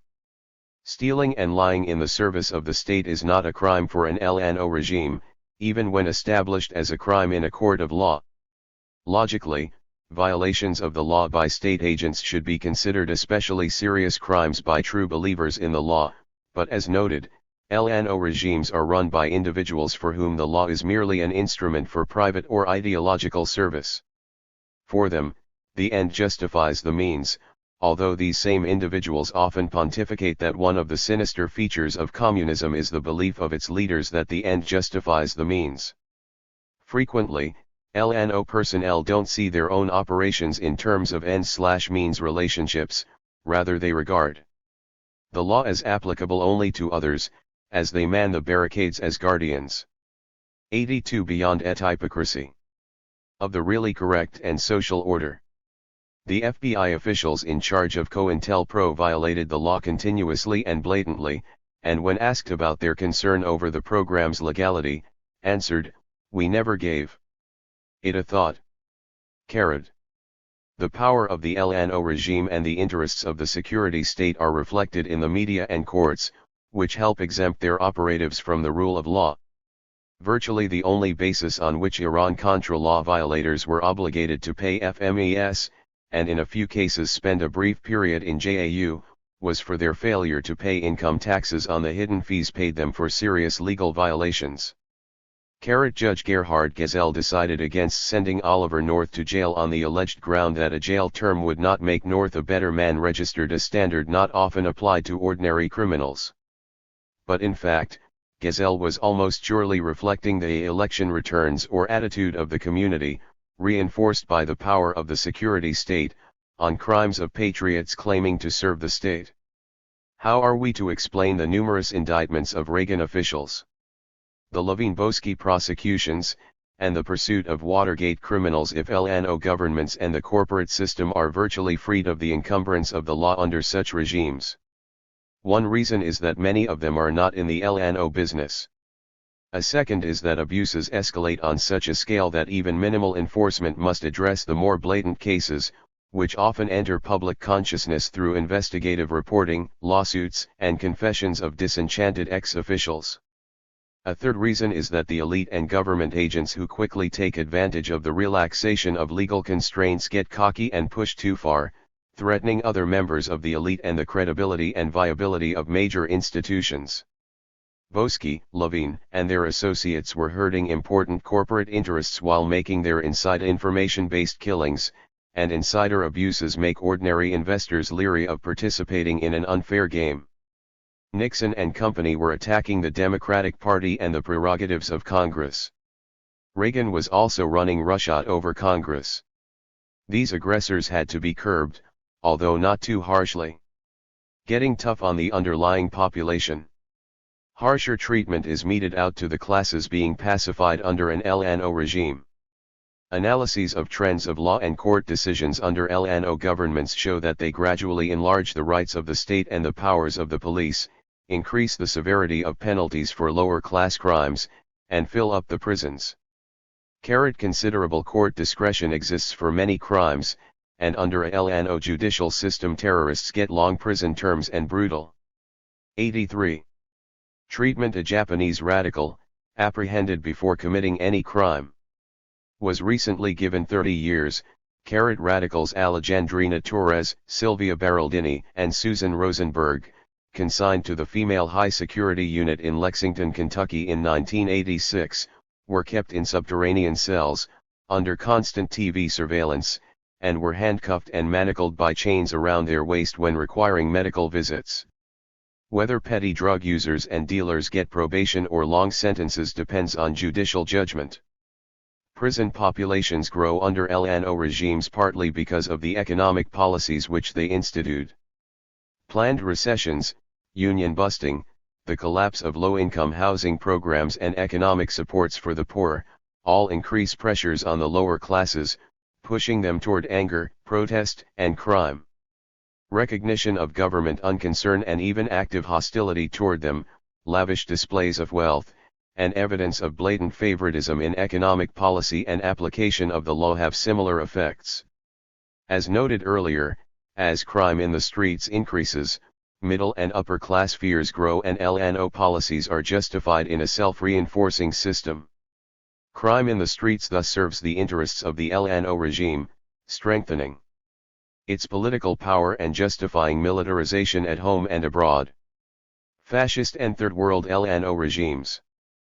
Fascist regimes stress LNO, and they have served functions similar to those of LNO governments in countries like the United States and Britain, which have maintained electoral forms.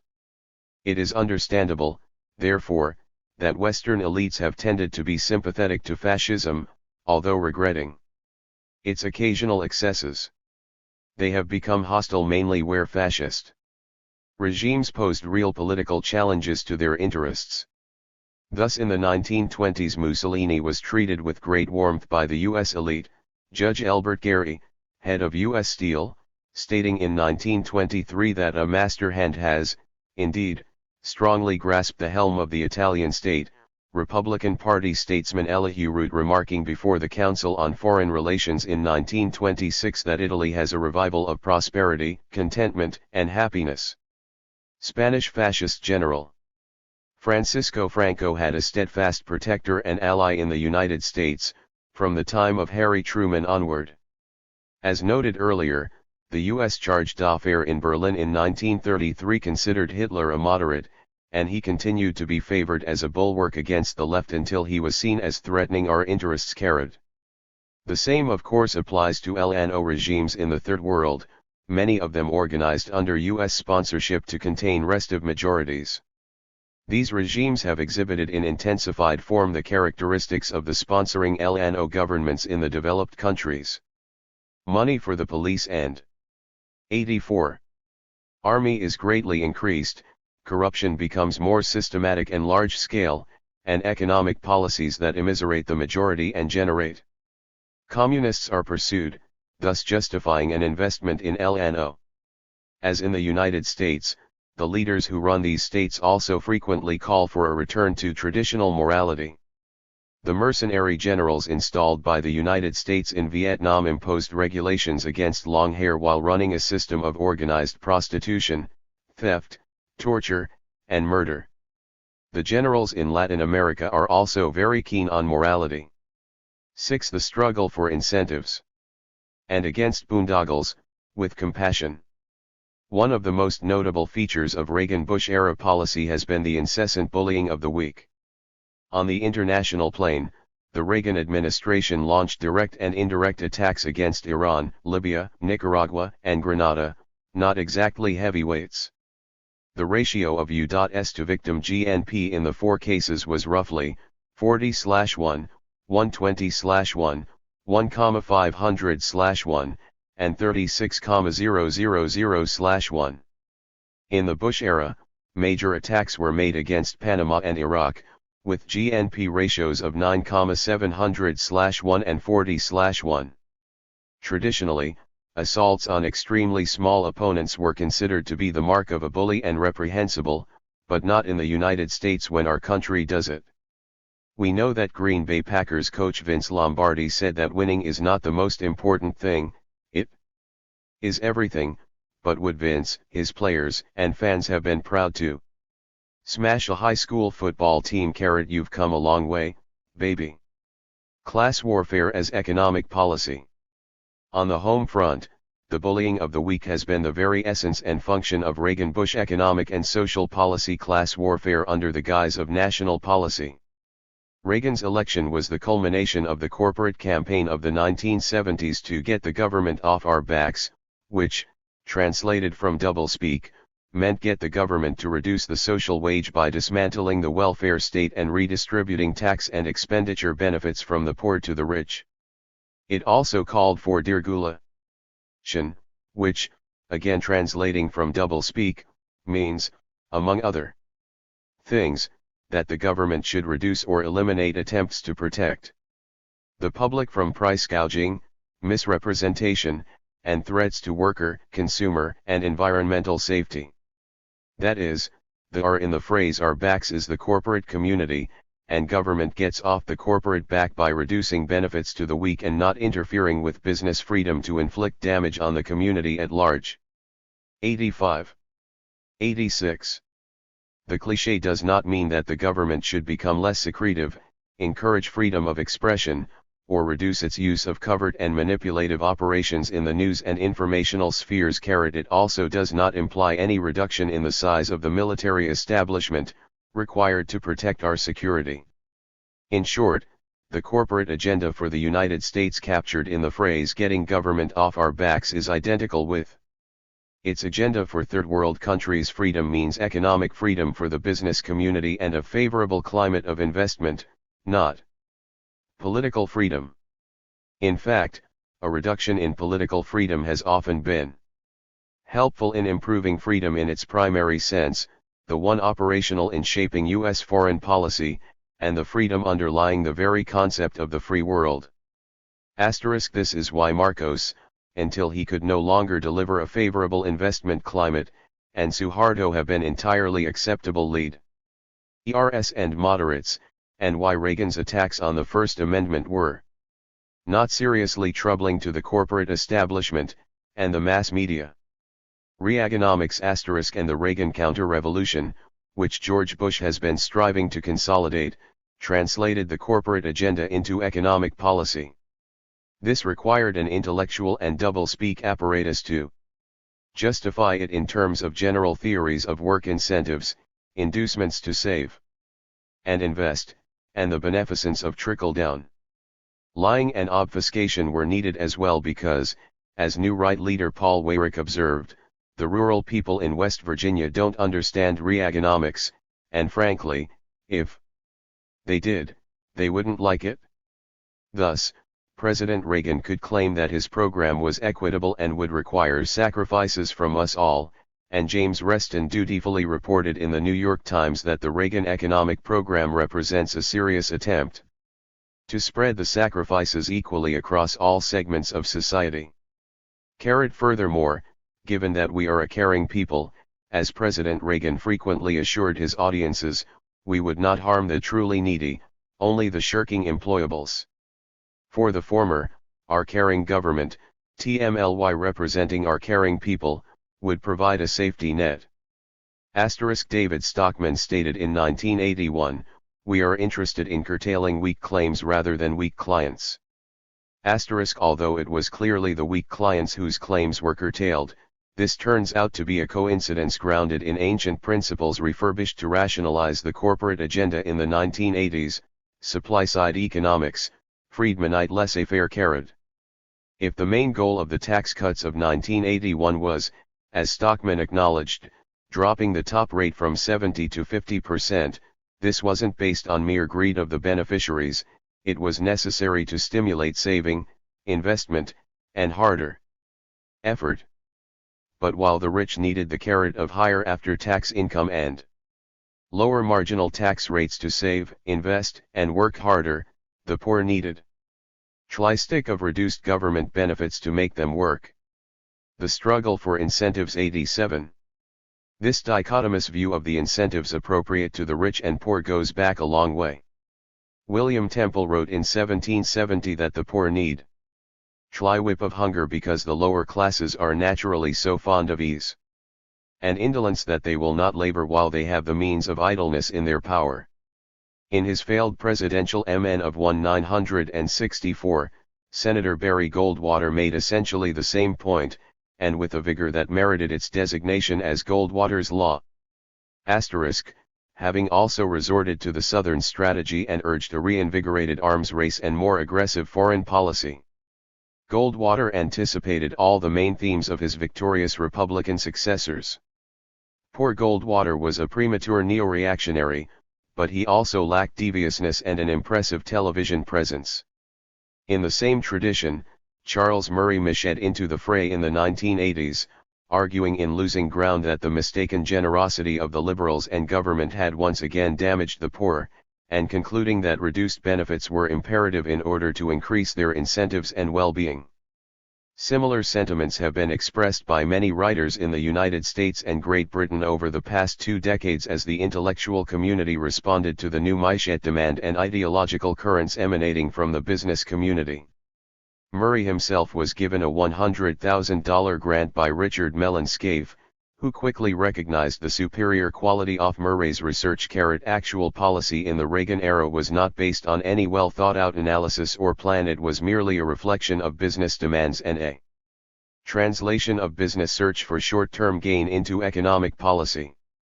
It was the economics of grab and MN, or immediate gratification, corporate version. The economic analysis underpinning supply-side economics was both foolish and incompatible with empirical evidence of the effects of tax rate changes on work effort, saving, and investment. But this did not affect its acceptability, or at least toleration, in the mainstream media, because it rationalized what the powerful wanted. At the time, no unrelenting questioning or major investigative reporting or analyses were directed to the blatant and highly vulnerable economics of the rich. And as William Grider has shown, during the election of 1984 the major media failed to recognize that structural deficits had been built into the budget by the Reagan programs, and the media did not question Reagan's claim that no tax increase would be necessary. Registered Stockman himself pointed out, implicitly contradicting his own statement that only weak claims were targeted, that the hogs really indulged themselves at the now open trough. The hogs were really feeding the greed level, the level of opportunism, just got out of control. And he acknowledged a thoroughgoing loss of control over the military budget based on the strength of its clients. Cuts to weak clients were carried out in area after area without regard to the success or failure of programs or the possible 88 negative long-term effects of their elimination. Education, training, and preventive medicine programs that might reduce future dependency and increase economic efficiency were slashed across the board. Thus, major cuts were made in community health centers and migrant health programs, despite findings of high effectiveness in reducing infant mortality and improving health status, reductions in required hospital use, and 80% or more poor or near poor users. On the other hand, the military budget was increased sharply even before plans were formulated on how the money could be used. Walter Mossberg wrote in the Wall Street Journal on 9/1981, that the new Reagan military budgets are just costlier versions of those drawn up by the departed Democrats. The Reagan plans reflect no major changes in military strategy or tactics, they simply provide more money. As noted earlier, this was throwing money at non-existent problems, based on ideology and interest group pressure, as well as the new pugnacity. For the wealthy and business community, tax sheltering was encouraged and handouts were lavishly made, creating open-ended drains on the treasury with no intellectual justification but the philosophy of trickle-down. In one case, 534 wealthy investors bought Metromedia's entire stock of billboards, which they agreed to sell back 5 years later, after they had depreciated the $485 million asset as a tax shelter. This type of transaction was carried out on a large scale, most notably in the buying and selling of buildings. The large tax credits available to business in 1981 were unusable by firms that had little or no taxable income. The law and Treasury interpretation therefore generously allowed these firms to sell their credits to other companies that could use them. This violated the economic efficiency logic of the tax credits, but this flagrant loophole, referred to as a safe harbor provision of the tax code, was preserved for several years. A company like General Electric, well positioned to take advantage of this opportunity as it was both highly profitable and owned a large finance company that specialized in lease financing, not only avoided all federal taxes in 1981-83 but even received a tax rebate of $283 million for those years. Under Reaganomics, unto everyone that hath shall be given, but from him that hath not shall be taken away. It would even be taken av/I with petty vindictiveness, as in the proposal, quoting Norman Miller in the Wall Street Journal of February 8, 1982, to take pennies from jobless people by rounding weekly unemployment compensation checks down to the next lowest dollar.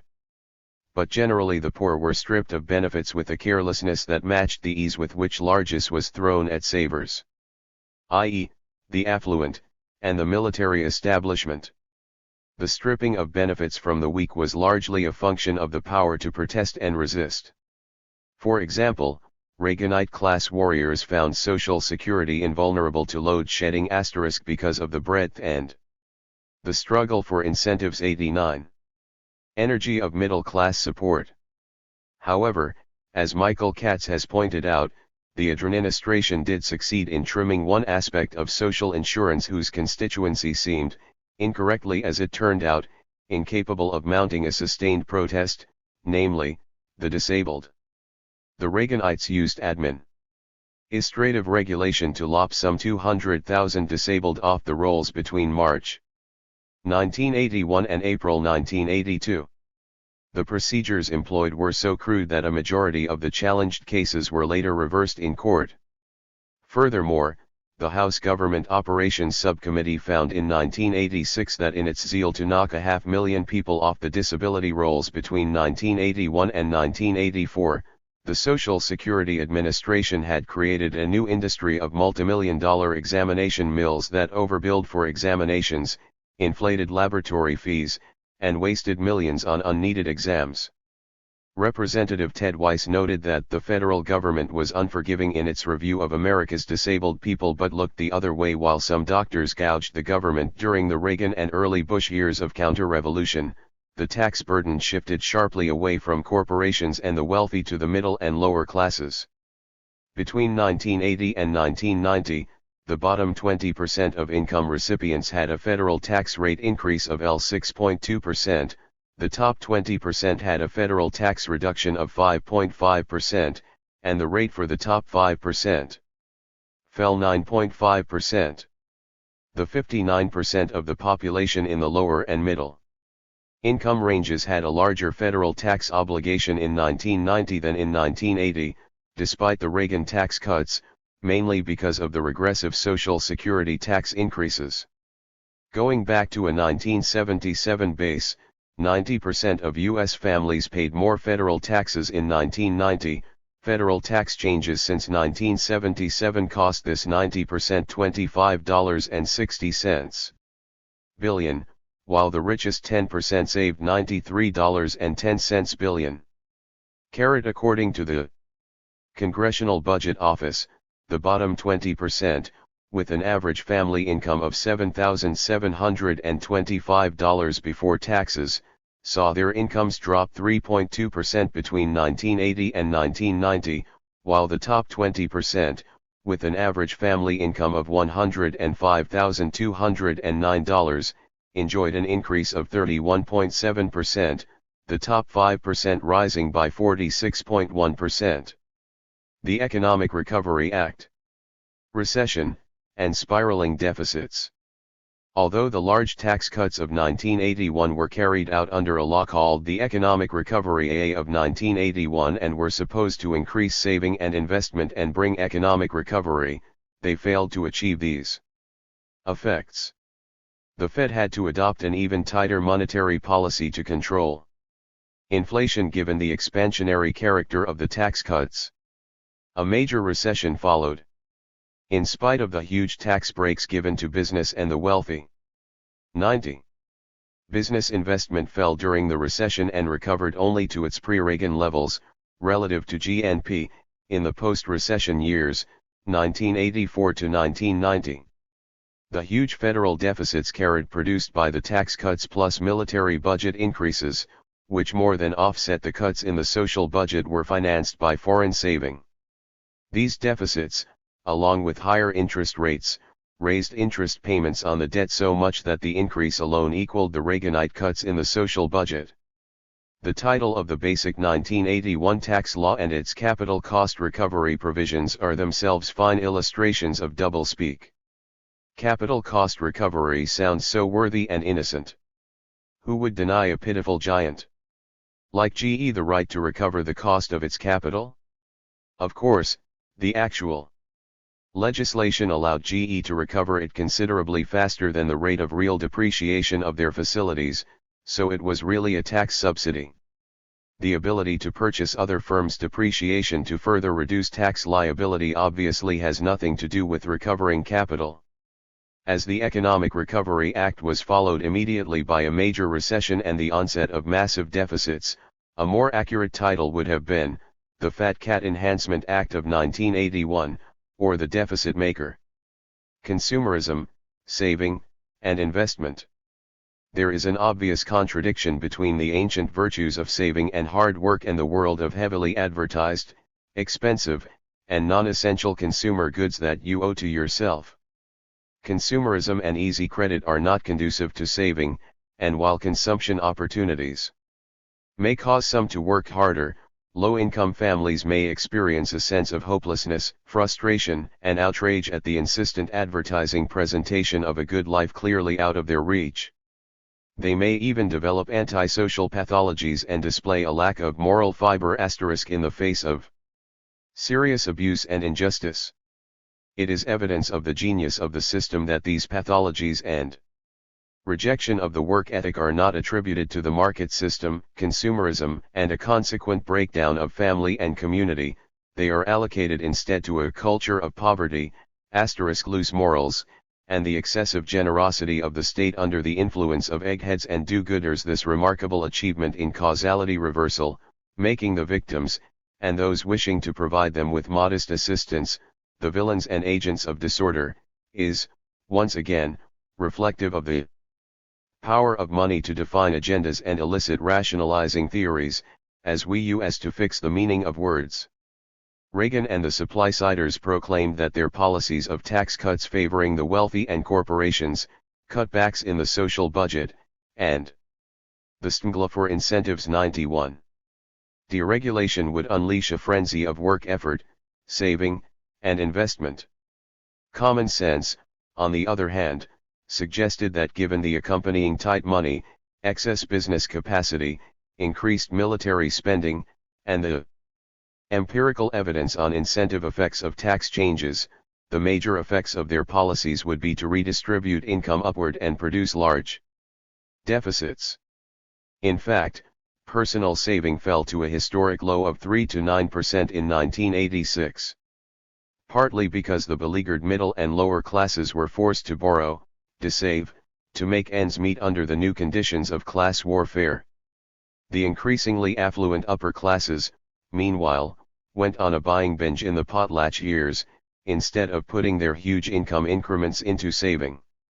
Harvard economist Benjamin Friedman has pointed out that from the 1950s through the 1970s net business investment came to 4.1% of national income, but was 2.7% in the years 1980-1987. The net investment rate from 1979 through 1989, 2.6%, was even below that of the immediately preceding period of oil shock and the vilified Carter government, 3.5% during the years 1973 to 1979. Reagan's fiscal policy, the resultant tight money and high interest rates, and an overvalued dollar delivered not more capital formation but less, not faster growth in productivity but slower, and an economy that is not a stronger but a weaker competitor. Registered overall investment fell sharply during the recession of 1982-1983, and then recovered only to the levels of the prior few decades. Acceptable and unacceptable deficits. Although saving was stressed in the Reagan rhetoric and the business community usually takes a dim view of unbalanced budgets, Reagan more than doubled the national debt in his first 5 years in office without eliciting more than modest protest. The business community did not like the large deficits, but it appreciated the things Reagan did in producing them: building up the arms budget, imposing regressive tax cuts, dismantling the welfare state, and generally catering to the needs of corporate capital. Furthermore, part of the reason the Reaganites were willing to produce large deficits was their desire to reduce the size of civilian government and keep it down, the theory being that with taxes cut and deficits in place it would be hard for the liberals to rehabilitate those functions of government serving the majority, as opposed to the corporate community and military-industrial complex. This valuable service of the deficit was clearly evident in the budget debates and compromises of the Bush years.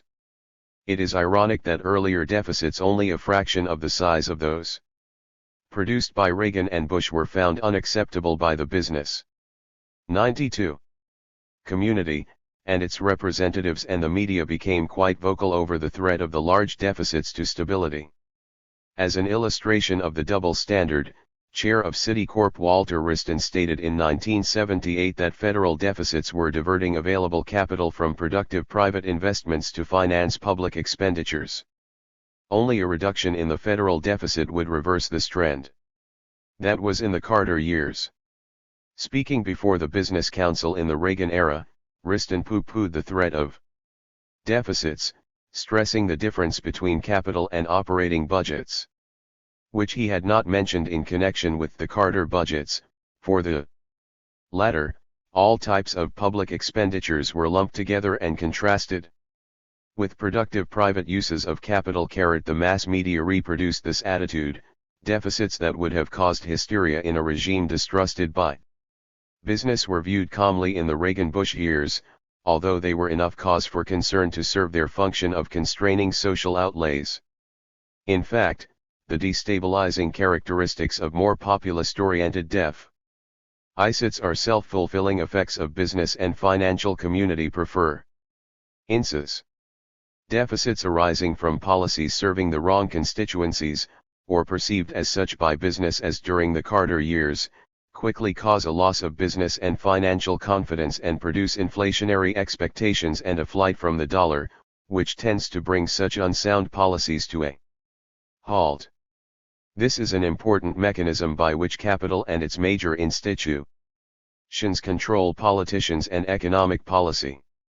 Another reason for the growth of large deficits and their toleration by the Reagan and Bush teams and business community has been the short planning horizon of both. Corporate managers are under pressure to produce results quickly, and the tax bonanzas that Reagan showered on business in 1981-82 did this handsomely. The negative effects of the associated cutbacks in public investment on infrastructure and human capital, and burgeoning deficits, come later. Here, as with the consumer spending boom, was a pretty case of immediate gratification, an alleged characteristic of the culture of poverty, but demonstrably applicable to the affluent leadership of the corporate system. The Reaganites brought the short planning horizons of corporations to national economic policy. Benjamin Friedman has pointed out that the growth of our stock of government-owned capital, apart from military installations, has slowed even more dramatically than growth in our stock of business capital. Government capital grew by 3.5% 0.8% per annum during 1995-09-79 but has slowed to just 0.9% since 1980. Systematic cuts in funding for schools, job training, roads, bridges, water purification, and waste control will damage productivity, but both the productivity loss and associated costs appear with a time lag. The struggle for incentives. 93. Louis XTV had the intelligence to recognize that his policies were creating serious problems for the future, après-moi, le deluge, after Roux, the flood. The Reagan-Bush teams and their corporate constituency, despite their access to the best computers money can buy, are unaware, or perhaps do not care, that their actions merely postpone problems and threaten the welfare and even survival of future generations. It seems that the increased capability of computers has helped solve micro-problems alone, and with irrational and self-interested forces determining social direction, the solutions to macro problems are as poorly understood and as little subject to rational planning as in less technologically advanced ages. The decline of the employment objective. Full employment as a national policy objective reached its zenith in the Western capitalist states toward the end of World War II. It was widely believed that the Great Depression bore a heavy responsibility for the rise of German fascism and for the war itself. The not yet forgotten distress of the Depression and the relative strength of organized labor and the liberal left also helped make the avoidance of mass unemployment an important post-war policy goal. Sir William Beveridge's 1944 Full Employment in a Free Society is a classic exposition of the costs of unemployment and the principles and mechanisms by which societies could maintain full employment, which Beveridge took for granted as the primary national economic policy objective. Indeed, most Western governments developed policies and passed legislation oriented to this goal. The trouble with a full employment policy, however, is that it commits the state to bolstering the power of labor, while it helps increase total demand. Its fatal characteristic from the business view is that it keeps the reserve army of the unemployed low, thereby protecting wage levels and strengthening labor's bargaining power. Business will therefore fight such a policy, with an intensity proportional to the degree of pressure on profit margins. It will press the view that inflation is the prime threat, and that this makes full employment untenable. Thus, even though full employment was widely accepted as a pussy goal immediately after World War H, the forces of capital in the United States were sufficiently strong to prevent any policy commitment to full employment, which the New York Times suggested would in fact involve a completely planned economy. After a struggle, the language of the 1946 Employment Act committed the government only to maximum levels of production, purchasing power, and employment, and only by all practicable means consistent with other essential considerations of national policy. The watering down of the full employment goal in the United States began early. 94. The history of the period since 1946 has been one of gradual retreat from any commitment to full employment. Registered the proportion of unemployed workers defined as consistent with full employment has gradually risen in economics textbooks and policy analyses, from roughly 2 to 3% in the 1940s to 5 to 6% in the 1980s. The altered target has usually been rationalized in terms of a changed composition of the labor force, with many more workers, chiefly women and teenagers, having a volatile attachment to the workforce, which has allegedly elevated the normal level of unemployment. Thus any attempt by government to increase aggregate demand sufficiently to create jobs for all these marginal workers would generate inflation much faster than it would produce suitable jobs for them.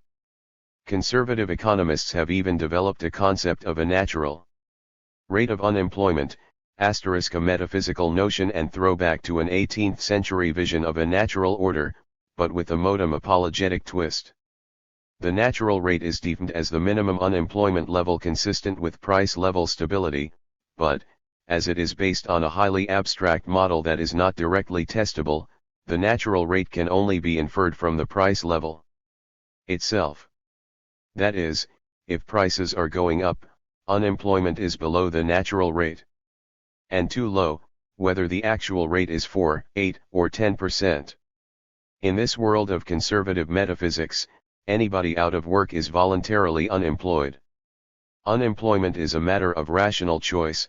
Some people prefer leisure over the real wage available at going, or still lower, wage rates.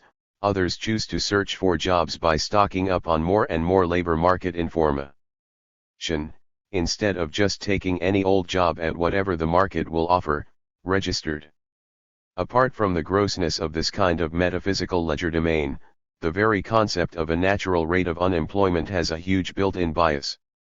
It takes as given all the other institutional factors that influence the price-level unemployment trade-off, market structures and independent pricing power, business investment policies at home and abroad, the distribution of income, the fiscal and monetary policy mix, etc., and focuses solely on the tightness of the labor market as the controllable variable. Inflation is the main threat. The labor market, i.e., wage rates and unemployment levels, is the locus of the solution to the problem. The erosion of the full employment objective is closely tied to the weakening of the power of labor and increasing competitive pressures on U.S. business. Getting government off our backs in the late 1970s and 1980s involved not only cutting the social wage directly, but cutting it indirectly as well by reducing government protections to labor formerly provided by the NLRB and OSHA, unemployment compensation and macro-stabilization policies. Among its other achievements, Reaganomics re-established the deliberate, substantial enlargement of the reserve army of the unemployed as a feasible means of regenerating business profitability. Before Reagan and the struggle for incentives 95. England's Margaret Thatcher, it was thought that post-war sensitivities and democratic politics precluded this. Our democratic leaders have proved that this is not the case. Entitlements versus subsidies. Neo-reactionary economic and social policy trends have been accompanied by appropriate semantic adjustments. The poor take advantage of, i.e., use, our allegedly generous social welfare system as we coddle them. The word coddle is not used in reference to agribusiness or military contractors. From the Nixon years onward, fat asterisk has regularly been found in social but not military budgets. In preparing the federal budget for Congress, military projections are regularly calculated on an inflation-adjusted basis. Social budgets are presented in absolute dollar amounts. Aid to families with dependent children, AFDC, program allotments fell in value by 30% during the 1970s, because the dollar payments remained the same on average while prices rose markedly, but this was stressed only in critical scholarly publications and the alternative media. It was not featured in the mass media's reporting of statements about the alleged generosity of the welfare system. In the 1970s there was, in the business view, a rising tide of entitlements. This referred to legal claims on the state, such as the right to a pension at age 65 or unemployment compensation upon meeting certain technical eligibility requirements. Entitlements asterisk being claims of weak clients, the word entitlement quickly acquired negative connotations of unwarranted grants or excessive obligations to some, which were burdensome to others and lacking social justification. Strong clients get subsidies, asterisk incentives, or progress payments in connection with security or defense expenditures, or they benefit from leases and contracts to enhance efficiency and stimulate growth. Welfare budgets involve handouts and doles, government price supports or credit guarantees to agribusiness and other corporate entities are subsidies, not doles or handouts. A large fraction of the transfers from taxpayers to substantial citizens and business firms are so well hidden or presented in such a way that they are not even perceived as subsidies. Apart from tax breaks, which are an extremely important form of subsidy, subsidies may occur in the process of privatization, asterisk in which public sector assets are disposed of at low prices, and high sales commissions to powerful individuals and groups who acquired access asterisk to government officials by supporting the selling party's last election campaign. Military contracts for unneeded weapons, negotiated under golden handshake conditions between contractors and friendly. 96. Employees of the Pentagon, prospective future employees of the contract. Tours, are subsidies hidden under formal contracts for services rendered. Contracting for rights to coal, oil, minerals, and timber lands, see below under looting the national forests, is often carried out, especially in business-friendly and revolving-door administrations like Reagan's, under conditions that make the contractual arrangements to subsidies. The Interior Department under James Watt rushed to lease federal coal lands to private interests in a period of depressed coal market conditions. A federal commiss. Zion looking into this leasing program found that it was deficient in all its features, involved serious errors of judgment, and that there was a suspicion of wrongdoing on the part of U.S. officials in at least one case where coal rights were sold for some $100 million under fair market value. The Reagan-era formula was to let 100 teapot domes flourish. The new federalism and the safety net for the deserving poor. Among the semantic devices mobilized in the Reagan-Bush years to obscure the savaging of the weak is the concept of a new federalism, which Nixon had already coined and described, in a wonderful parody of a then-current cliché, as returning power to the people. The trick of Nixon's new federalism, used even more ruthlessly under Reagan and Bush, has been to turn expensive welfare programs back to state and local governments without providing commensurate resources, thereby assuring that they will be gutted in their more appropriate location close to the people. Many of these programs had been undertaken by the federal government in the first place because the states and local authorities didn't have adequate resources or commitment to address the problems. State and local governments were also constrained by the force of interstate competition for business, which demanded low business taxes, hence low social budgets, a force even more potent in the 1980s, making the new federalism a cynical ploy. Another claim of the Reagan era was that a safety net had been placed under the truly needy and deserving poor. As the Reaganites stripped protections from the poor based largely on their political weakness, as illustrated above in the case of the disabled, this was an exceptionally brazen use of doublespeak. The undeserving poor are a truly growing class, based on the financial constraints built into Reaganomics, policies increasing unemployment and homelessness, and the insidious gradual reduction of eligibility of the really poor and powerless. The struggle for incentives 97. The Reagan regulatory counter-revolution. In 1981 the business community expected Ronald Reagan to weaken and reduce the costs of regulation. Carried out with enthusiasm and ideological fervor, the process revealed the administration's and corporate community's parochialism and needed vision. The era was gutted, and other agencies including OSHA, the Food and Drug Administration, Securities and Exchange Commission, and Federal Home Loan Bank Board, FHLBB, were seriously weakened in the interest of short-term gain. In pumping large resources into Reagan's campaigns in 1980 and 1984, the business community and the market simply bought IHE. Impairment of important seers of the regulatory system, which were defunded and headed up by ideologues and hacks hostile to the regulatory mission, thereby demoralizing committed and quality bureaucrats and inducing them to leave public service. The savings and loan industry. Deregulation, reregulation, and bailout. The Reagan-Bush-era savings and loan, SNL, crisis provides an important illustration of the nature of deregulation, the thoughtlessness of its design, and its consequences.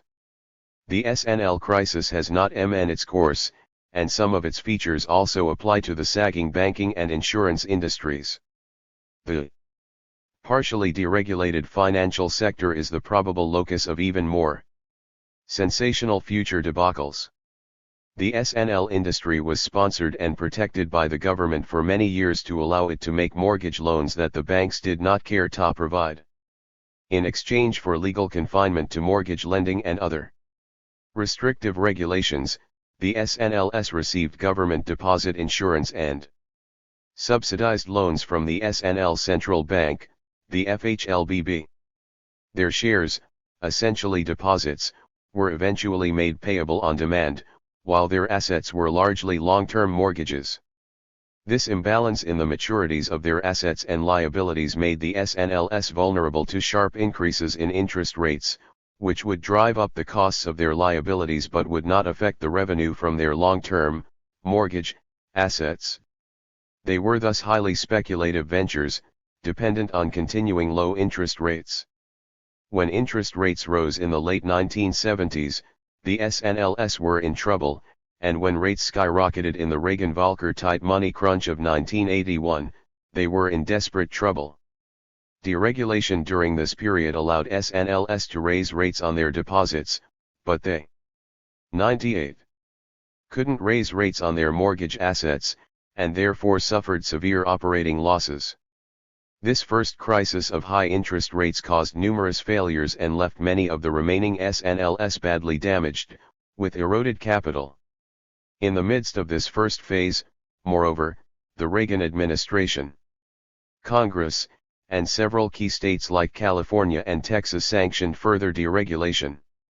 Most critically, they allowed the weakened SNLS to make more risky investments, such as the purchase of junk bonds, land investment, and construction loans. Meanwhile, they maintained government insurance on deposits, which was even raised from $40,000 to $100,000 coverage per account in 1980.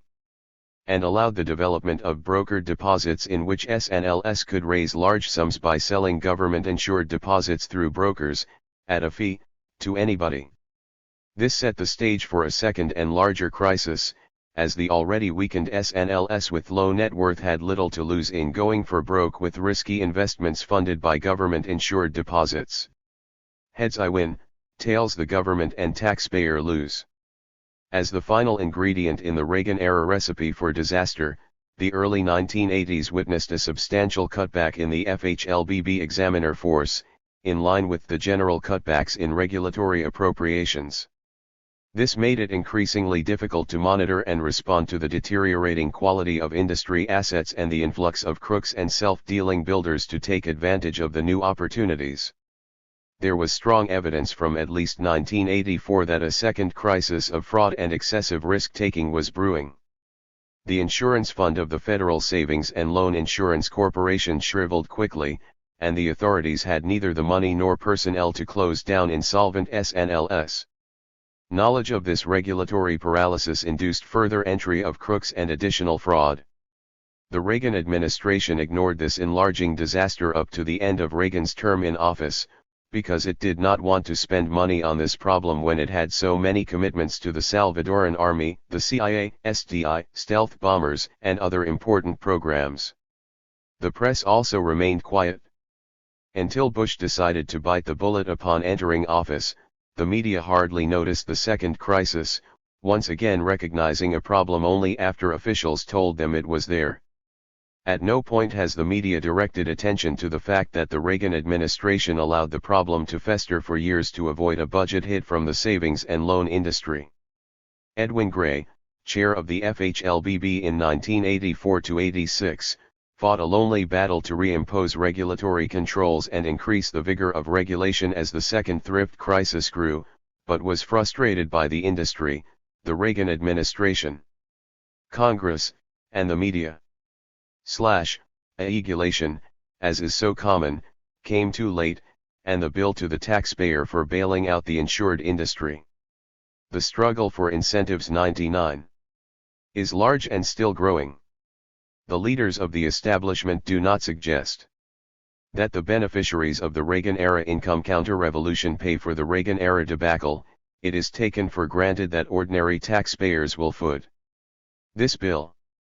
The resolution TMST, established in 1989 to dispose of the assets of failed institutions, started slowly in the face of personnel and legal problems and soft real estate markets, and is not recouping large amounts from most sales and transfers.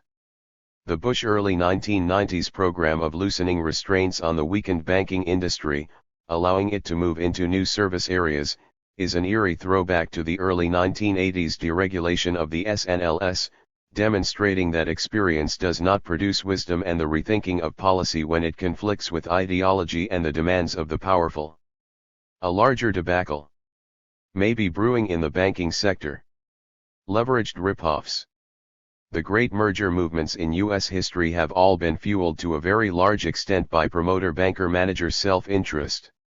Strategically placed individuals have long taken advantage of special financial market conditions, including investor ignorance, euphoria, and speculative fervor, rising stock prices, and easy credit to fleece the lambs by selling securities at inflated prices and taking substantial fees and generous portions of the issued securities, or options, at favorable prices. This tendency of insiders and bankers to use conjunctures of change to feather their own nests was pointed out with clarity by Thorstein Veblen in The Theory of Business Enterprise, published in 1904. The interested parties and a significant body of professional economists, however, have always explained heightened merger activity as a response to the demands of technology and organizational and marketing evolution, that is, as part of the process of reallocating resources to enhance efficiency in the economy. This rationale was offered even for the hundreds of leveraged buyouts (LBOs) of the middle and late 1980s, where the same managers usually remained in place after the acquisition, but with substantial ownership interest and a heavy debt load. We were asked to believe that these managers had been insufficiently motivated by mere salaries and stock options. They needed the promise of huge capital gains and the pressure of large interest charges to concentrate their minds. Mergers were unleashed in the Reagan era by the eased legal environment, the huge tax bonanzas the administration gave to U.S. corporations, and the reluctance of business to build new capacity in the economic climate of 1981 to 83 and thereafter. The enlarged cash flows reaped by corporations 100 went in good part into buying up other companies. These were supply-side mergers in the sense that they resulted mainly from the tax cuts and derived corporate surplus cash looking for a quick profit-making outlet, not from gains in efficiency. A sizable financial apparatus developed to help and encourage business firms to restructure. Buying and selling companies involved new security issues and advisory and underwriting services, and fees.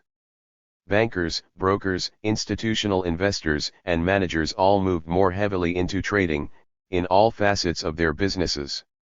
In a now famous 1979 article in the Harvard Business Review, Managing Our Way to Economic Decline, Robert Hayes and William Abernathy argued persuasively that under the regime of business school-trained managers and institutional investors interested in quarterly performance, the U.S. corporate system had lost its way. Its managers had turned from hands-on attention to productivity, and from concern with long-run market share and efficiency, to trading, deal-making, and maneuvers aimed at short-run financial gain.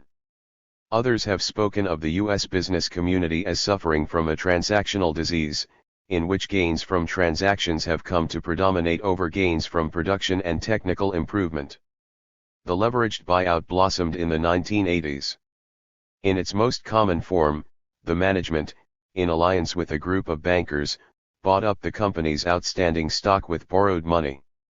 The managers and financial sponsors put up very little of their own money, but borrowed from banks and issued high-yield, junk, bonds to institutional investors to raise the funds to acquire the stock. The bankers got large fees for arranging the transaction and placing the bonds. The institutional investors got high yields, although they were taking substantial risks, and the participating managers bought company stock at low prices, often with borrowed money, and positioned themselves for huge capital gains. The stockholders who were bought out got prices above the previous market levels, but they received less than they might have if the managers had solicited other offers.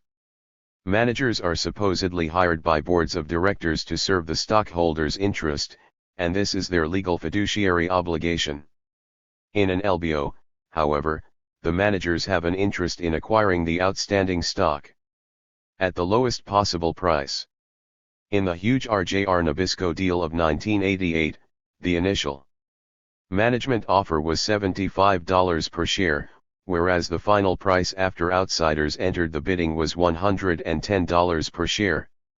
According to the initial proposal by the management, CEO F. Ross Johnson and 7 other top officials would have put up $20 million for an 8.5% share of the company, which would have been worth $2x, million upon completion of the deal, and, on certain moderate assumptions, over $2.6 billion within 5 years.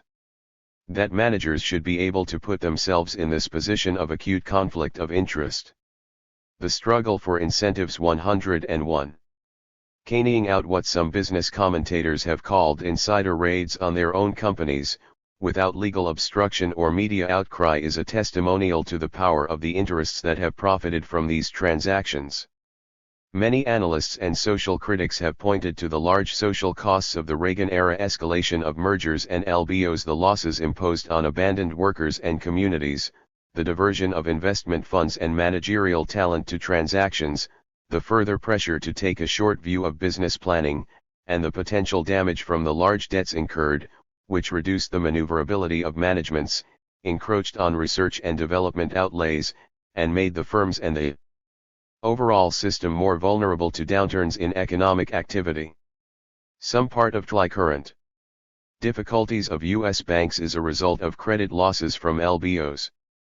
Furthermore, a significant portion of the gains from the LBO comes out of the pockets of the U.S. Treasury and taxpayers, as tax-deductible interest payments are substituted for dividend payments to shareholders.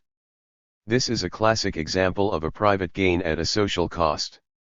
The importance of the tax factor in LBO gains poses the interesting possibility that LBOs might be used in continuous cycles, with the company going public after the tax gains are exhausted. Many already have, then organizing a new LBO to create more tax gains in an endless loop. An important rationale for the LBO has been that it stimulates the managers to greater efficiency, given their new stake in ownership and the pressure of large interest payments. These managers had previously issued themselves golden parachutes, to assure their undying loyalty to the stockholders in case somebody tried to raid the company before they did. Otherwise they might be tempted to resist an outside bid which would oust them from power and perks. We are clearly deep into the realms of hypocrisy and doublespeak. The argument that the LBOs will stimulate managers to greater efficiency implies that ordinary salaries and stock options are not enough, and that mainstream corporate America suffers from poor incentives and therefore inefficiency. This could of course be a mere rationalization for the management banker ripoff in LBOs. Another possibility is that both statements are true. The looting of the national forests. The privately owned forests vast acreages held from giveaways and blatant corruption in the 19th century were widely subjected to a cut-and-run policy that eventually caused the timber companies to turn to the public domain. A Timber Industry Logger Forest Service, TILFs, Com. 102. Plex has firmly institutionalized the stripping of a unique public resource in its own interest, and has been busily clear-cutting and ripping off the last off-grade Douglas fir and redwood forests in the United States, without any national debate. Like the military-industrial complex, MIC, the TILFs complex has mastered the art of mobilizing power to gain privileged access to the national forests and to get the relevant government agencies to MN interference for it. Like the Red Scares so useful to the MIC, the TILFs complex has played the game of housing crisis and timber shortage and, of course, the threat to jobs. Money to local congresspersons has helped to create a powerful congressional lobby, log rolling in the interest of looting the national forests. A series of laws, beginning with the tax legislation of 1943, turned the Forest Service into an adjunct of the timber industry. The budget of the Forest Service as a whole, its secondary activities, and monies given to local communities were gradually tied to and made dependent on the volume of timber cut. Just as the MIC spreads contracts for a B-1 bomber or Star Wars widely, so the TILFs complex dispersed timber sales over many jurisdictions, which increased local and congressional support for additional logging. This gave all parties a vested interest in rapid cutting. Effective mobilization of power in the timber industry interest was also brought about by TILF's complex attention to appointments to the Forest Service and Bureau of Land Management, making sure that these bodies were dominated by friends of the ripoff, ardent believers in NSING/HQ national forests, mainly for timber. In exact reversal of the government's treatment of poor people, where things are made deliberately unpleasant for them to receive entitlements, the federal government has gone to extremes to make it easy for timber interests to decimate the national forests. It has built a road system, at taxpayer expense, that is 8 times the length of the interstate highway system, and it has set aside additional monies from the proceeds of public sales of timber to finance road construction by the timber companies in the national forests. It has written contracts with the timber companies with terms as long as 50 years for the sale of enormous tracts of still virgin and unroaded forests at generous prices, and then, if timber prices fall, does not enforce the contracts, exactly paralleling the golden handshake of Mike contracts. The subsidy component is obscured by Forest Service accounting, which writes off road construction expenses over as many as 2,000 years, a technique that allowed the agency to hide $250 million in expenses in 1990. Even on the accounting basis used by the Forest Service, net losses are suffered in 98 of 120 national forest exploited for timber, with the 98 losers costing $256.8 million in 1990. Robert Wolf, a former Congressional Reference Service and government consultant on timber sales, estimates that the tax loss on timber sales, 1980 to 1990 inclusive, was $3.2 billion, not counting either interest costs, the costs of environmental damage, or the foregone the STMGLA for incentives. 103. Recreational and other benefits of intact forests. The Wilderness Society has estimated prospective losses in the 1990s from below-cost commercial sales of national forest timber at around $2 billion. As Richard Rice expresses it, simply put, your tax dollars and mine are being used to subsidize environmental damage on the national forests. It is the theoretical function of government to offset the effects of market failure by taxes, subsidies, and by making public goods off limits to the market. The tragedy of the national forest story is that the capture of government agencies supposedly serving the public interest by market interests has undermined the proper government role and made the relevant government agencies into servants of market failure. This has rested on the crucial support of the national media, which has failed to make this perversion of function, and the highly important looting of the national forests, into important news stories regularly presented to the public. Perhaps the most remarkable double-speak feature of the rape of the national forests has been Reagan's, Watt's, Bush's, and the timber companies' ability to wrap themselves in the flag while they leveled the country's patrimony and destroyed the material and aesthetic basis for their claims of U.S. greatness. From those seas to shining seas there are ember waves of grain, but a rapidly dwindling wilderness and ancient forests. The double-speak comes frequently in the rationalizations for unconscionable policies that require obfuscation. Under Nixon we had a proposed National Forest Timber Conservation Act emphasis added, which would have applied intensive management techniques to the national forests, i.e., it would have increased the cut by 60%. 2 years later the patriotic and conservation-minded Senator Mark Hatfield of Oregon introduced the American Forestry Act of 1971 emphasis added. Jack Shepard pointed out that the word environment appears more than a dozen times in this bill, which posed a deadly threat to the environment. Nixon also came out strongly for clear-cutting on the ground that this would avoid the damage to adjacent trees which would result from selective cutting, and would allow new growth in the national forests. Shepard noted the analogy to Nixon's, and the United States, saving role in Indochina. The national forests must be cut down in order to save them. After ripping up the magnificent old forests, and badly damaging the soil in the process, the timber barons and Forest Service regularly put up signs pointing to their receding efforts and the new growth prospects, a la Nixon's cutting down the forests to save them. One sign, shown in a photograph in Shepard's The Forest Killers, sits overlooking a barren landscape, and reads, "Over mature timber harvested in full compliance with California forest practice laws and regulations." Helicopter sowed 21 million seeds to start a new forest January 1965. Asterisk caret. 104. The commodification of culture. While the former Soviet bloc receives accolades in the West for its steps toward a market economy, in the West itself the market extends daily into hitherto neglected areas and niches of opportunity. A December 1988 report in the Wall Street Journal noted the penetration of soda pop into the Saturday morning TV children's junk food ghetto, glutted with commercials pitching candy, fast food hamburgers and sugary cereals to children. 7-Up broke the soft drink barrier in children's commercials, claiming that kids are an underdeveloped market, children 12 and under accounting for only 15% of soft drink consumption. Every aspect of the culture is in process of commodification and linkage to the sale of goods. Advertisers have moved systematically into all places where people congregate and can be subjected to advertising materials, now called the captive advertising market. There is a health club television network that beams programs and ads into health clubs, an airport channel, channels striking doctors' waiting rooms, and even a checkout channel testing the feasibility of TV directed to supermarket checkout lines.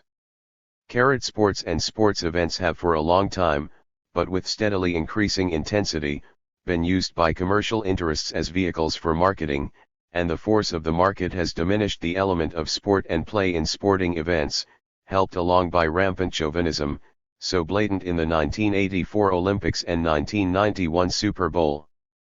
Players as well as managers and owners are becoming increasingly celebrity/businesspersons, and the sports page more and more belongs in the business section of the newspaper. Big-name players make as much or more money from endorsements and commercial appearances as from contracts to play. The games themselves are increasingly dominated by the demands of the market. The National Football League, NFL, is now considering moving to an 18 instead of a 1 6-week schedule to better position the product, in the words of one NFL official. Pauses in the game are dictated as much by advertising needs as by those of the participants, and the advertisers' logos steadily increase their presence, extending to the names of the events, the ads shown in the stadiums and on players' attire, as well as in the increasingly frequent ads within the TV programs. In movies and other TV programs as well, brand name products are used, for a price, as program materials as well as in ads. Since 1982, product placement has become institutionalized in movies, with the price now averaging about $50,000 per item/incident. In magazines, also, the distinction between advertising and editorial material has been eroding under the force of competition for ads and advertisers' pressures for editorial support that will add value to the space they buy. Beyond advertorials, in which ads mimic editorial material, and editorial. The struggle for incentives. 105. Help in producing ads. The nature of the accompanying articles will obviously affect the value of advertisements. We now have funded journalism, but more important than this is the overall approach to editorial materials in an environment of concern for helping to add value to advertising space. The market has moved steadily into the schools, where the business community has long offered educational aids in the form of printed and video materials on their companies, products, industries, and the principles of free enterprise.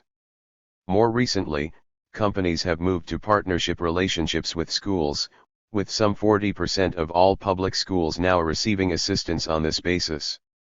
The business community vigorously supports political parties and leaders who defund the schools and bargains and fights for lower local taxes, but then gallantly offers small change to alleviate the troubling crisis in the schools. A notable development of recent years has been Whittle Communications' offer of free equipment to schools in exchange for the right to offer students a news broadcast containing advertising. This camel's nose under the tent has been accepted by over 9,000 financially strapped schools, and the advertisement as part of the formal educational package has thus found a home. Whittle is planning a more direct entry into the school business, proposing a for-profit school network covering kindergarten through the 12th grade that would use its own materials, charging tuition, but also raising money by selling advertising to appear in the school's hallways, texts, and any broadcasting materials used in the program. Whittle's plan fits well into the Bush educational proposals that envisage more free choice and private funding for model schools. Museums and libraries have also been integrated more closely into the market.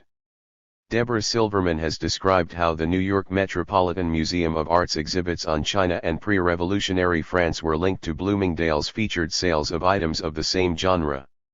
Both the department store and art museum were being advised by the late Diana Vreeland, a longtime editor of Vogue magazine and consultant to Bloomingdale's. The museum exhibits, which lacked historical or social context, seemed like museum versions of sales programs. More generally, museums have increasingly felt the need to obtain corporate sponsorship for exhibits, and thus to adjust their overall orientation to attract this important source of funding. Corporate expenditures on arts rose from $22 million in 1967 to close to $1 billion in 1987. 1. Curator noted that most corporate sponsors finance exhibitions based on centrist ideals and uncontroversial subject matter. The artist and radical critic of museums, Hans Hacke, states that shows that could promote critical awareness, present products of consciousness dialectically and in relation to 106. The social world, or question relations of power, have a slim chance of being approved. Self-censorship is having a boom.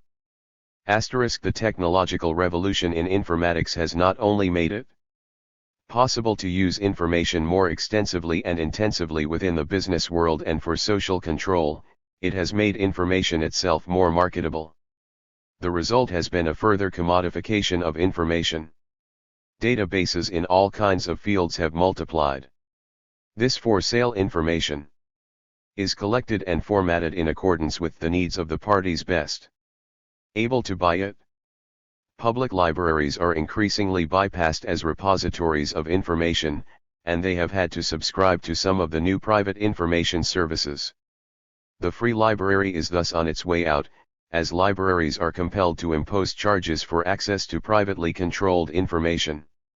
Another important development has been the tendency to reduce and privatize information collected by the government, much of which was traditionally subsidized as valuable to the public and fitting the concept of a public good. For a public good, one person's use does not interfere with another person's use as well, so that imposing a price restricts use unnecessarily, and the market fails when price is used as a rationing device. In the 1980s, government-collected information was increasingly turned over to private users to sell on their own terms, even back to the government at a price.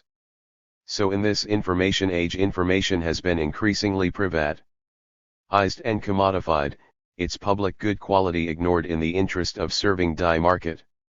This strengthens the position of those able to control and pay for such information, i.e., the business sector, especially its larger units, and weakens the position of scholars and the general public. While traditional, hard information is becoming less readily available to the public, advertising and PR have been growing at a steady clip. We may kindly generalize, hard data is being reserved for business and the elite. The information sector made increasingly available to the masses as public goods, with no direct charge, is very soft, and of questionable, even negative, value. Advertising * is the subsidized message provided by sellers of goods to facilitate sale. PR * is its institutional counterpart. These self-serving and inherently biased forms of communication are dominant in modern market economies and are geared to the demands of the owners/managers of firms that pay for them.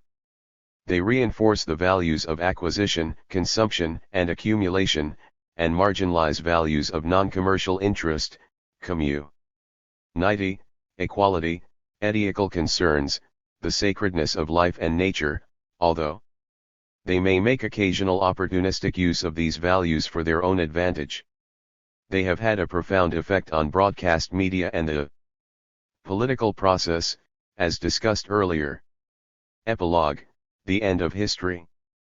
The unilateral withdrawal of the Soviet Union from the arms race and empire, and then its internal traumas, collapse of the Communist Party, and prospective integration of its remnants into the global market order, and threatened colonization by the West, have ushered in a new period of Western triumphalism. In the United States and Great Britain there was also a triumphal blip based on the great victory in the two-month-long Gulf War of early 1991. Triumphalism brings with it an acute loss of perspective. As the dominant forces celebrate and savor their victories, the political leadership and its intellectual and media epigony suffer a further loss of already modest self-critical capabilities. History is rewritten with less constraint, and the seamy side of the victories and the growing problems the victors face, or rather, ignore, are given slight shrift.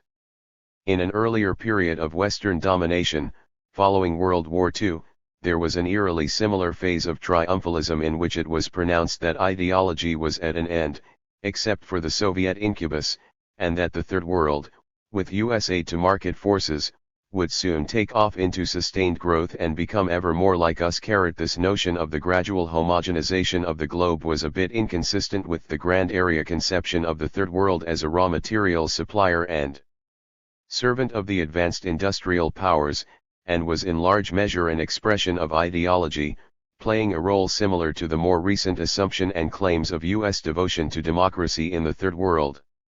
In actuality, although there have been pockets of rapid development and growth of per capita real incomes, inequalities within the Third World and between the Third World masses and the affluent West continue to grow. While the rich get richer in the West, ordinary citizens do not advance but suffer increased insecurity, and more than 1 billion people in the Third World live on the edge of catastrophe. US children have more pocket money, $230 a year, than the 500 million poorest people alive. In an age of triumphalism, ideology ends because the prevailing ideology becomes obvious truth. Even the communists agree that the 107, 108 market is the only way to organize the economic and social order.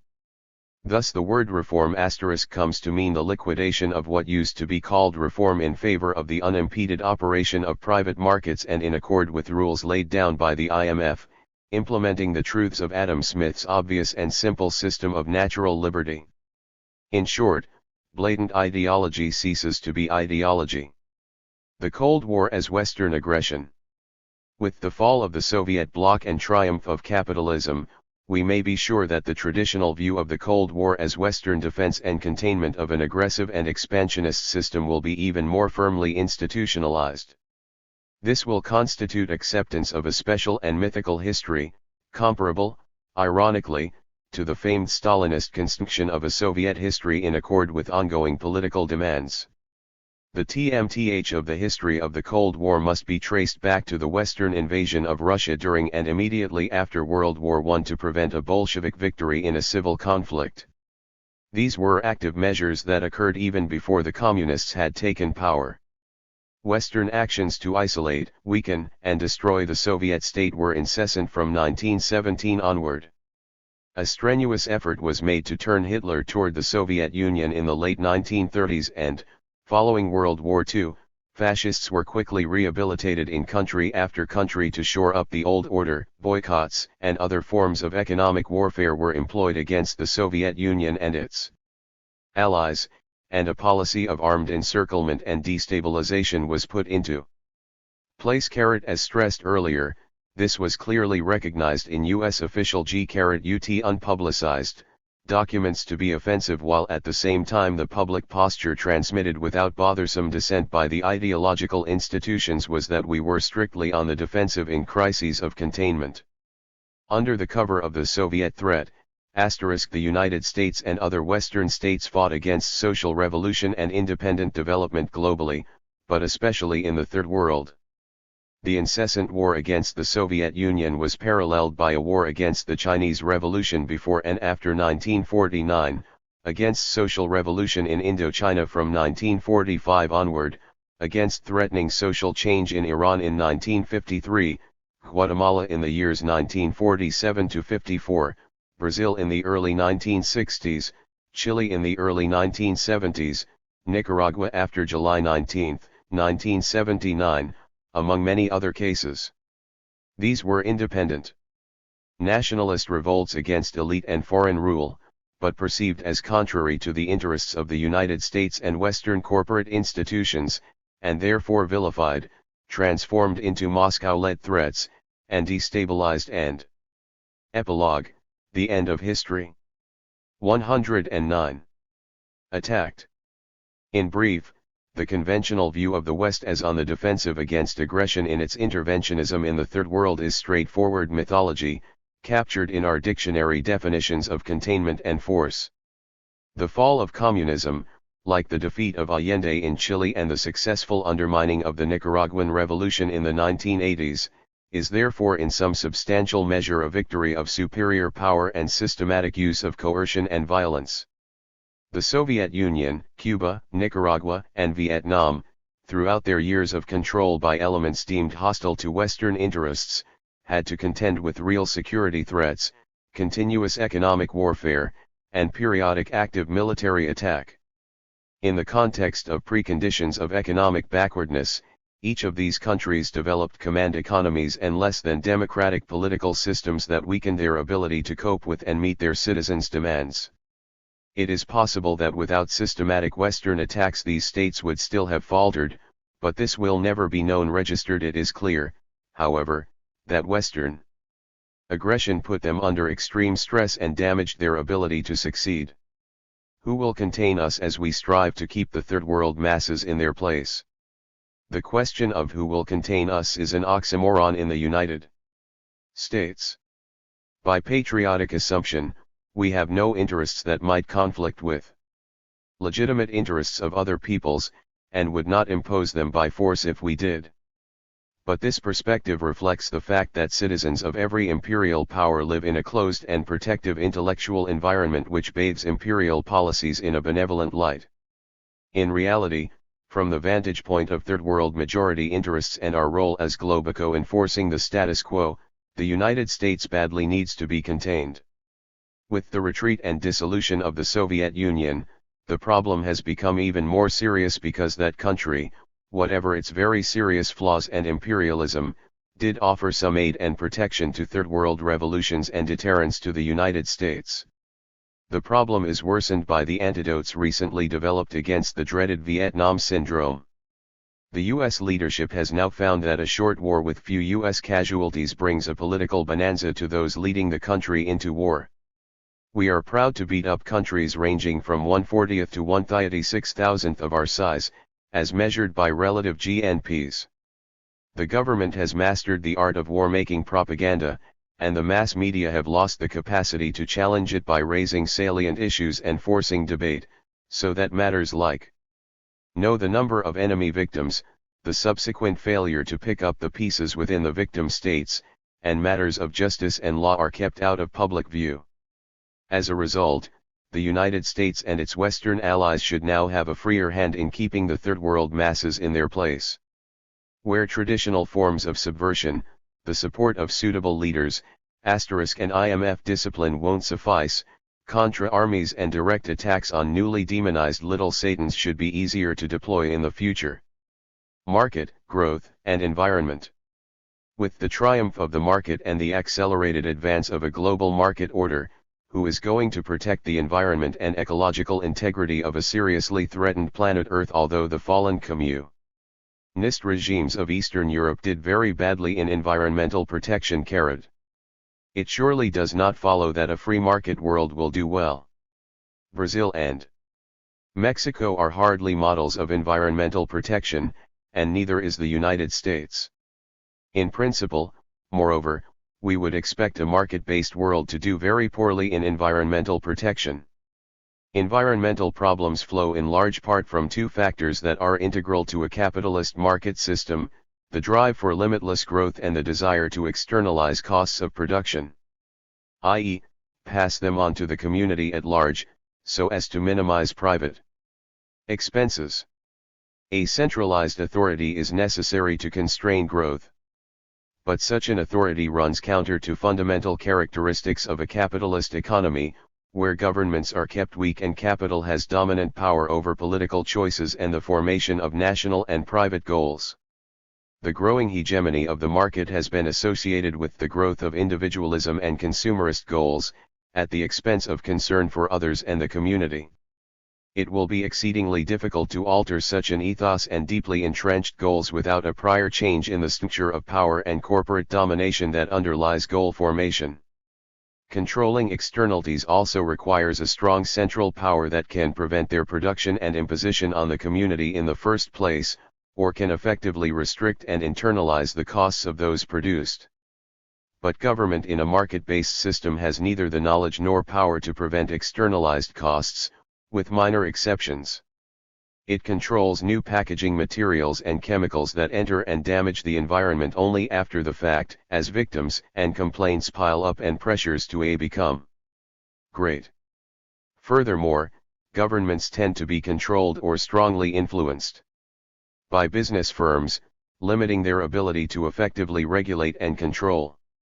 As the market economy globalizes, controls over externalities weaken further. Epilogue, the end of history. As firms engage in regulatory arbitrage, threaten governments with their ability to move if treated harshly, and exploit and abuse weak governments and countries.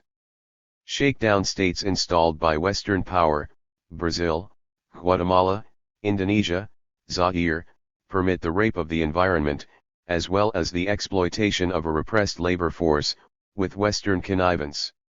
Intensifying pressures on third world governments and people based in part on their integration into the world market, with imposition of the development model, heavy international borrowing, the shift to agro-exports and reduction of agricultural outputs for the home market, add to pressure on the environment as the land is stripped to provide the world market with logs, minerals, and cattle, and the local impoverished populace struggles to 10. Survive. Market-based governments tend to be parochial and self-seeving. This has been dramatically evident in the Reagan-Bush years, during which the UN has been vilified, UNESCO abandoned, the Law of the Sea Treaty dropped, and a narrow, national self-interested view has been displayed on issue after issue in the international sphere. The Reagan-Bush administrations have been premier business administrations, displaying the short planning horizons of the business world and reflecting their policy interests. The long-run protection of the environment is going to require constraints on growth as well as on externalities, but it is hard to imagine an administration evolving from the U.S. political economy that would minimally cooperate, let alone lead us into a new world environmental order. The end of history? We have arrived at another historical juncture where there is an end of history. It is reminiscent of 1815, following the defeat of Napoleon and the crushing of the various rebellions of the post-French Revolution era, when Prince Metternich and the milers of the newly consolidated anti-liberal and anti-national regimes of elite MLE felt comfortable that stability would prevail, and that the police operations of the Holy Alliance would keep revolutionary movements from below in check. Things didn't work out that way. History failed to stop great power, rivalries, upheavals by the excluded and exploited majorities, and pressures for liberalization and more basic reforms could not be contained. In the current version of end of history triumphalism, police operations of the Holy Alliance are downplayed but remain important. The role of these operations in undermining social democracy and socialism in the period from 1917 into 1992 has been greatly underrated, as described earlier. It is evident that the US Globico is raring to go in its role of keeping the 112 Third World safe for market occupancy and further penetration. Western Europe is readying its own counter-revolutionary force to enable it to compete with the United States in the role of global enforcer of freedom, i.e., open markets. Francis Fukuyama and others who have pronounced the end of history claim that democracy, free choice, and the market have triumphed over the forces of political constraint and coercion. In their view, this is no victory of a holy alliance, rather it is the triumph of the free individual. This claim is given plausibility by the rush of the Soviet bloc states to join the market throng. But the free individual has not triumphed in the West itself, where democracies have become steadily more constrained, market-dominated, and largely nominal. Outside of the dominant Western capitalist world, it is the transnational corporate system rather than the free individual that has been victorious, based in good part on the use of force. Many Third World revolutions have been aborted, badly damaged, or destroyed by externally instigated violence. Elsewhere, Third World peoples have been kept in such a terrible state of impoverishment and repression, helped along by joint venture arrangements between Western and Third World elites, that needed revolutionary changes have not yet been able to materialize. A number of analysts of the French Revolution, most notably Alexis de Tocqueville, stressed that, contrary to the common view that the severe abuses of the French masses led to the revolution, in fact the French masses were far more prosperous and less repressed than those in Germany and Russia, and this relative prosperity was a necessary condition for successful revolution. The German and Russian peasants were too thoroughly crushed and oppressed to be able to revolt. A comparison of Western Third World client states and the struggling, now rejected state socialist countries of the Soviet bloc, in terms of the material and social condition of the masses, shows that the latter look relatively quite well off. If their peoples have risen to throw off their oppressors, this suggests that they had progressed to a point where a better and freer life seemed possible. And they had been repressed with less ferocity than those in revolt against U.S. clients in Latin America. This suggests, finally, that not only has history not ended, but that the next phase of mass upheaval and the throwing off of the fetters of institutional oppression is also likely to come from the hundreds of millions of landless and marginalized people in the shanty towns and countrysides of the free world. The cry of the people in the Third World has not been heard in the West, but the explosive uprising, when it comes, may be beyond the repressive capabilities of Globico and its public relations system. The unshackling of the mere Gooks and mere Arabs is the future task of historical change, which brings its own surprises. Access. What political investors buy when they give money to candidates and parties. Access is to be distinguished from buying influence or votes. Which is dishonest graft. Asterisk. Akison, Dean. An influential statesman noted for his advocacy of negotiations at some future date from a position of strength still to be attained. See containment, diplomacy, and negotiations. Activist. Someone pursuing change in an area best left alone, a pest. Activist foreign policy. Dropping bombs at the drop of a hat, preemptive self-defense, QV.R. Adult market. POM. Adventurism. An enemy action or program, including assistance to an internationally recognized government defending itself against state-sponsored terrorism, which interferes with our plans. Adversary press. One that fails to serve as an unquestioning flack and cheerleader for the government and corporate establishment. See advocacy journalism and responsible advertising. Expenditures to make indistinguishable goods distinguishable, value creation. Advisors. Members of our armed forces deployed in another country at the request of its legitimate government solely for training purposes and scrupulously avoiding combat activities. Asterisk, see subversion. Asterisk footnotes for the diationary begin on page 204. In the dictionary text, cross references are indicated by QV, the abbreviation for quad, which see 115. Naked. Aggression. 116. Advocacy journalism. Reporting which does not merely transmit government and corporate press releases, journalism. Aggression.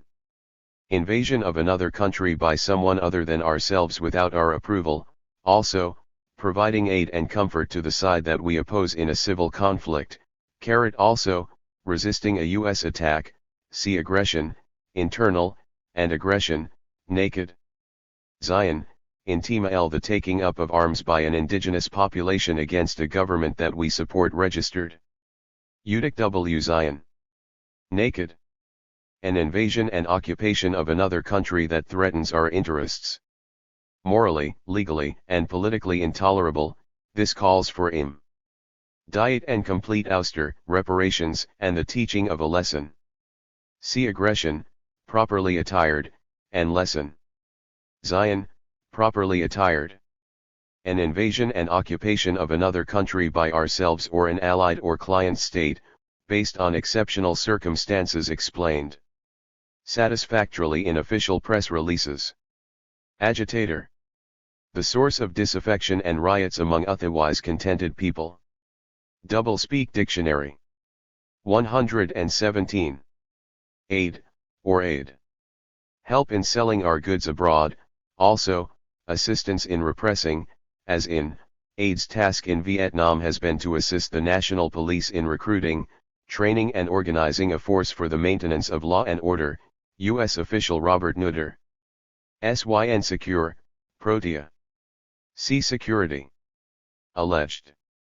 Designation of an event or person whose reality the designator is not prepared to admit, as in the alleged Turkey shoot of defeated Iraqi soldiers retreating from Kuwait, etc.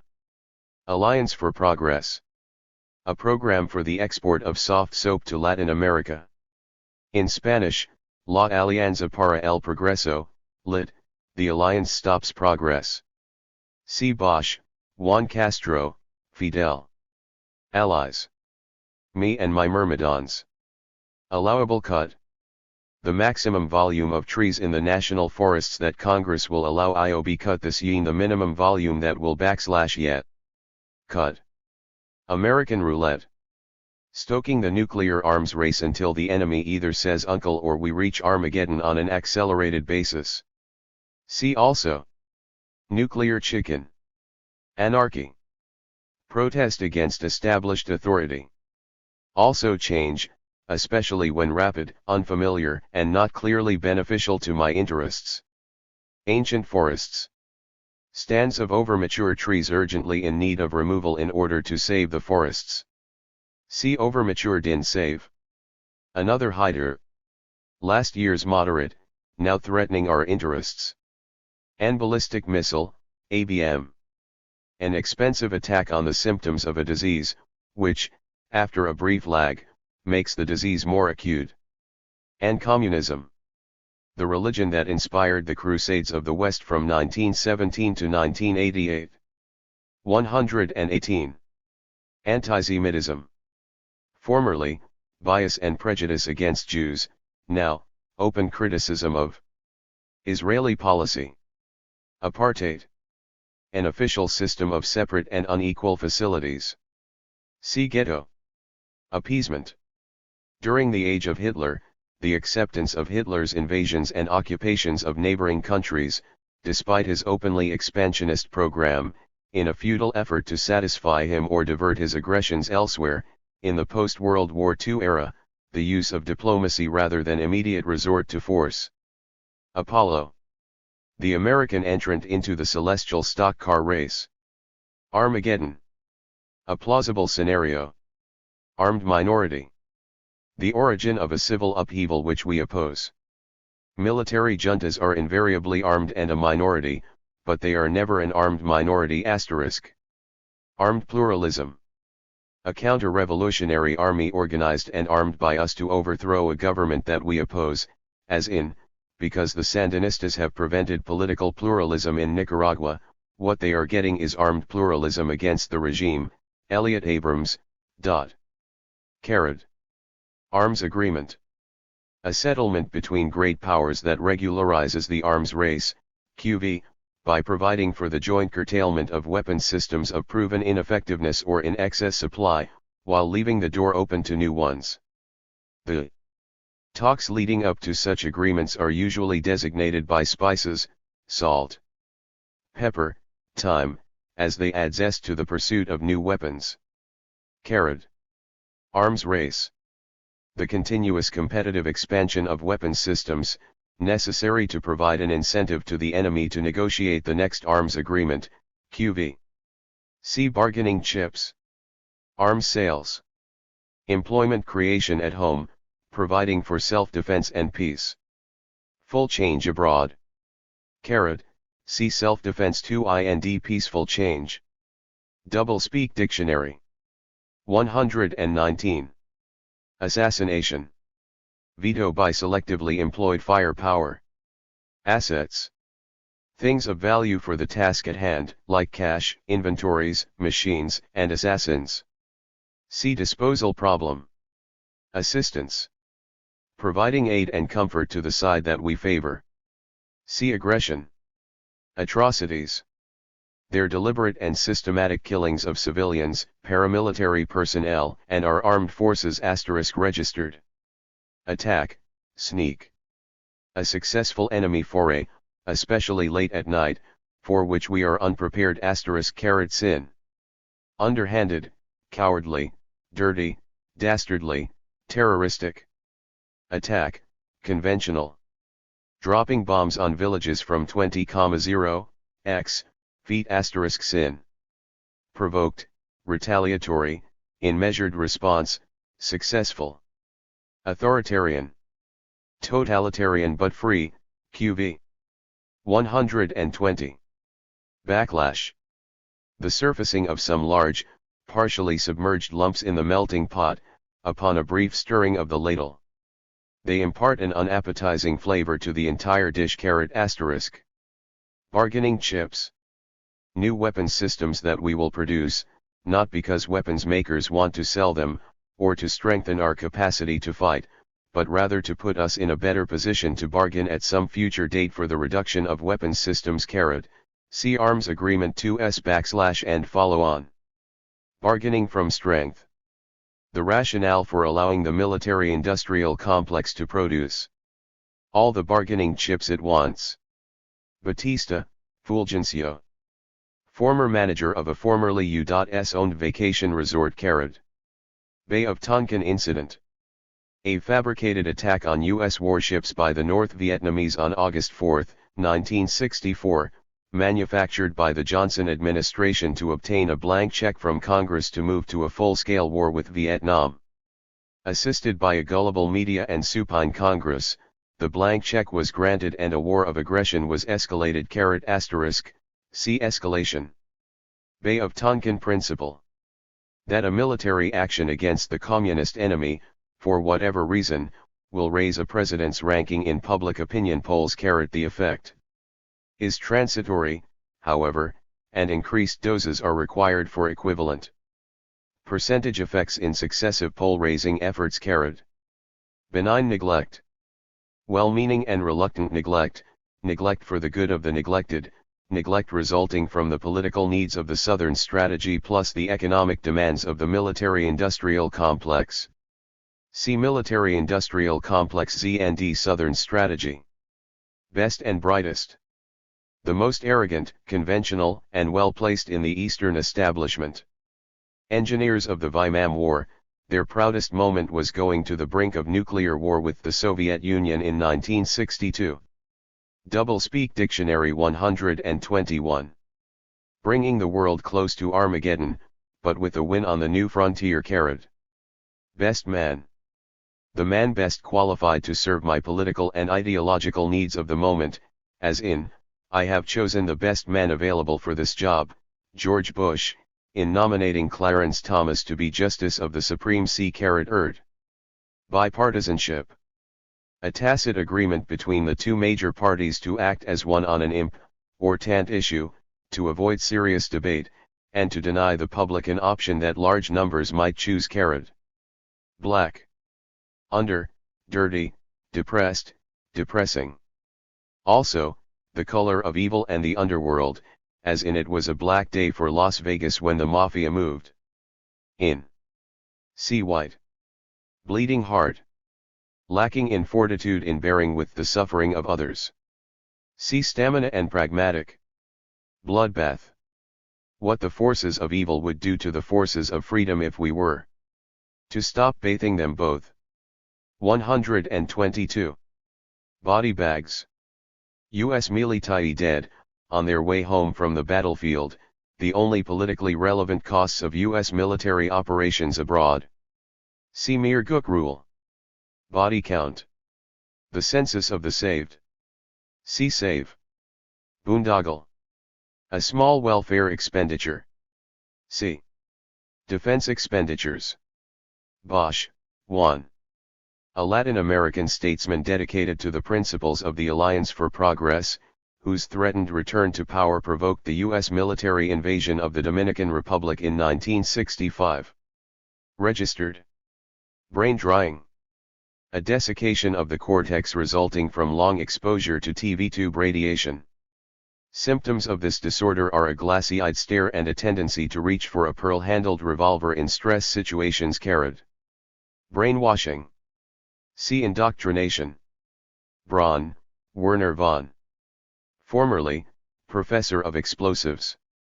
University of Heidelberg, subsequently a lecturer on democracy and the free world in the United States.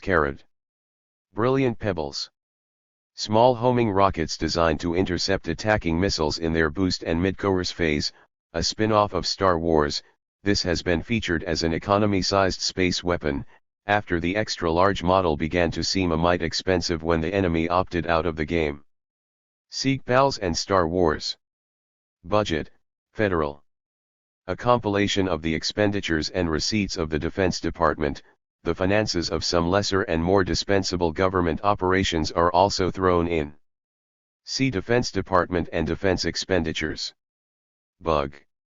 A small electronic device for listening in on other people's conversations, widely used by the forces of law and order to bring us all together in the central files. Doublespeak Dictionary 123. Bug out. To abandon a course of action merely on rational considerations of costs and benefits. Bully factor.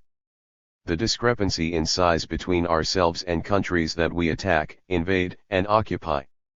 This is not a political deterrent in the United States, as our actions against small countries are always police operations in a just cause. See Operation Just Came. Bunker. An underground enemy military site hit by U.S. bombs. See Shelter. Burden sharing. Mercenary funding, collective support for the new global Hessians. Busing. Conveying children to school on buses where the purpose or effect is racial integration or desegregation, a symbol of the policy of desegregation. Sometimes described by its detractors as a policy of busing for arbitrary racial balance. Calculated risk. An incalculable risk. Captured documents. Papers taken from enemy dead which reveal in detail his desperate straits and nefarious purposes. These documents turn up regularly in times of political stress, helping to allay public fears and hostility. They are ordinarily written in the style of Terry and the Pirates. Castillo Armas, Carlos. The first CIA-elected president of Guatemala. Castro, Fidel. The father of the Alliance for Progress, QV, Casualties. Are casualties. Celebratory liberal. One who spends a third of his time lauding his country's achieve. 124. Merits, another third denouncing its enemies, and the final third cautiously addressing its failings, in process of rectification. Censorship. The sick leading the blind. Change of course. A change in policy based on a sudden new dedication to international law and democracy, immaculate conversion. This explains why, example, the United States was satisfied with non-democracy in Nicaragua under the Somozas, but on July 19, 1979, Somoza out, Sandinistas in, suddenly became deeply concerned with elections and pluralism. Sin. Seeing the light. Character. In U.S. political life, adherence to traditional moral norms in behavior, or discretion where departing from such norms. Character is entirely unrelated to honesty, independence, thoughtfulness, or adherence to decent public values. China. From 1949 to 1971, a non-existent country with a billion inhabitants, subsequently a fledgling member of the free world, Q.VJ. Christ, Jesus. An irresponsible rabble-rouser of communistic tendency - victim of an early witch hunt. Doublespeak Dictionary 125. Chutzpah factor. Self-righteousness, arrogance, and a sense of superiority so great that gross double standards seem entirely reasonable and no self-interested action is beyond rationalization. This factor is positively correlated with size, power, and per capita income. Christianity. The principal religion of the United States. In one version, thou shalt love thy neighbor as thyself, Matthew 19:19. In modem form, now. I would like to see them the other 94% of the world's population. Enjoy the blessings that we enjoy. But don't you help them exchange places with us because I don't want to be where they are. President Lyndon B. Johnson. City. A sinking ship, long abandoned by the rats as a place of habitation. The males of the species still sneak in each morning for pieces of cheese. Civilian Irregular Defense Group Volunteer. Mercenary, Q.V. Carrot. Civilian Police Review Board. A device sponsored by opponents of law and order to humiliate the police and encourage the coddling of criminals. See Coddling and Law and Order. Civilian rule. In common parlance, government in which the main political offices are occupied by civilians, with corresponding powers to make decisions. In Latin America, civilian occupancy of high office, but with nominal power only, serving as a cover for continued army rule, or constrained in major decision areas by military veto power. Class warfare. Raising taxes on the rich. See Soaking the Poor. Classified information. Information potentially damaging to official violators of the law, placed out of the reach of prying citizens and investigators in the alleged interest of the national security. Cluster bomb. See Guava. Coddling. Reliance on due process of law, also, the subordination of police efficiency to individual rights, also, stressing rehabilitation rather than punishment of offenders. 126. COINTELPRO. A massive, 15-year-long, 1956 to 1971, FBI program of surveillance, disruption, harassment, and terrorism of legal organizations perceived as threatening by FBI and other officials. Methods used included forgery, planting of fabricated evidence, thefts, false accusations, intimidation, agent provocateur acts of terror, and aid to and protection of terrorists attacking targeted individuals and groups. Collateral casualties. In nuclear chicken analysis, civilians killed as a regrettable spillover effect of a nuclear attack on a military target, more generally, allegedly unintended casualties. Commandos. Assassination squads organized by ourselves or our friends, similar teams employed by enemy states are called terrorists. Commercial broadcasting. A system which gives over to private businesses the exclusive use of the public airwaves, free of user charge or contractual obligations to the public, to sell audiences to advertisers. Commitment. Among the multitude of promises made and obligations incurred in the past, the one consistent with the line of action now planned. Sometimes a purely hypothetical obligation, self-imposed to lend moral sanction to actions decided upon today, in this case it is referred to as a solemn commitment. Sin. Preference. Communism. The totalitarianism of the countries outside the free world. See Junta and Free World. Compassion.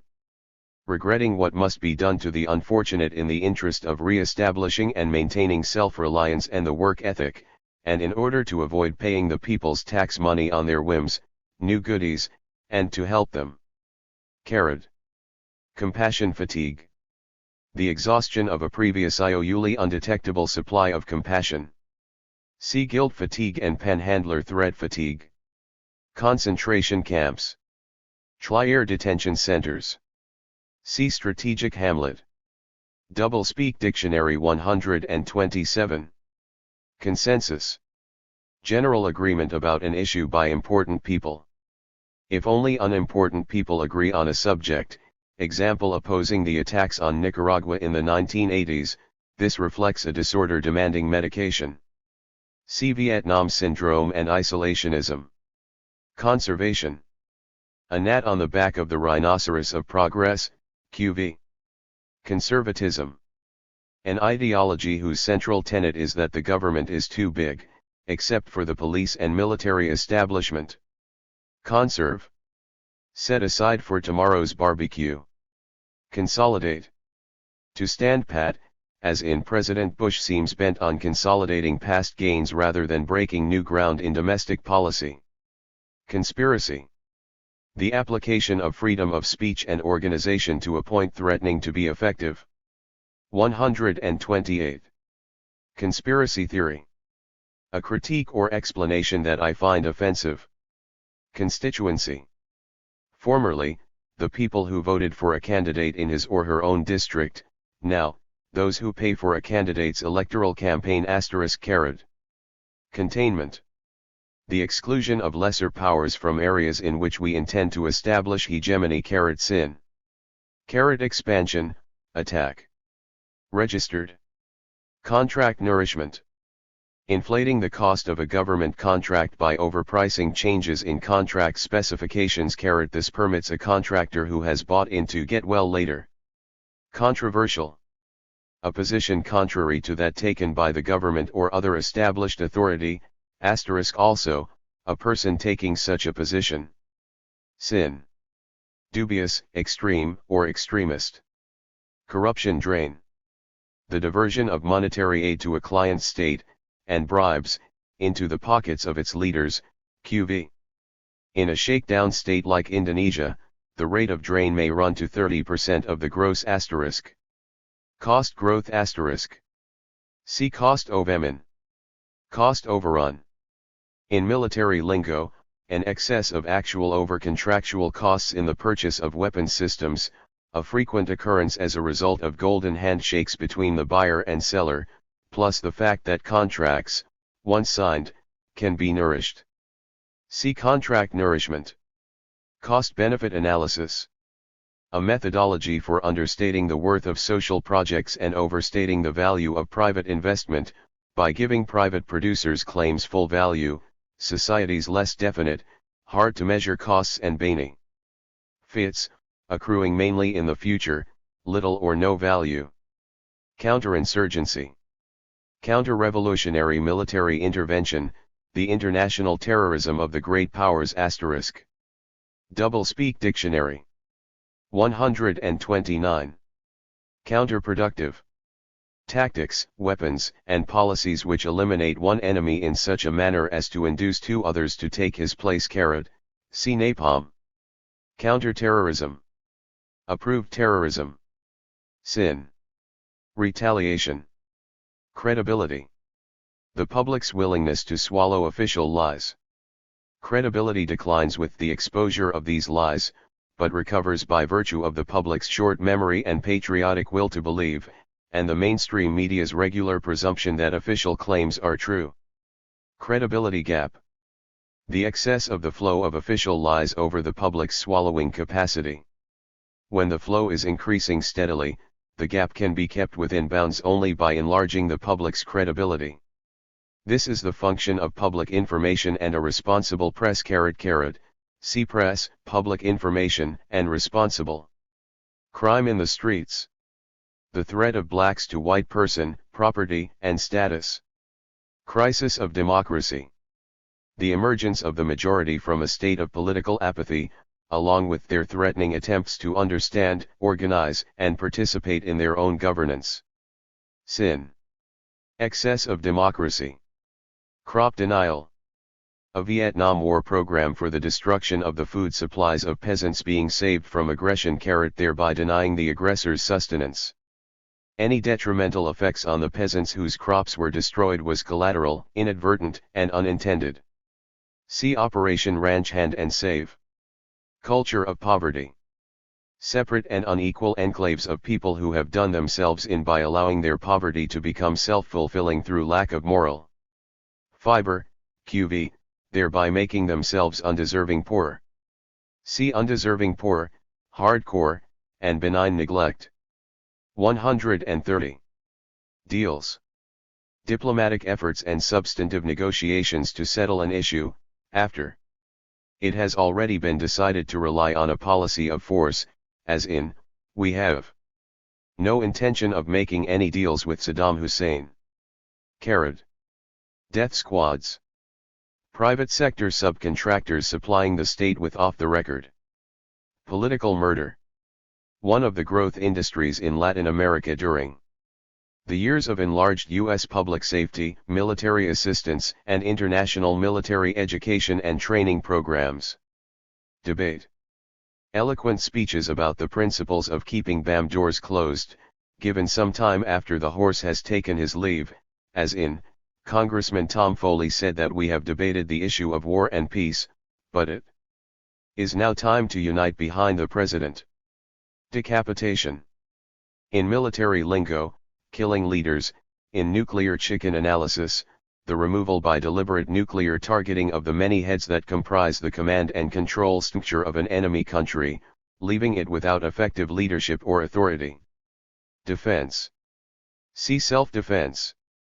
Defense Department. A huge, blind machine seeking defensible frontiers. These are now understood to extend at least as far as Mars. Defense expenditures. Outlays which, no matter how large, speculative, or mismanaged, are rendered sacred by their nobility of purpose. Since there can never be too much national security, QV, cavilling at a few billions is obviously out of the question. Such cavilling is reserved for the boondoggle, QV. Defense intellectual. A mercenary with a graduate school degree. Defensive. Our move asterisk. Double-speak dictionary 131. Defiant. Stubborn, unyielding, or uncompromising, applied to a leader of an enemy state. See resolute. IMEFW 60 KF Uni.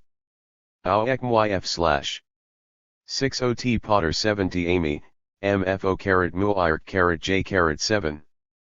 Deficit. An excess of government expenditures over receipts, horrifying when Liberal Democrats are in power, but only slightly troubling under right-wing Republican rule. Along with the urgency of defense expenditures. QV, it provides the rationale for curbing outlays that serve the special interests, QV. Demagogue. A foreign political or military figure who refuses to play ball with us. See leader. Democracy. A system that allows the people to vote for their leaders from among a set cleared by the political investment community.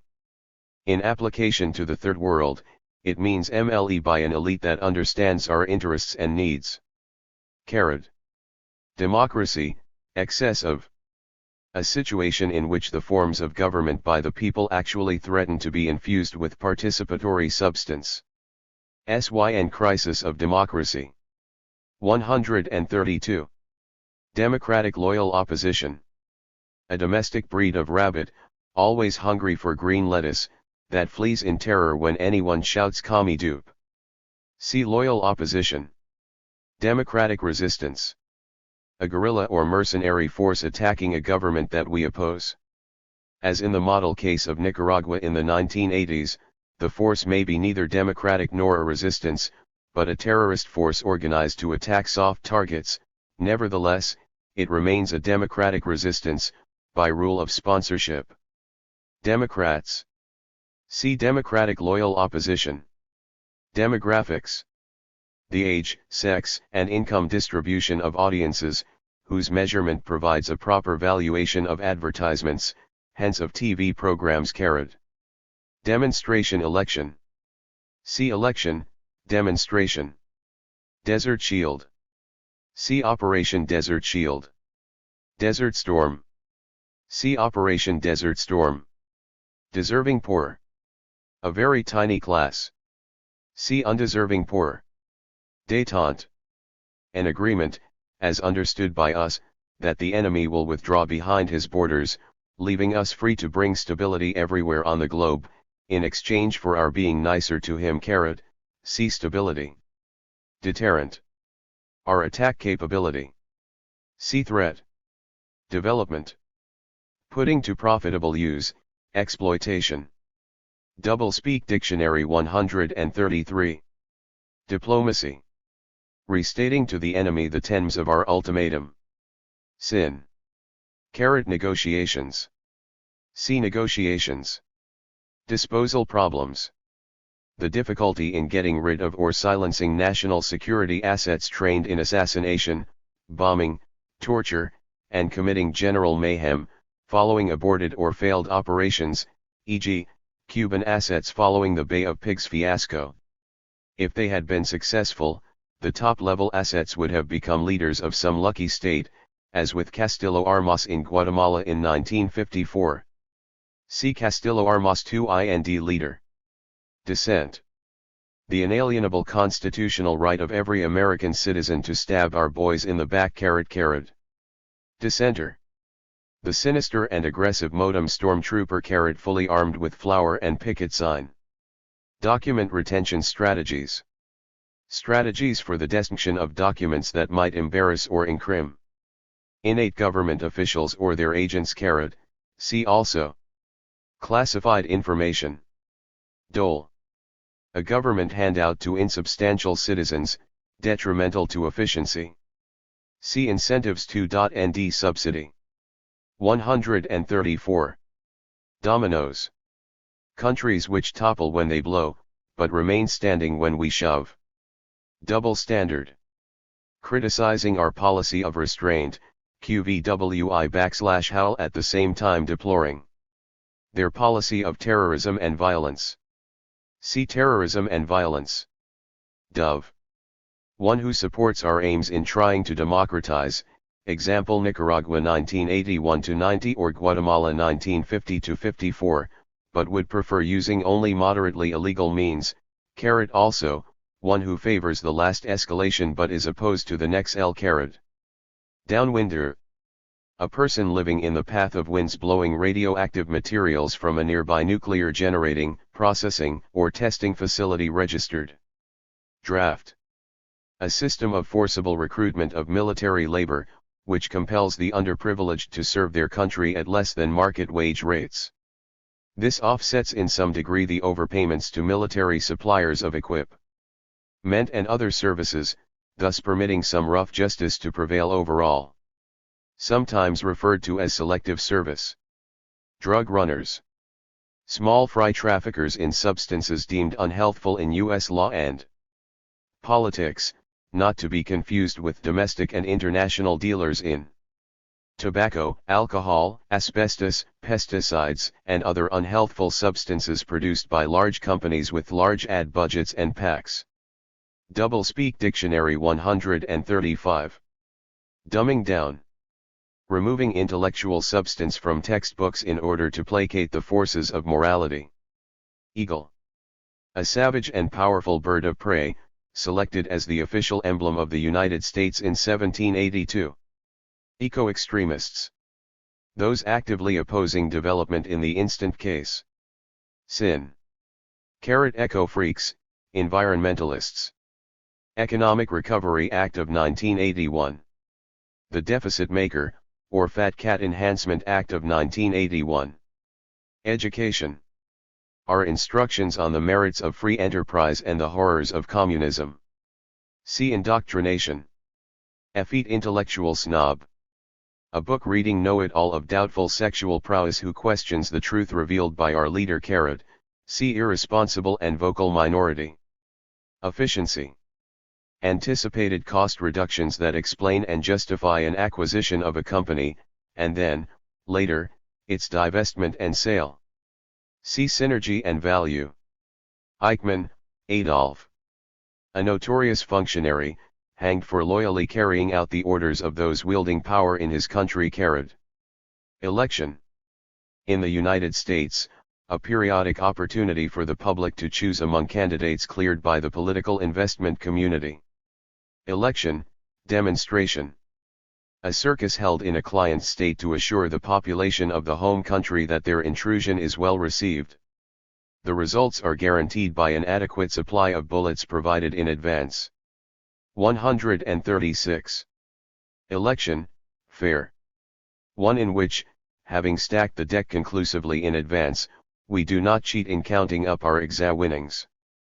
As in, within the limitations created by the exclusion from the ballot of certain popular candidates and the abuses that marked the earlier stages of the campaign. South Vietnam, 19,671, most observers believe that on the whole the voting was fairly conducted. New York editorial, Sept. 4, 1967. Also, one in which our carefully selected observers see no one beaten up as they are escorted in limousines past carefully selected voting booths. Election, free. A post-pacification election, in which the hearts and minds of the survivors are shown to have been won over by the force of pure reason. Empowerment. Formerly, giving people greater authority and resources, now, allowing people to deal with the problem previously dealt with by the government, without the burden of any federal assistance. See also. Revenue sharing. End of ideology. The beginning of total adaptation to the existing power structure. See expert. Enemy. A deluded foreign population that refuses to be independent. QV. Doublespeak Dictionary 137. Enemy structure. A thatched hut that we destroy. See Viet Cong. Entitlements. Claims to government aid by the special interests. See special interests. Second subsidy. Environmental president. One deeply concerned with the environment as a vision thing, QV, and insofar as it does not encroach on the budget or interfere with development, QV. Environmental terrorists. Extremists who hamper the efforts of loggers, miners, developers, and others trying to harvest the fmits of the commons. Escalation. Covering up mistakes by increasing their size and number. With a sufficient investment in mistakes, their correction involves undue loss of face, QV. We are then stuck on the escalator, QV. Escalator. A moving stairway leading to kingdom come. Expert. A technician paid to tell his employer what his employer wants to hear. The expert is sometimes permitted to offer responsible criticism. See preferential method and responsible. Extremist. An advocate of change sufficient to have an effect. Also, someone taking a position significantly different from my own, as in, I deplore the actions of extremists on both sides. Those who blow up schools and those who want to keep them open. Eisenhower Pfeiffer. Face. Something that we must save, but the enemy must be prepared to lose. Sometimes the face to be saved is that of a leader, who would otherwise be obliged to admit having made serious errors of judgment. In this case, a diligent effort is made to transmute the face of the leader into that of the nation. See commitment. 138. Fair election. See election, fair. Fair trade. Trade in which my own country's advantages are deemed natural, but those of other countries must be rectified by threats and unilateral retaliation. See unfair trade. Faith. My deeply held belief. See fanaticism. Fanaticism. His deeply held belief. See faith. Farsighted. Recognizing the political payoff, and possibility of bailout from domestic failures, in engineering a nice, winnable little war. Fat. The chronic condition of excessive resources of agencies and budgets concerned with health, education, and welfare. See lean. Federal Communications Commission, FCC. A government agency regulating broadcasting, nominally responsible for protecting the public interest, in reality, seeming to create the illusion of government protection, while managing the steady encroachment of advertising and erosion of public interest programming. See Commercial Broadcasting 2 and Public Broadcasting. Doublespeak Dictionary 139. Feminism. Another ism, like anarchism, communism, etc., a source of politically correct ideas offensive to believers in the really correct, a destroyer of the male hegemonic status quo at home and work. C. Politically correct. Second, really correct. Feminist. An aggressive, uppity member of the weaker sex, compensating for personal inadequacies by disturbing the peace. Firepower. The first and last recourse of U.S. diplomacy. See Atchison, Dean, and Negotiations. Fledgling democracy. A regime which has our imprimatur and goes through the motions of a democratic electoral process. Democratic substance is not relevant to the designation. Flexibility. My own compromises with principle, made reluctantly in recognition of the demands of political survival. See opportunism. Flexible freeze. A Bush-era budgetary concept according to which social expenditures are frozen in nominal terms, and therefore decline in real value with inflation, while military outlays are allowed an inflation premium, which preserves their real value. Follow on. A militarily pointless successor to an existing weapons system, necessary to maintain the level of jobs and keep weapons suppliers in business, to provide a bargaining chip, QV, and to preserve the balance of power between the military services. See also modernization. Force. The principal language of the stronger, by a process of transference, said to be the only language understand. See firepower. Forced integration. Integration. Foreign aid. Welfare payments made to third world leaders to help them bail out their sinking economies, fund the level of repression needed for their 140 survival, and to arrange for their possible retirements on the Riviera. See leader. Founding Fathers. The moral equivalence of the Nicaraguan Contras, Ronald Reagan. Free. Non-communist. Sin. Good. Free enterprise. The use of privately or publicly owned property for private profit registered. Free fire zone.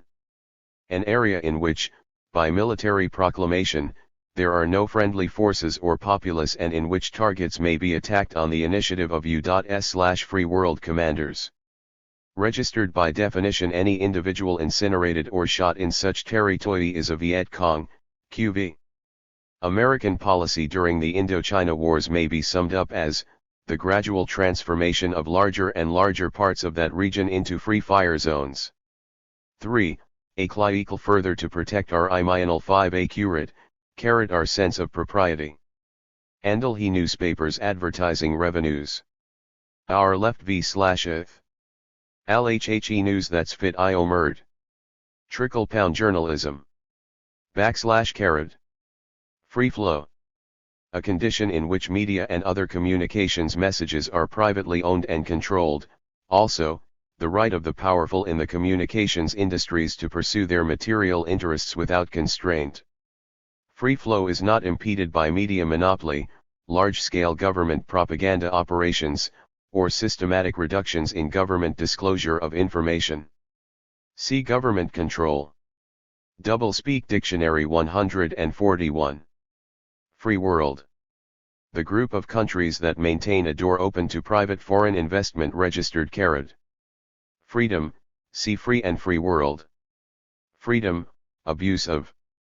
The use of freedom. See dissent. Freedom fighter. Fighter against freedom, mercenary. Also, an airplane, F-4, Phantom jet, built by the United States for its own use and for that of free world. Forces in South Vietnam, South Korea, Taiwan, Brazil, etc. Freedom House. A small fabricator of credibility, a wholly owned subsidiary of the White House. FIRE principle. That our leader, undoubtedly in possession of secret information unavailable to the rest of us, knows best the true national interest, and should be followed loyally and unreservedly by all patriotic citizens. See National Interest 2 and responsible. Further studies. A way to avoid action and expenditures. The major Reagan-Bush program for dealing with the threat of acid rain and the greenhouse effect. Gap. A frightening but mythical deficiency relative to some foreign power in a weapons system dreadnought, bomber, missile, anti-missile missile, megatonnage, etc. Although sometimes attributed to faulty intelligence, gaps are more often a result of manipulated intelligence. They play an important role in generating business for the military-industrial complex. Gaps regularly disappear shortly after the contracts to fill them are signed. Registered carat, see Military-Industrial Complex 2S, D. National Security. 142. Genocide. The end product of arrogance, dehumanization, and superior force. See Gook. Getting the message. Accepting our terms in view of our ability and willingness to kill mere Gooks, or mere Arabs, without limit. See Mere Gook Rule. Ghetto. An urban preserve maintained for the lower forms of human life. In some countries the ghetto is officially organized, in the United States it is a product of free choice. Global Protection Against Limited Strikes, PALS. A scaled-back version of Star Wars, whose primary mission is to protect that program from major budget strikes. It combines space and ground missile defense plans, the former comprising 1,000 brilliant pebbles, QV. It shares with Star Wars the old program's bias toward space weapons, its collision course with the anti-ballistic missile, ABM. Treaty, and its strategic incoherence. Registered carat, see Star Wars. Goals. Nominal objectives fabricated on a day-to-day basis to meet a changing market demand. God. Another one of our founding fathers. Registered carat. God that failed. Communism, also, social reform. God that succeeded. Mammon, also, the market. God's will. My preferred course of action, or that of my country's leaders. Golden parachute. Large severance payments fixed by managements to induce themselves not to forget that they are working in the stockholders' interest, in the event of a merger offer that threatens to end their power and prerogatives. Goldwater's Law. That poverty increases in proportion to expenditures made to alleviate it. This law is revived by politicians and the experts during each period. Doublespeak Dictionary 143. In which the dominant elite is eager to scale back the social wage carrot. Gook. A small, stubborn, yellow aborigine of Southeast Asia, lacking modem technology, this inferior breed was slaughtered mercilessly. Registered carat but escaped extinction because the US public was impatient and got tired of killing without chalking up a win. Government control. Government interference that conflicts with the interests of private media corporations, including limits on advertising and protection of national media independence and sovereignty. It does not include government aid to private media firms, or governmental programs of disinformation and aggressive media management, or government cutbacks on information, secrecy, and cover UPS, which are all compatible with free flow, QV. Graham, Billy. Salesman, Public Relations Manager, and Trustee for Jesus and Billy Graham Enterprises Incorporated. Grantsman. Government Troughsman. Grantsmanship. The art of earnestly desiring to do what the available money wants done. See Expert. Great man. A man of large impact on the world, usually measured by the number of corpses left in his wake. Registered. Great power. A state with a large gross national product and arms establishment, which is thus able to maintain a large retinue of clients. For each great power, the clients are referred to as independent states, freely entering into an alliance with the great power. See Independent. Growth. The philosopher's stone of modem economics, unfortunately it neglects both garbage and the second law of thermodynamics. Registered. Guilt fatigue. Exhaustion at having to walk past hungry and sick people needing help that one is not prepared to give. Their God bless yous as one walks past. Add insult to injury. See Compassion Fatigia 2n, /penhandler threat fatigue. 144. Guava. A pineapple dropped in great numbers on villages throughout Indochina during the Vietnam War, * part of the Imperial American Program of Food for Freedom. Sin. Area denial bomb, cluster bomb. Hard-boiled. Possessing great fortitude in bearing with the sufferings of others. Sin. Tough. See bleeding heart and tough. Hardcore. Not readily amenable to social management, untouchable. Historical lies.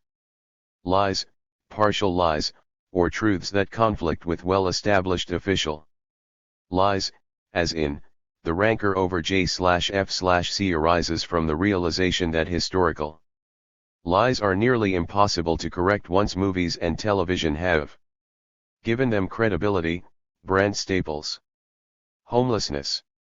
The free choice and preference of millions of citizens in the Reagan-Bush era, demonstrating a renewed U.S. devotion to the great outdoors, see Mark Twain, Roughing It. Honoraria. Cash payments to politicians for their kindness in making a brief appearance at a gathering of a group with an axe to grind. Hoover's Law.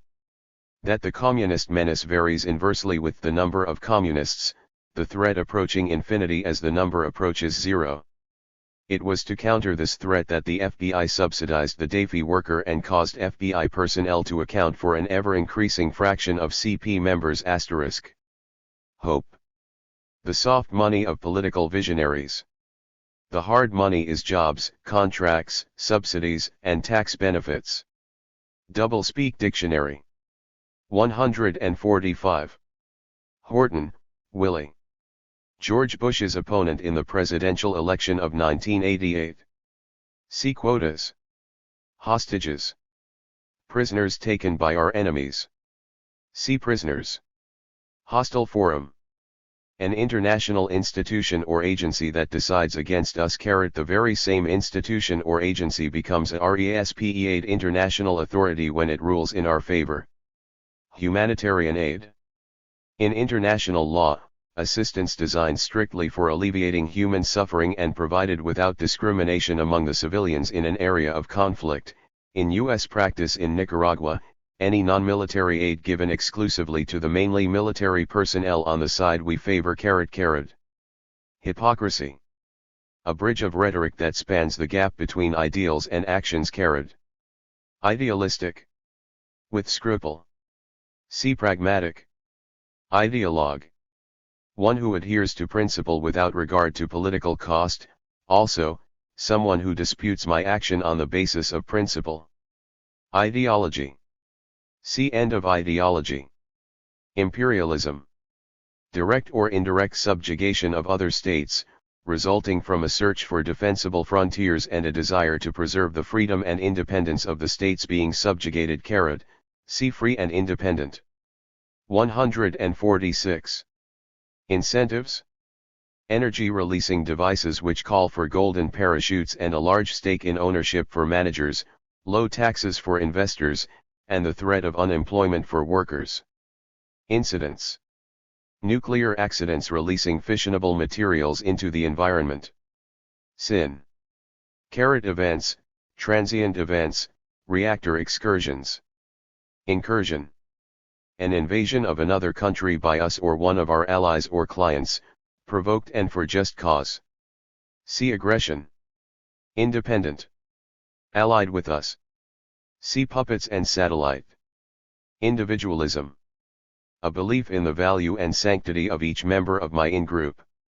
In the limiting case, the in-group consists of me. Indoctrination. Their propaganda on the merits of planning and horrors of capitalism. See education. Industrial policy. In the United States, supporting the military-industrial complex. Doublespeak Dictionary 147. Inequality. The I word. Ordinarily not discussed because inequality is part of the natural order, QV. Its naturalness and beneficence are very much on the minds of owners of, and advertisers in, the mass media, along with POC managers and other funders of elections. Infiltration. Their movement of troops into contested fighting areas. See assistance and reinforcements. Infotainment.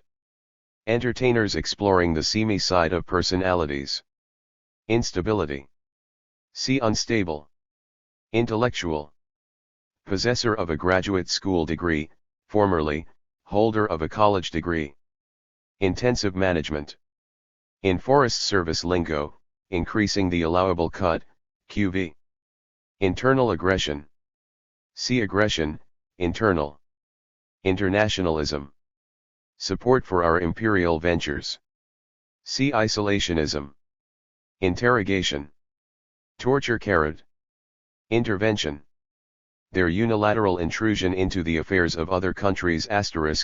See assistance, save, and subversion. Inventory shrinkage. Theft. Iran-Contra hearings. A congressional inquiry into the crimes of patriots, conducted by Friends of the Patriots and the Democratic Loyal Opposition, QV.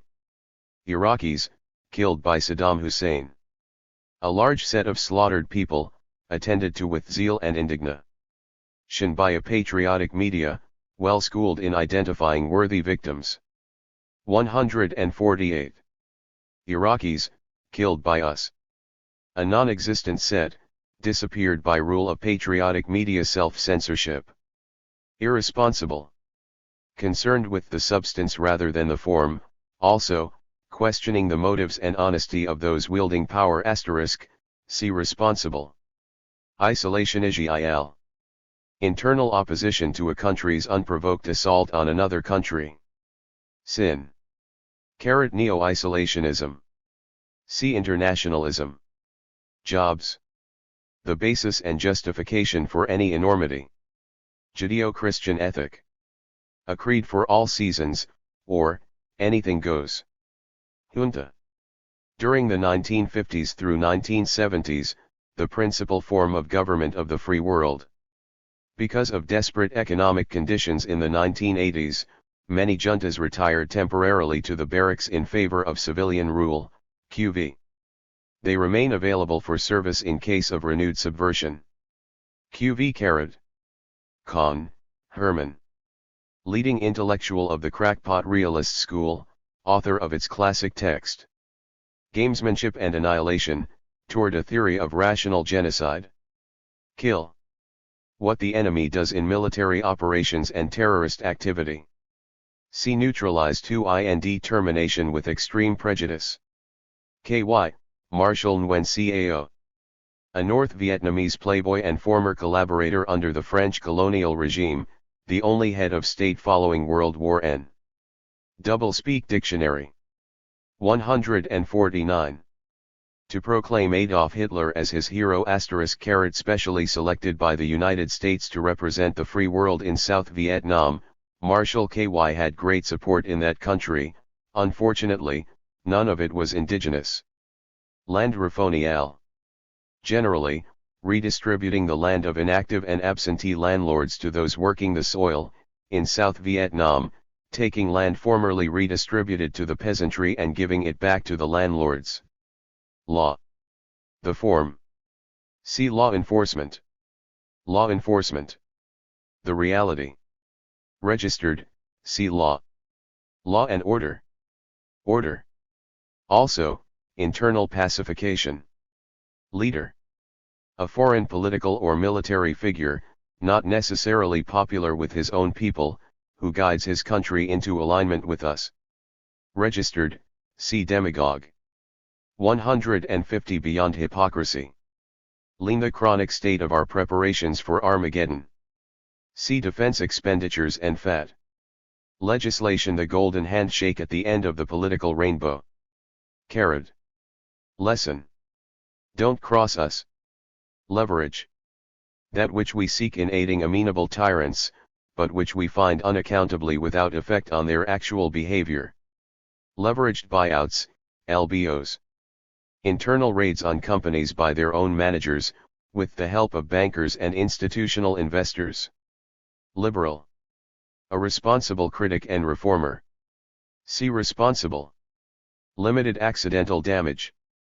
Total destruction of a target theoretically off limits, as in, Pentagon spokesman said the Bok Mai Hospital and Gia Lau Airport apparently suffered some limited accidental damage during the intensive U.S. bombing.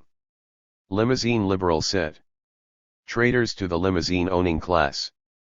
Linkage. Trade-offs and bargaining exchanges essential to diplomacy and highly regarded when extracting concessions from enemy states, but treated as immoral when suggested for use in dealing with allies and client states. Carrot. Lit Brown Brothers.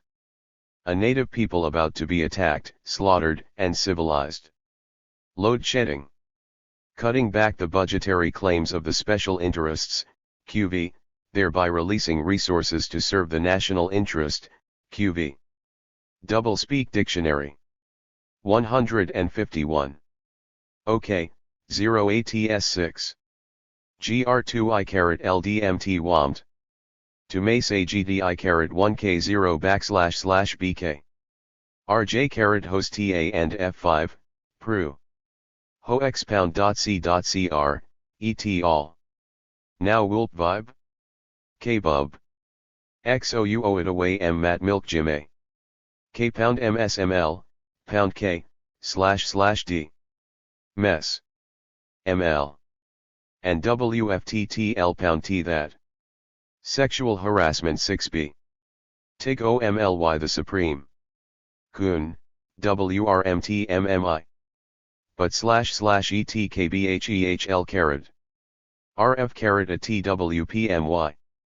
System CF / BCKSAHPUIAHCB carrot. / for IT? OK. Loyal opposition. In recent U.S. political history, a second party that is more loyal than opposition, thereby establishing a two-sectored party of property. See bipartisanship and democratic loyal opposition. Loyalist. Siding with the oligarchy, police, and us. Loyalty. The subordination of morality to the demands of the organization. Lucrative targets. Large concentrations of enemy soldiers, supplies, or habitations, making the payoff from a bombing raid a rich one. Carrot. Lynch mob. Critics of malfeasance by the powerful, as in this is a kind of lynch. Mob atmosphere, Ronald Reagan, referring to press commentary on Attorney General Edwin Meese's financial dealings with the Wedtech Corporation and an Iraqi pipeline project. 152. MAD.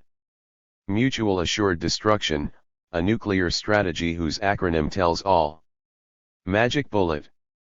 One that wends its way through several bodies, smashing bones on the way, but ends up in pristine condition, conveniently located for police attribution to the gun of choice. March, patriotic.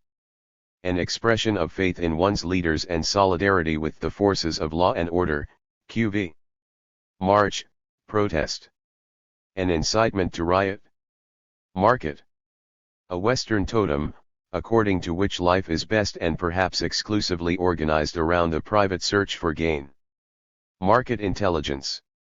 Inside information on government contract terms and negotiations, a valuable asset for which there is a strong market demand and supply, greatly enlarged and realized during market-friendly administrations *, see Operation Illwind. Marxist-Leninist. Designation of a government about to be destabilized, Marxist indicating its dogmatic left tendency, Leninist pointing to a Moscow link. The designation has no necessary connection to the actual beliefs or linkages of the government in question, but is conjured up for symbolic value, to justify making it a target of attack. Carrot. Mercenarization.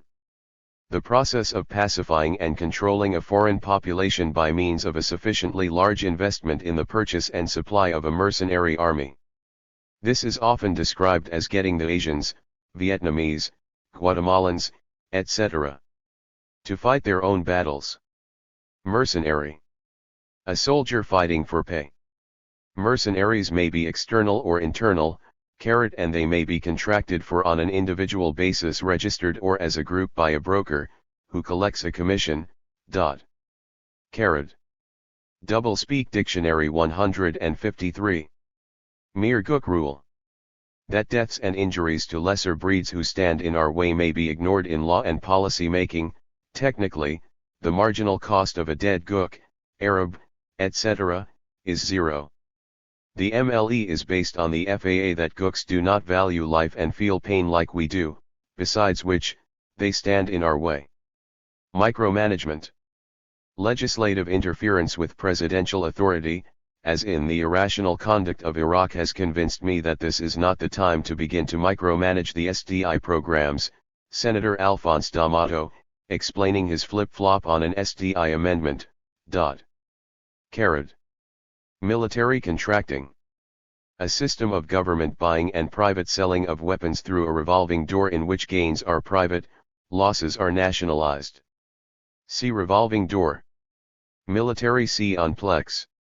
//ia/f.5 ROUGI on my eco ho my competitiveness ekjjsiv of my environment.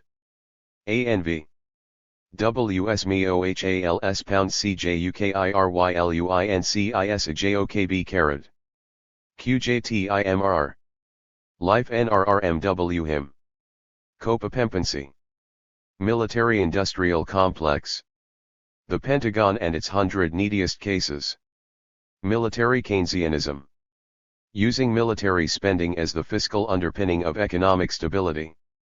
This benefits the military-industrial complex, and avoids the damaging effects of increased social outlays on the national interest. QV 154. Military pressure. An instrument serviceable for pushing the Sandinistas toward democracy and the Vietnamese toward compromise on Cambodia, but entirely perverse in effect if employed on South Africa or Israel, and the ultimate annoyance of POWEI if used to influence the Greek police state in the late 1960s. Military solution. Our last resort, after we have exhausted diplomacy, Q.VJ, negotiations, QV, and a search for peace, Q.VJ. See also force. Missing person gratuity. A payoff to a vocal relative of the victim of an official U.S. murder / Moderate. In domestic politics, a spokesperson and representative of the national interest, QV, or of the consensus of sponsors of PACs, QV. In reference to the Third World, a leader, QV. Modernization. The replacement of old but still serviceable weapons systems with new ones, the obsolescence of the former following from the availability of the latter, and the need to keep production lines rolling. Doublespeak Dictionary 155. Money. Something that does the job for the national defense, but which is not the answer to educational and social problems. Money is quietly appropriated for the former, it is futilely thrown at the latter. Morality.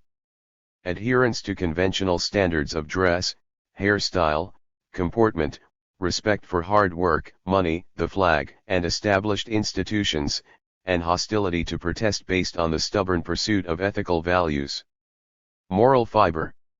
A willingness to get screwed continuously without impairment of work efficiency. Multiversity. A brainpower refinery and vice station. Mutual respect. A phrase employed by politicians to convey the impression of tolerance and compromise, frequently placed in the same speeches which refer to bums, rotten apples, and the overriding need for law and order. QV, My fellow Americans. The opening words of a political speech, meaning, ignorant children, for whom my contempt is about to be shown by a stream of contradictory banalities. Naked aggression. See aggression, naked. Napalm. A murderous fire bomb which, when dropped on villages, has the 126. Remarkable property of creating two enemies where one existed before. Nation building. Nation busting *, see save. National Endowment for Democracy, NED. A U.S. government-sponsored and funded international POC, designed to turn the politicians of the entire globe into POC-men *, see POC, POC-men, Democratic Loyal Opposition. 156. National interest. The demands and needs of the corporate community. National security. Perceived interests abroad, large or small. Registered a national security threat is subject to Hoover's law, QV, the smaller the apparent threat, the greater the real one. Nationalism. Kickapoo war juice. Large quantities are essential to provide the stamina needed for protracted conflict. See stamina. Natural order. A privately owned market system, as spelled out by Adam Smith in The Wealth of Nations OTLG, and reaffirmed by Milton Friedman, George Gilder, and Michael Novak in the late 20th century. Natural rate of unemployment. The rate of unemployment preferred by the propertied classes. As inflation is their bugaboo, not unemployment, the natural rate of unemployment is the level consistent with no inflation. Although historically there has been considerable inflation, in the new economics of the rich the natural rate of inflation is zero. Need. A good or service offered for sale, as advertised on national television. Negotiations. The process of accepting the surrender of the ill-gotten gains of the enemy. Negotiations in its archaic meaning referred to the process of arriving at a settlement by mutual concessions. This is now recognized to be appeasement. S Wuerker victory. Neo-isolationist. One opposed to my policy of responsibly winding down and withdrawal without bugging out or failing to honor our commitments, thus assuring that this will be the last war. See commitment.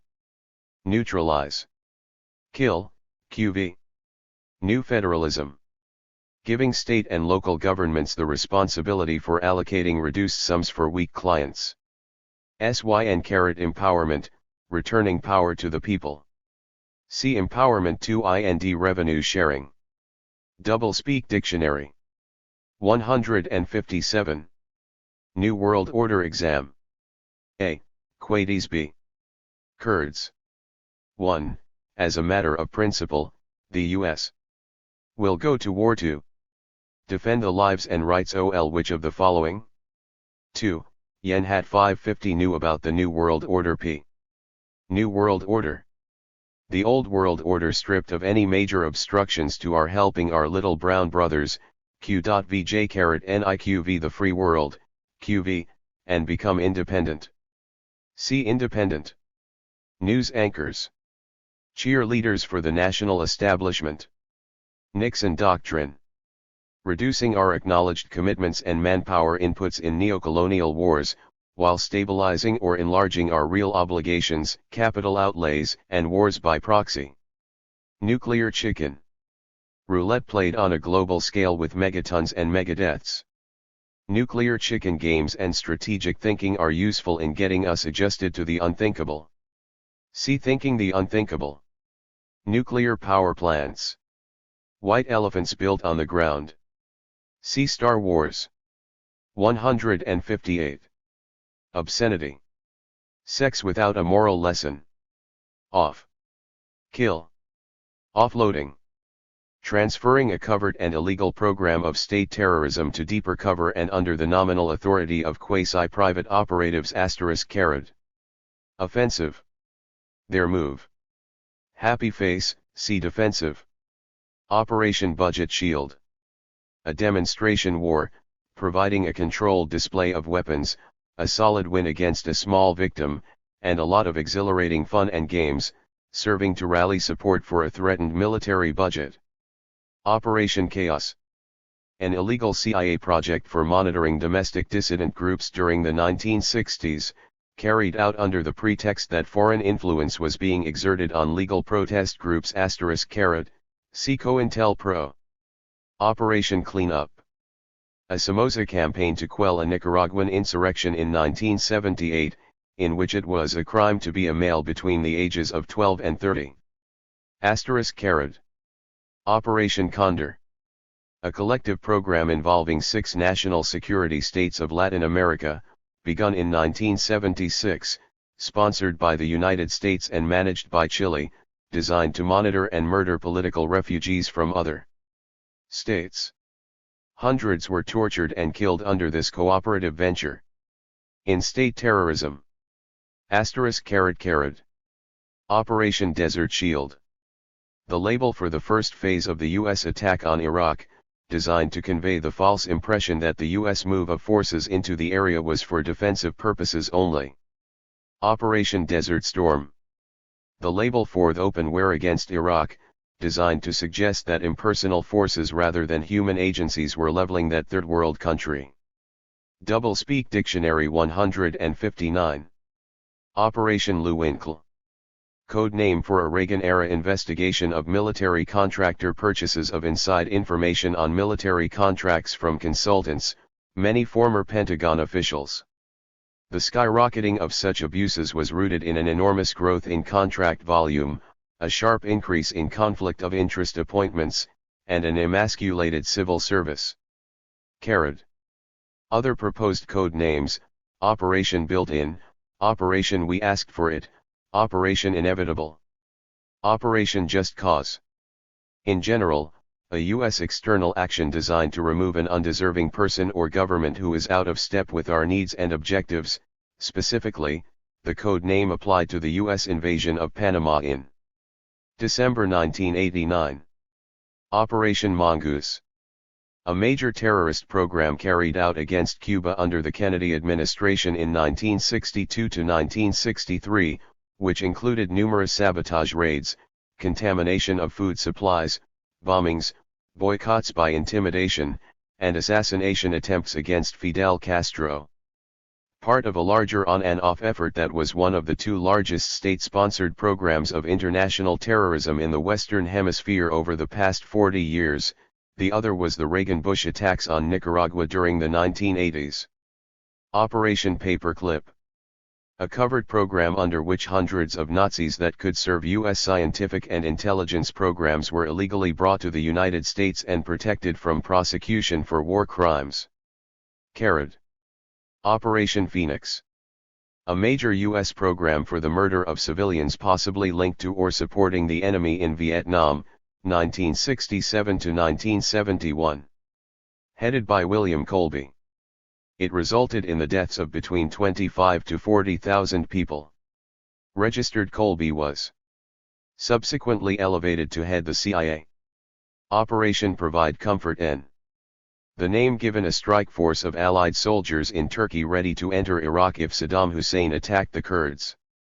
This program existed at the same time as the one starving the Iraqi population as a means of weakening Saddam Hussein, the latter without any known code name, but perhaps the missing Operation Provide Comfort I. 160. Operation Ranch Hand.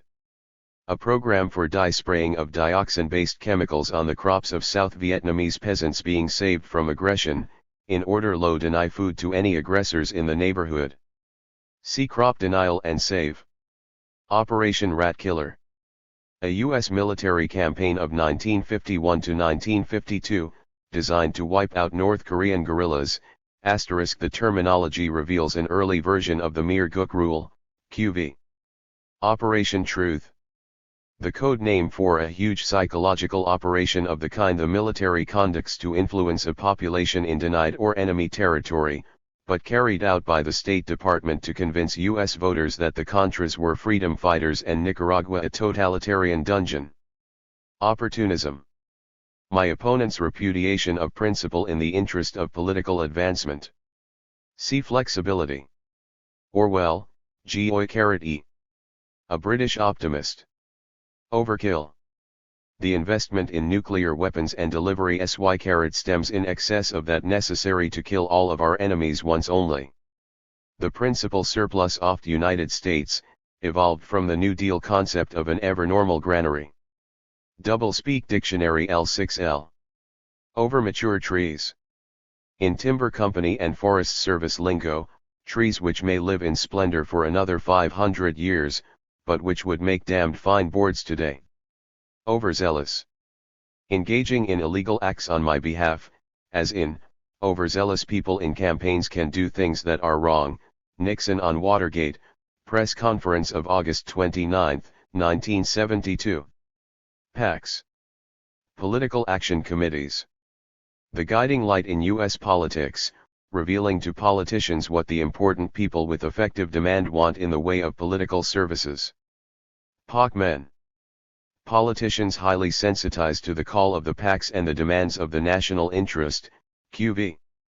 Carrot. Pacification. Returning a restive population to its traditional state of apathy by killing on the requisite scale, subjugation. Carrot. Panhandler threat fatigue. Exhaustion at coercive requests for money from down and outers, who provide a convenient basis for overcoming guilt fatigue, QV. Parties. Businesses serving investors in legislation, QV. Carrot. Party system. An arrangement in which two or more parties compete to convince the vested interests that they are more likely to fool the public this time. Patriotism.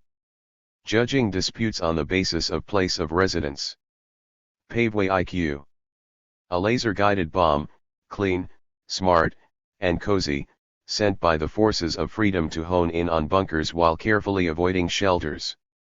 See bunker, shelter, and scud. 162. Peace. In the years 1945 to 1975, a communist slogan designed to induce us to lower our guard, subsequently, what the U.S. government strives for in all its foreign dealings and ventures, along with stability, QV. See also. Peace process. Peace dividend. A threatened diversion of resources from the military budget to civilian use, terminated with extreme prejudice by means of Operation Budget Shield, QV. Peacemaking. Job destroying. Peace process. Whatever the U.S. government happens to be doing or supporting in an area of conflict at the moment, it need not result in a termination of conflict or ongoing pacification operations in the short or long term. Peace with honor. Victory, QV. Peaceful change. Repression punctuated by free elections, QV, as in it is TME. El Salvador's path has been a hard one. Peaceful change has not always been easy or quick. Reagan, Speech to the Longshoremen, July 18, 1983. Doublespeak Dictionary. 163. Peacekeeper missile. A new nuclear missile developed by us, which will contribute to peace because it adds to our strength and we are peacekeepers. Peaceniks. Extremists who demonstrate in the streets, stand in front of tanks, and practice other forms of civil disobedience that disrupt our military celebrations. See people power. People power. The forces of democracy in other countries who demonstrate in the streets, stand in front of tanks, and practice other forms of civil disobedience that disrupt their military celebrations. See peaceniks. Perfectly clear. Somewhat murkier now than previously. Persian Gulf War. THI greatest show on earth, with a cast of thousands, shown on TV screens in living color, and funded by tax revenues and foreign donations. Pesticides. The cocaine of the farm sector, they promise paradise and deliver addiction, Paul Ehrlich. Piggyback exploitation. The dependence of an exploiting imperial power on a ruthless exploitative local elite to extract a surplus sufficient to meet the demands of both. Plausible deniability. An arrangement whereby high officials who are responsible for decisions that violate the law and involve the commission of serious crimes are hidden behind their hitmen as they deny knowledge of the acts they have ordered and sanctioned. The system works best when we have a responsible press. Pledge. A solemn political promise, whose common use is dependent on reciprocity of abuse, plus the public's short memory. Police. The fifth estate, and the only one outside of the law. Its function, as stated by Chicago Mayor Richard B. Daley, is to preserve disorder. Press conference. September 9, 1968. 164. Police brutality. A myth built on a mountain of cracked skulls. Police state. A society pacified or in process of pacification, QV. Political fundraising. Fighting money with money. Politically correct. The challenge of dissidents and minorities to traditionally biased usages and curricula, as perceived by the vested interests in existing usage and curricula and those seeking a basis for attacking the current Chao Leng. ERS. See really correct. Politicize. To raise issues viewed as closed or off the agenda by established authority. Politics. The art of winning investors, and then voters. Pollution. The poisonous exudations of industrial societies, which increase in proportion to their corpulence. They reduce the real but not the nominal gross national product. Double-speak dictionary. 165. Pollution rights. The rights of polluters to sell any unused permission to pollute, thereby assuring that society will not be permanently deprived of their foregone pollution. The main form of rights enlarged in the Reagan-Bush era. Poor. Lacking in get up and go. Power. Justice. Practical. Without scruple. See idealistic. Pragmatic. Recognizing that if I don't do this thing which is nasty, but profitable, somebody else will, or that if I do something decent, but costly, its effect will be insignificant. This is sometimes referred to as the principle of the impotent microcosm. SYN practical. See idealistic. Prayers for peace. Campaigns organized by political leaders to diarrhea citizens' demands for peace to appeals to heaven rather than lead officials in Washington, D.C. Pre-dawn vertical insertion. The 1983 Grenada invasion, as described in a military briefing to the press. Preferential method. The rigorous selection of those facts and authorities that support the hypothesis to be proved. The scientific method employed by the expert, QV. Carrot. Prejudice. Your moral judgment. See value. Presidential war. One initiated by the chief executive at his sole discretion for any reason satisfactory to himself, including pique, proving non-whimpery, a desire to use up large and aging military inventories, or for political advantage. Satisfactory nominal reasons are developed by trial and error and through polling public opinion. Press. A written medium serving as a conduit of public information, QV. 166 Beyond hypocrisy. Press conference. A carefully tooled precision machine for the manufacture of public information, Q.VJ. The product is dumped on the market without further processing by a responsible press. See responsible. Pretext. Their nominal reason for a course of action undertaken for other and ignoble purposes. SYN carrot excuse. See provocation. Prevent wars. Enlarge the arms budget.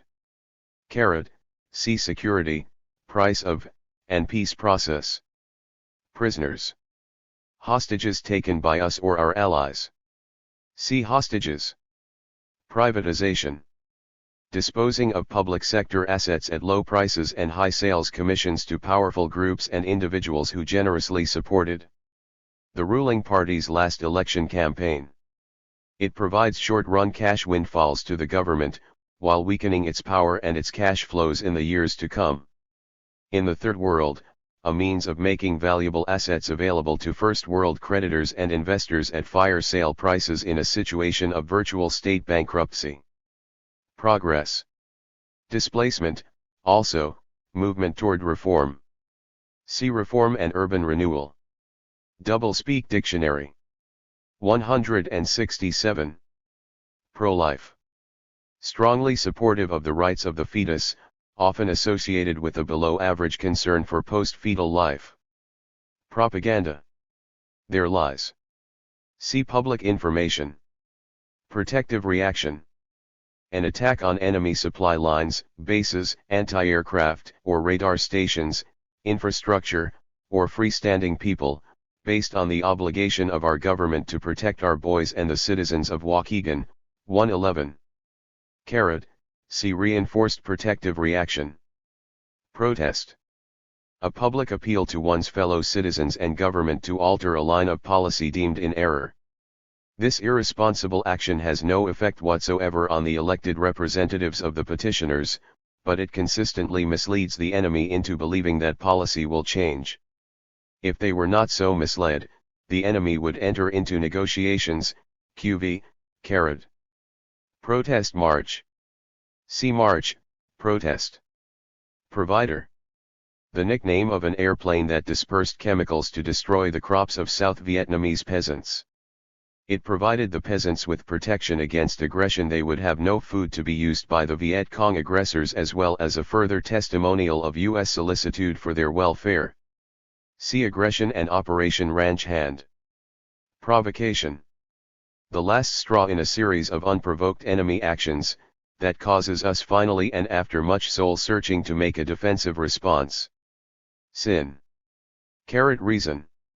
See pretext, defensive, and protective reaction. Public broadcasting.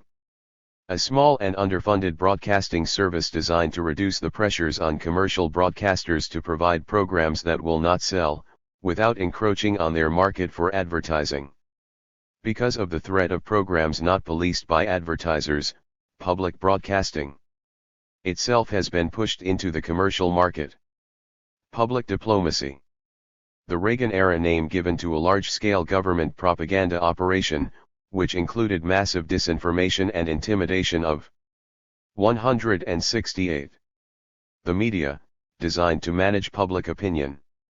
A part of this program was called Operation Truth, QV, carrot. Public information. Are lies. See propaganda. Public relations. The substitution of words for performance. Public service.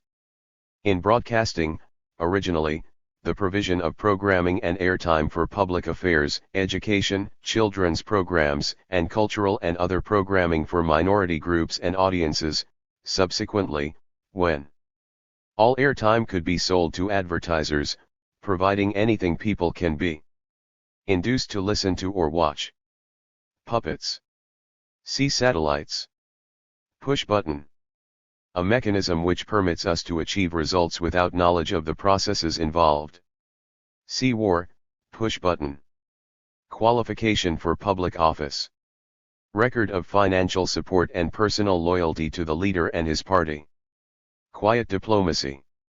A negotiating effort to oust a properly attired aggressor from its illegally held possession, carried out gently over many years, with due consideration of its security needs, and without either complete removal or required reparations for damage, looting, or murder. Sin. Constructive engagement. See aggression, properly attired. Quotas. George Bush's prospective opposition in the election of 1992. See Horton, Willie, and Southern Strategy. Doublespeak Dictionary 169. Radical nationalists. Groups, parties, and governments in the Third World that are not on the U.S. payroll, are unwilling to take orders, and propose an independent line of development. Radical nationalism generates instability. See unstable J. Rand Corporation. A tank, owned by the U.S. Air Force, stocked with defense intellectual CQ.VJ. Ratings. The operative measure of a program's merits. Reaganomics. The economics of immediate gratification, corporate version, a program of Robin Hood in reverse. Reality. A nightmare, unbelievable during waking hours. Realty correct. The status quo in politicized language and curricula, also, whatever line the government and establishment want to take on an issue. See politically correct. Reciprocity. Your wallet in exchange for the removal of my foot from your face. See negotiations. Reform. Sloughing off government outlays, helping the distressed, and eliminating devices protecting individuals and firms from competition and the state from foreign domination, unleashing market forces in accord with IMF criteria. Formerly, the term meant the opposite, and increasing inequality and malnutrition were seen as signs of deterioration calling for intervention, i.e., reform. It is now recognized that these effects are transitory costs of progress, and that benefits will trickle down to the masses in the long run. Registered. Regulation, old. A cartel arrangement carried out under government auspices, nominally to serve the public interest, but in reality mainly allowing the cartel members to restrain competition. 170. Regulation, new. Governmental efforts through agency rules and enforcement to protect the public from the negative effects of corporate activity on product quality, worker safety, and the environment. Because of its threat to corporate welfare, it is under steady attack for excesses and threats to jobs and competitiveness, and is the main target of business-sponsored political campaigns to get the government off our backs. Regulatory arbitrage. Choosing the side for an economic activity on the basis of the weakness of its regulatory controls. Reinforced protective reaction. Protecting our boys and the citizens of Waukegan, 111. By bombing an enemy with a force in excess of 100 aircraft. See protective reaction. Reinforcements. Our troops moved into contested fighting areas. See infiltration. Reinterpretation. My abrogation of an agreement. See violation. Rejectionism. Refusing whatever temmies we or our allies and clients propose, however brazenly unjust they may be, and even if they are obviously put forward for public relations purposes only. Rejectionism by us or our allies and clients is an oxymoron. Re-regulation. Trying to put Humpty Dumpty back together again, after having watched him fall off the wall without lifting a finger. Resolute. Stubborn, unyielding, uncompromising, merciless, a term applicable to our own NAUID leaders. See defiant to and ruthless. Responsible. Pertaining to the form but not the substance, as in responsible criticism. Also, starting from the premise that those wielding power seek admirable ends on the basis of superior knowledge. Restraint. Killing fewer people than is within our technical capability. Doublespeak Dictionary 171. 70 pounds. Of. RFFNANOAL. Profile Aim pound 2. FAPO FEMJCNJRFF R of. OIRFNAMOL profile. I registered FF73 Ma. AUCHFJ me 2. COMP mu Effelboruocherink. OUK Renangal. Restructuring. Closing down, or drastically reducing employment, also, rearranging in accordance with managerial and banker interest, the private seizure of corporate opportunities, plus the zapping of labor. Revenue enhancement. Increasing taxes. Revenue sharing. Revenue bleeding. Revolution without borders. The threat of the mouse to home and tradition, as seen by the cat. Revolving door. A door connecting the private sector to government purchasing and regulatory agencies, through which officials move back and forth, gaining know-how in the private sector and then putting their expertise to the service of the public in the government sector. See Operation Illwind and Market Intelligence. Rightful leaders. Leaders, QVJ. Rio L. A deplorable outburst of violence by the inhabitants of the cracks in 172. The FLCXDF of society. They are ordinarily invisible. Rotten apples. Individuals lacking faith in their leader and that spirit of mutual respect and mutual forbearance that is the essence of a civilized society. If people possessing such faith and spirit beat up or eliminate rotten apples, the apples have only themselves to blame. Ruthless. Merciless and brutal, a term used to describe rulers of enemy states. See Resolute 2.nd Tough. Safeguard. The follow-on to the Sentinel ABM, first proposed for protection of selected cities, but with the residents strongly objecting to the plan, quickly shifted to protection of Minuteman silos against a quickly refurbished Soviet first strike threat. Safety net. A porous mesh made from the guts of the deceased welfare state, through which will fall the undeserving poor, QV. Safety of our nationals. The initial rationale for an invasion designed to preserve a friendly military junta, pending the putting together of a better rationale at our leisure. Carrot. Sale. Business consummation. The Moses and all the prophets of industrial statesmanship. Sanctions. Punitive measures short of military attack, imposed to pressure violators of human rights and international law to cease their abuses. Sanctions are never imposed on us, and they are neither severe nor strictly enforced when imposed on our friends, but they are vigorously applied to enemy states. In the Gulf War of 1991 they served to provide a softening up phase prior to a full-scale attack on an enemy state. Sanctuary. An enemy haven or source of supplies that has not yet been attacked. Doublespeak Dictionary. 173. Hence the explanation of military failure and the target for the next escalation, QV. Satellite. Aligned with them. Sin. Puppet. See independent. Save. Destroy. As in, it became necessary to destroy the town in order to save it. An application of a fundamental adage better dead than red, which the United States applies to third world countries to help them understand where their true interest lies. Sin. Help. If weapons hap souls, ANPA \just. SAP SSCUT. Yo go to T\L. To MMWK EEF EK, YVP, U0070. C/5 NCA. Scud. A dumb, evil-doing bomb dropped indiscriminately on innocent people by another Hitler. See another Hitler, Paveway High, and smart bombs. Search and destroy. A mission involving the occupation of a hamlet, the killing of all males attempting to flee, impounding the others for interrogation, QV, and destroying all animals, food, and houses to deprive enemy forces of sustenance and shelter, the principal activity of U.S. ground forces in South Vietnam from 1965 to 1971.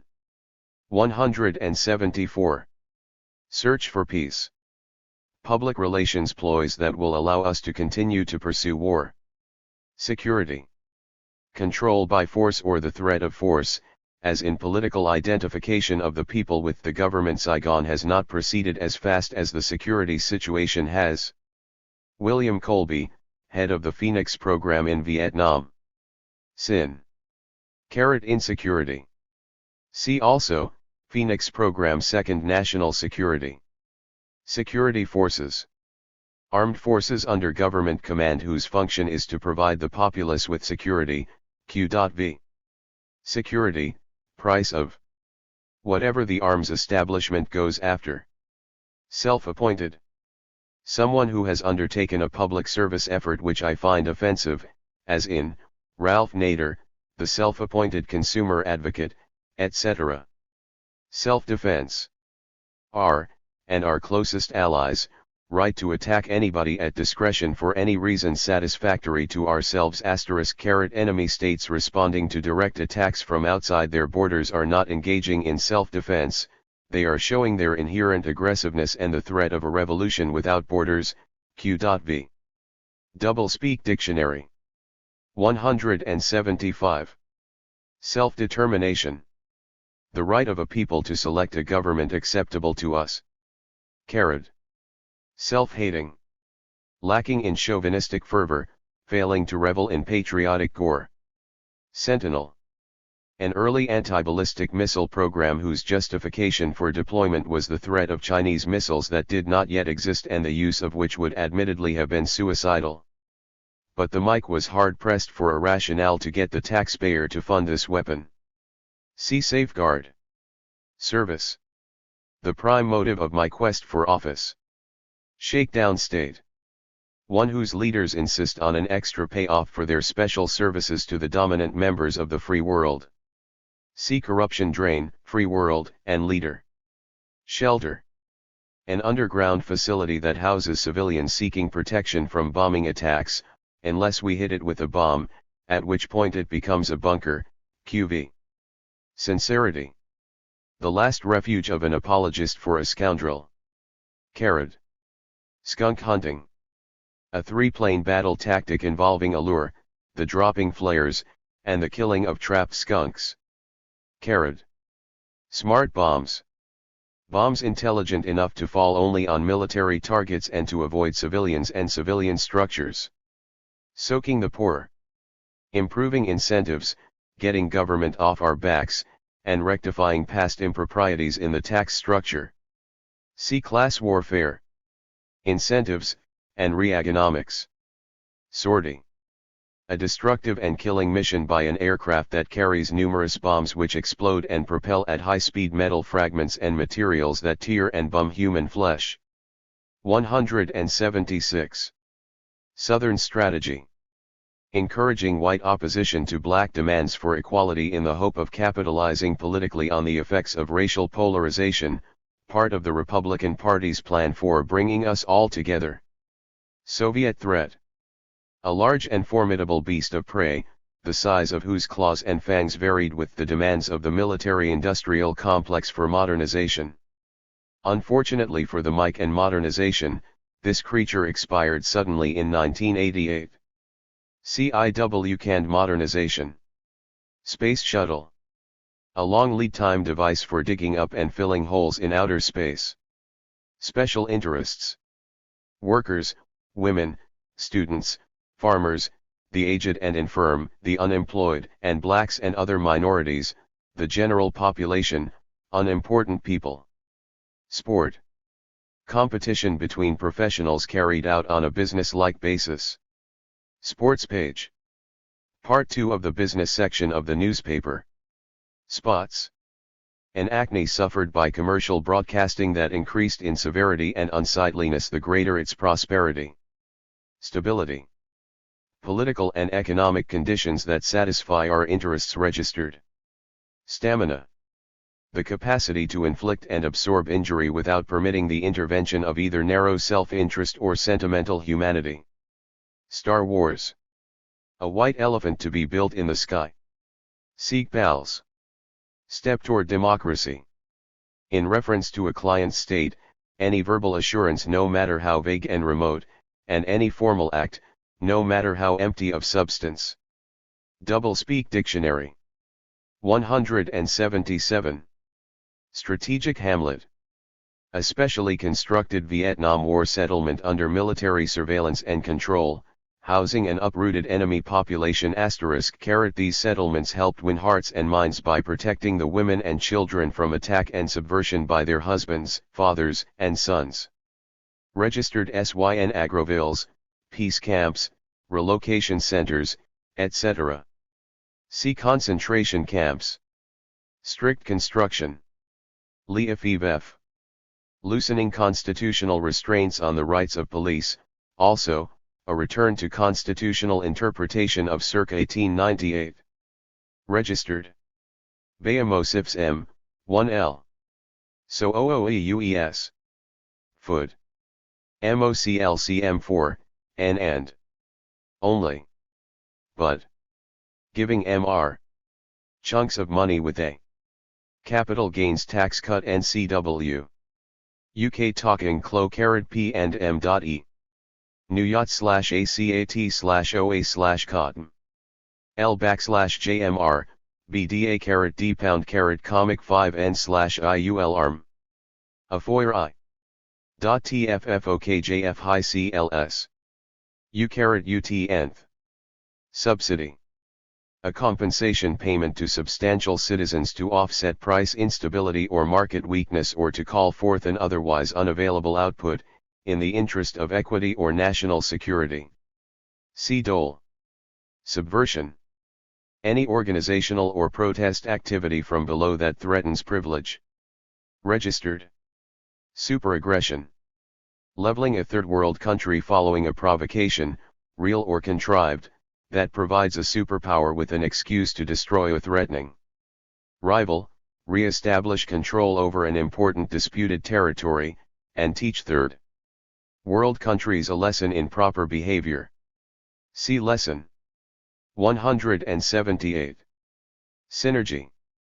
The mystical force that lowers costs when two dissimilar companies are combined, sometimes expressed by the equation 2 plus 2 equals 5. Take out. Kill. Taking advantage of. Using. See vocal minority.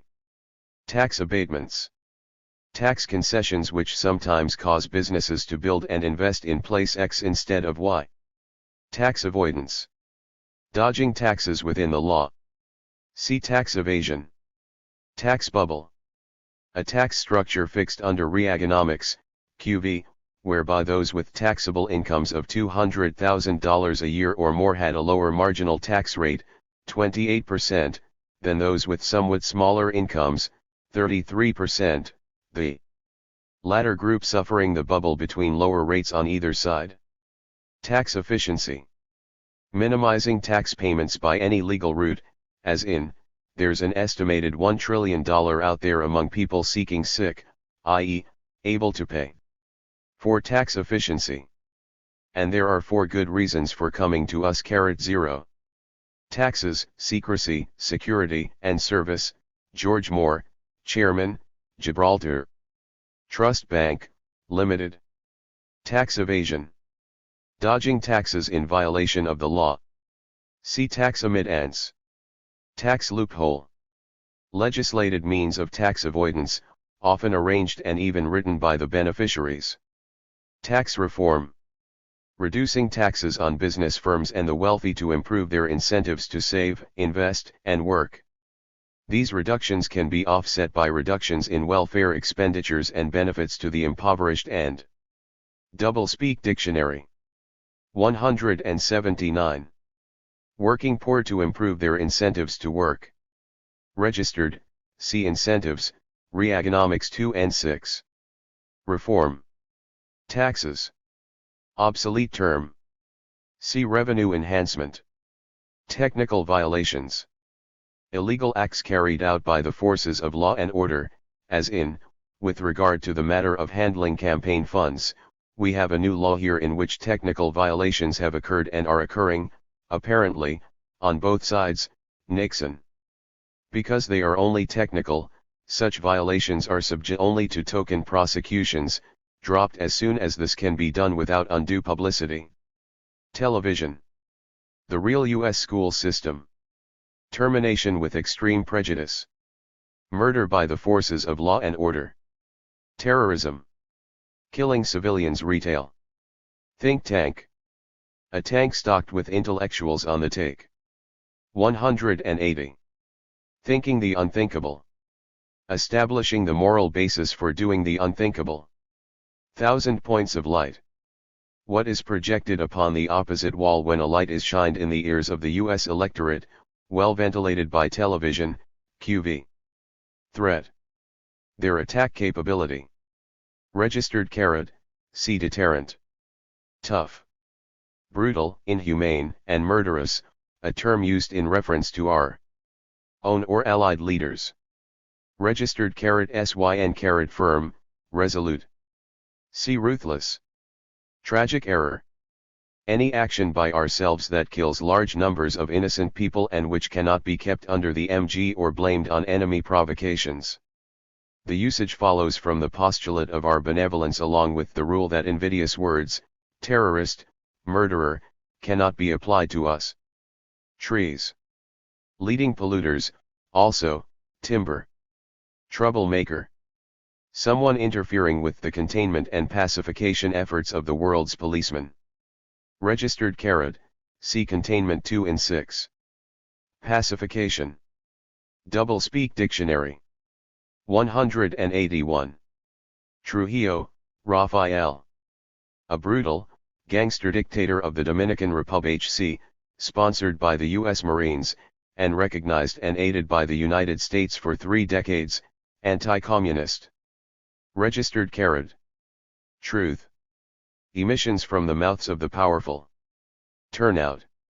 The statistical proof of the public's devotion to the military junta and security forces in U.S. sponsored elections, The index of successful intimidation in those sponsored by the enemy.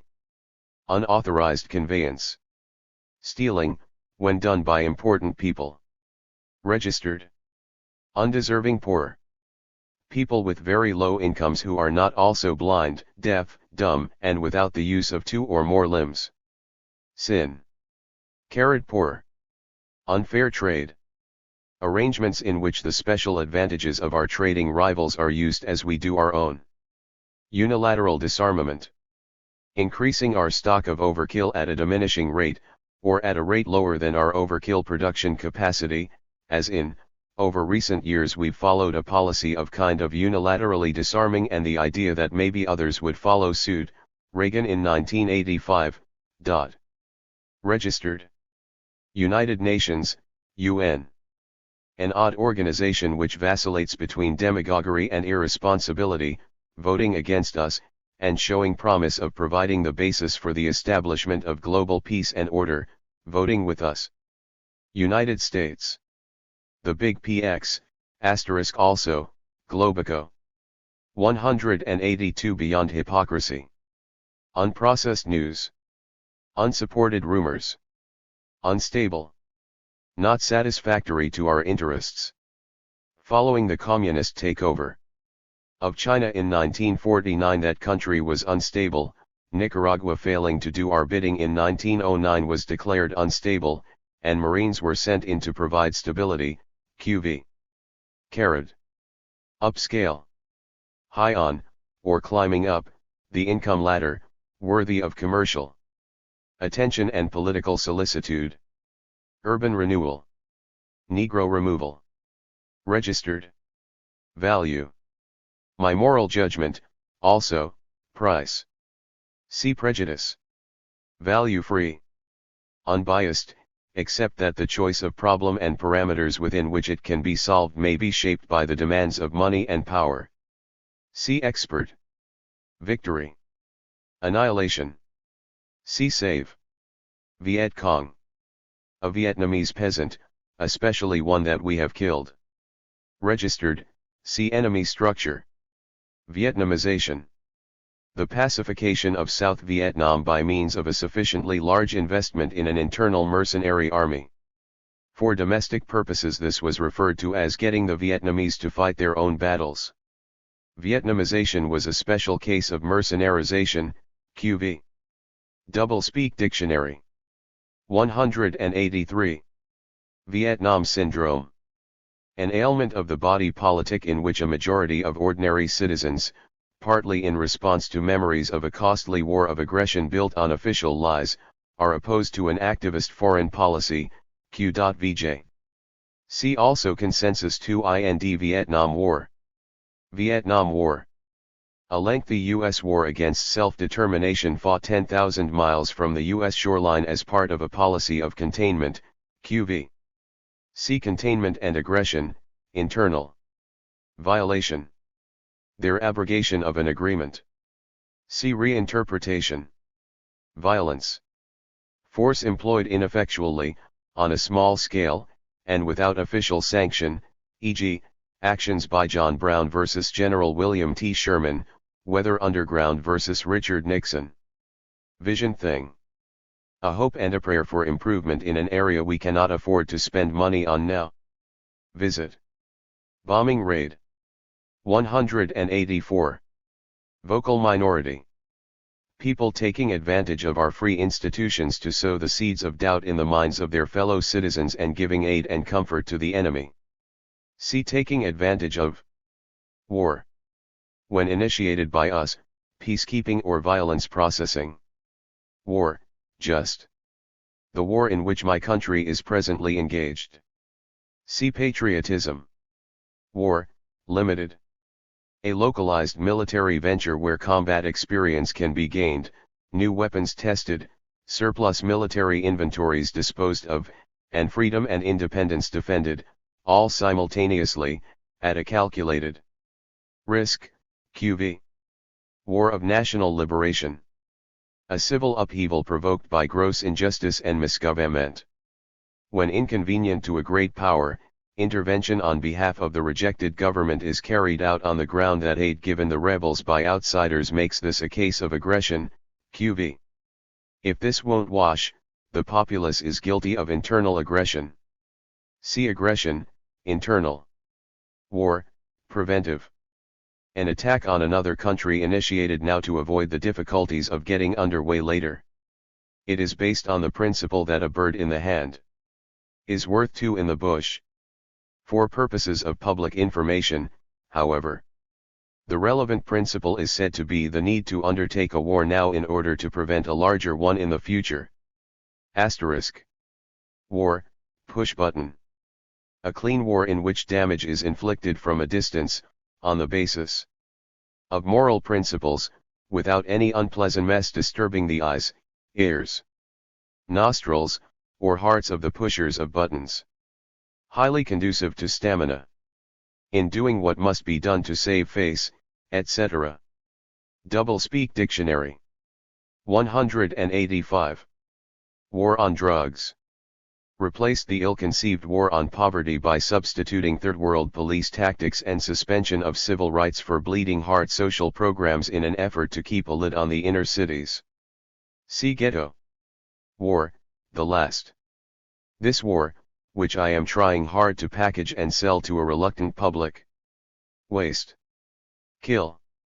Welfare. Payments made to shiftless and lubricious non-workers which encourage them to continue their immoral behavior at the expense of the taxpayer. Welfare expenditure. See Boondoggle 2 IND Dole. 186. White. Above, clean, decent, cheerful. The color of joy and the heavenly hosts. Thus, in speaking of a kindly act we say that was white of you. White paper. A collection of truths, half-truths, and fabrications, compiled after the fact to justify a mistaken decision in process of enlargement. Badao makers. The nickname adopted by a battalion of the 101st U.S. Air Cavalry Division, in celebration of their efficiency in decimating the aboriginal male population of Vietnam. Carrot. Window of vulnerability.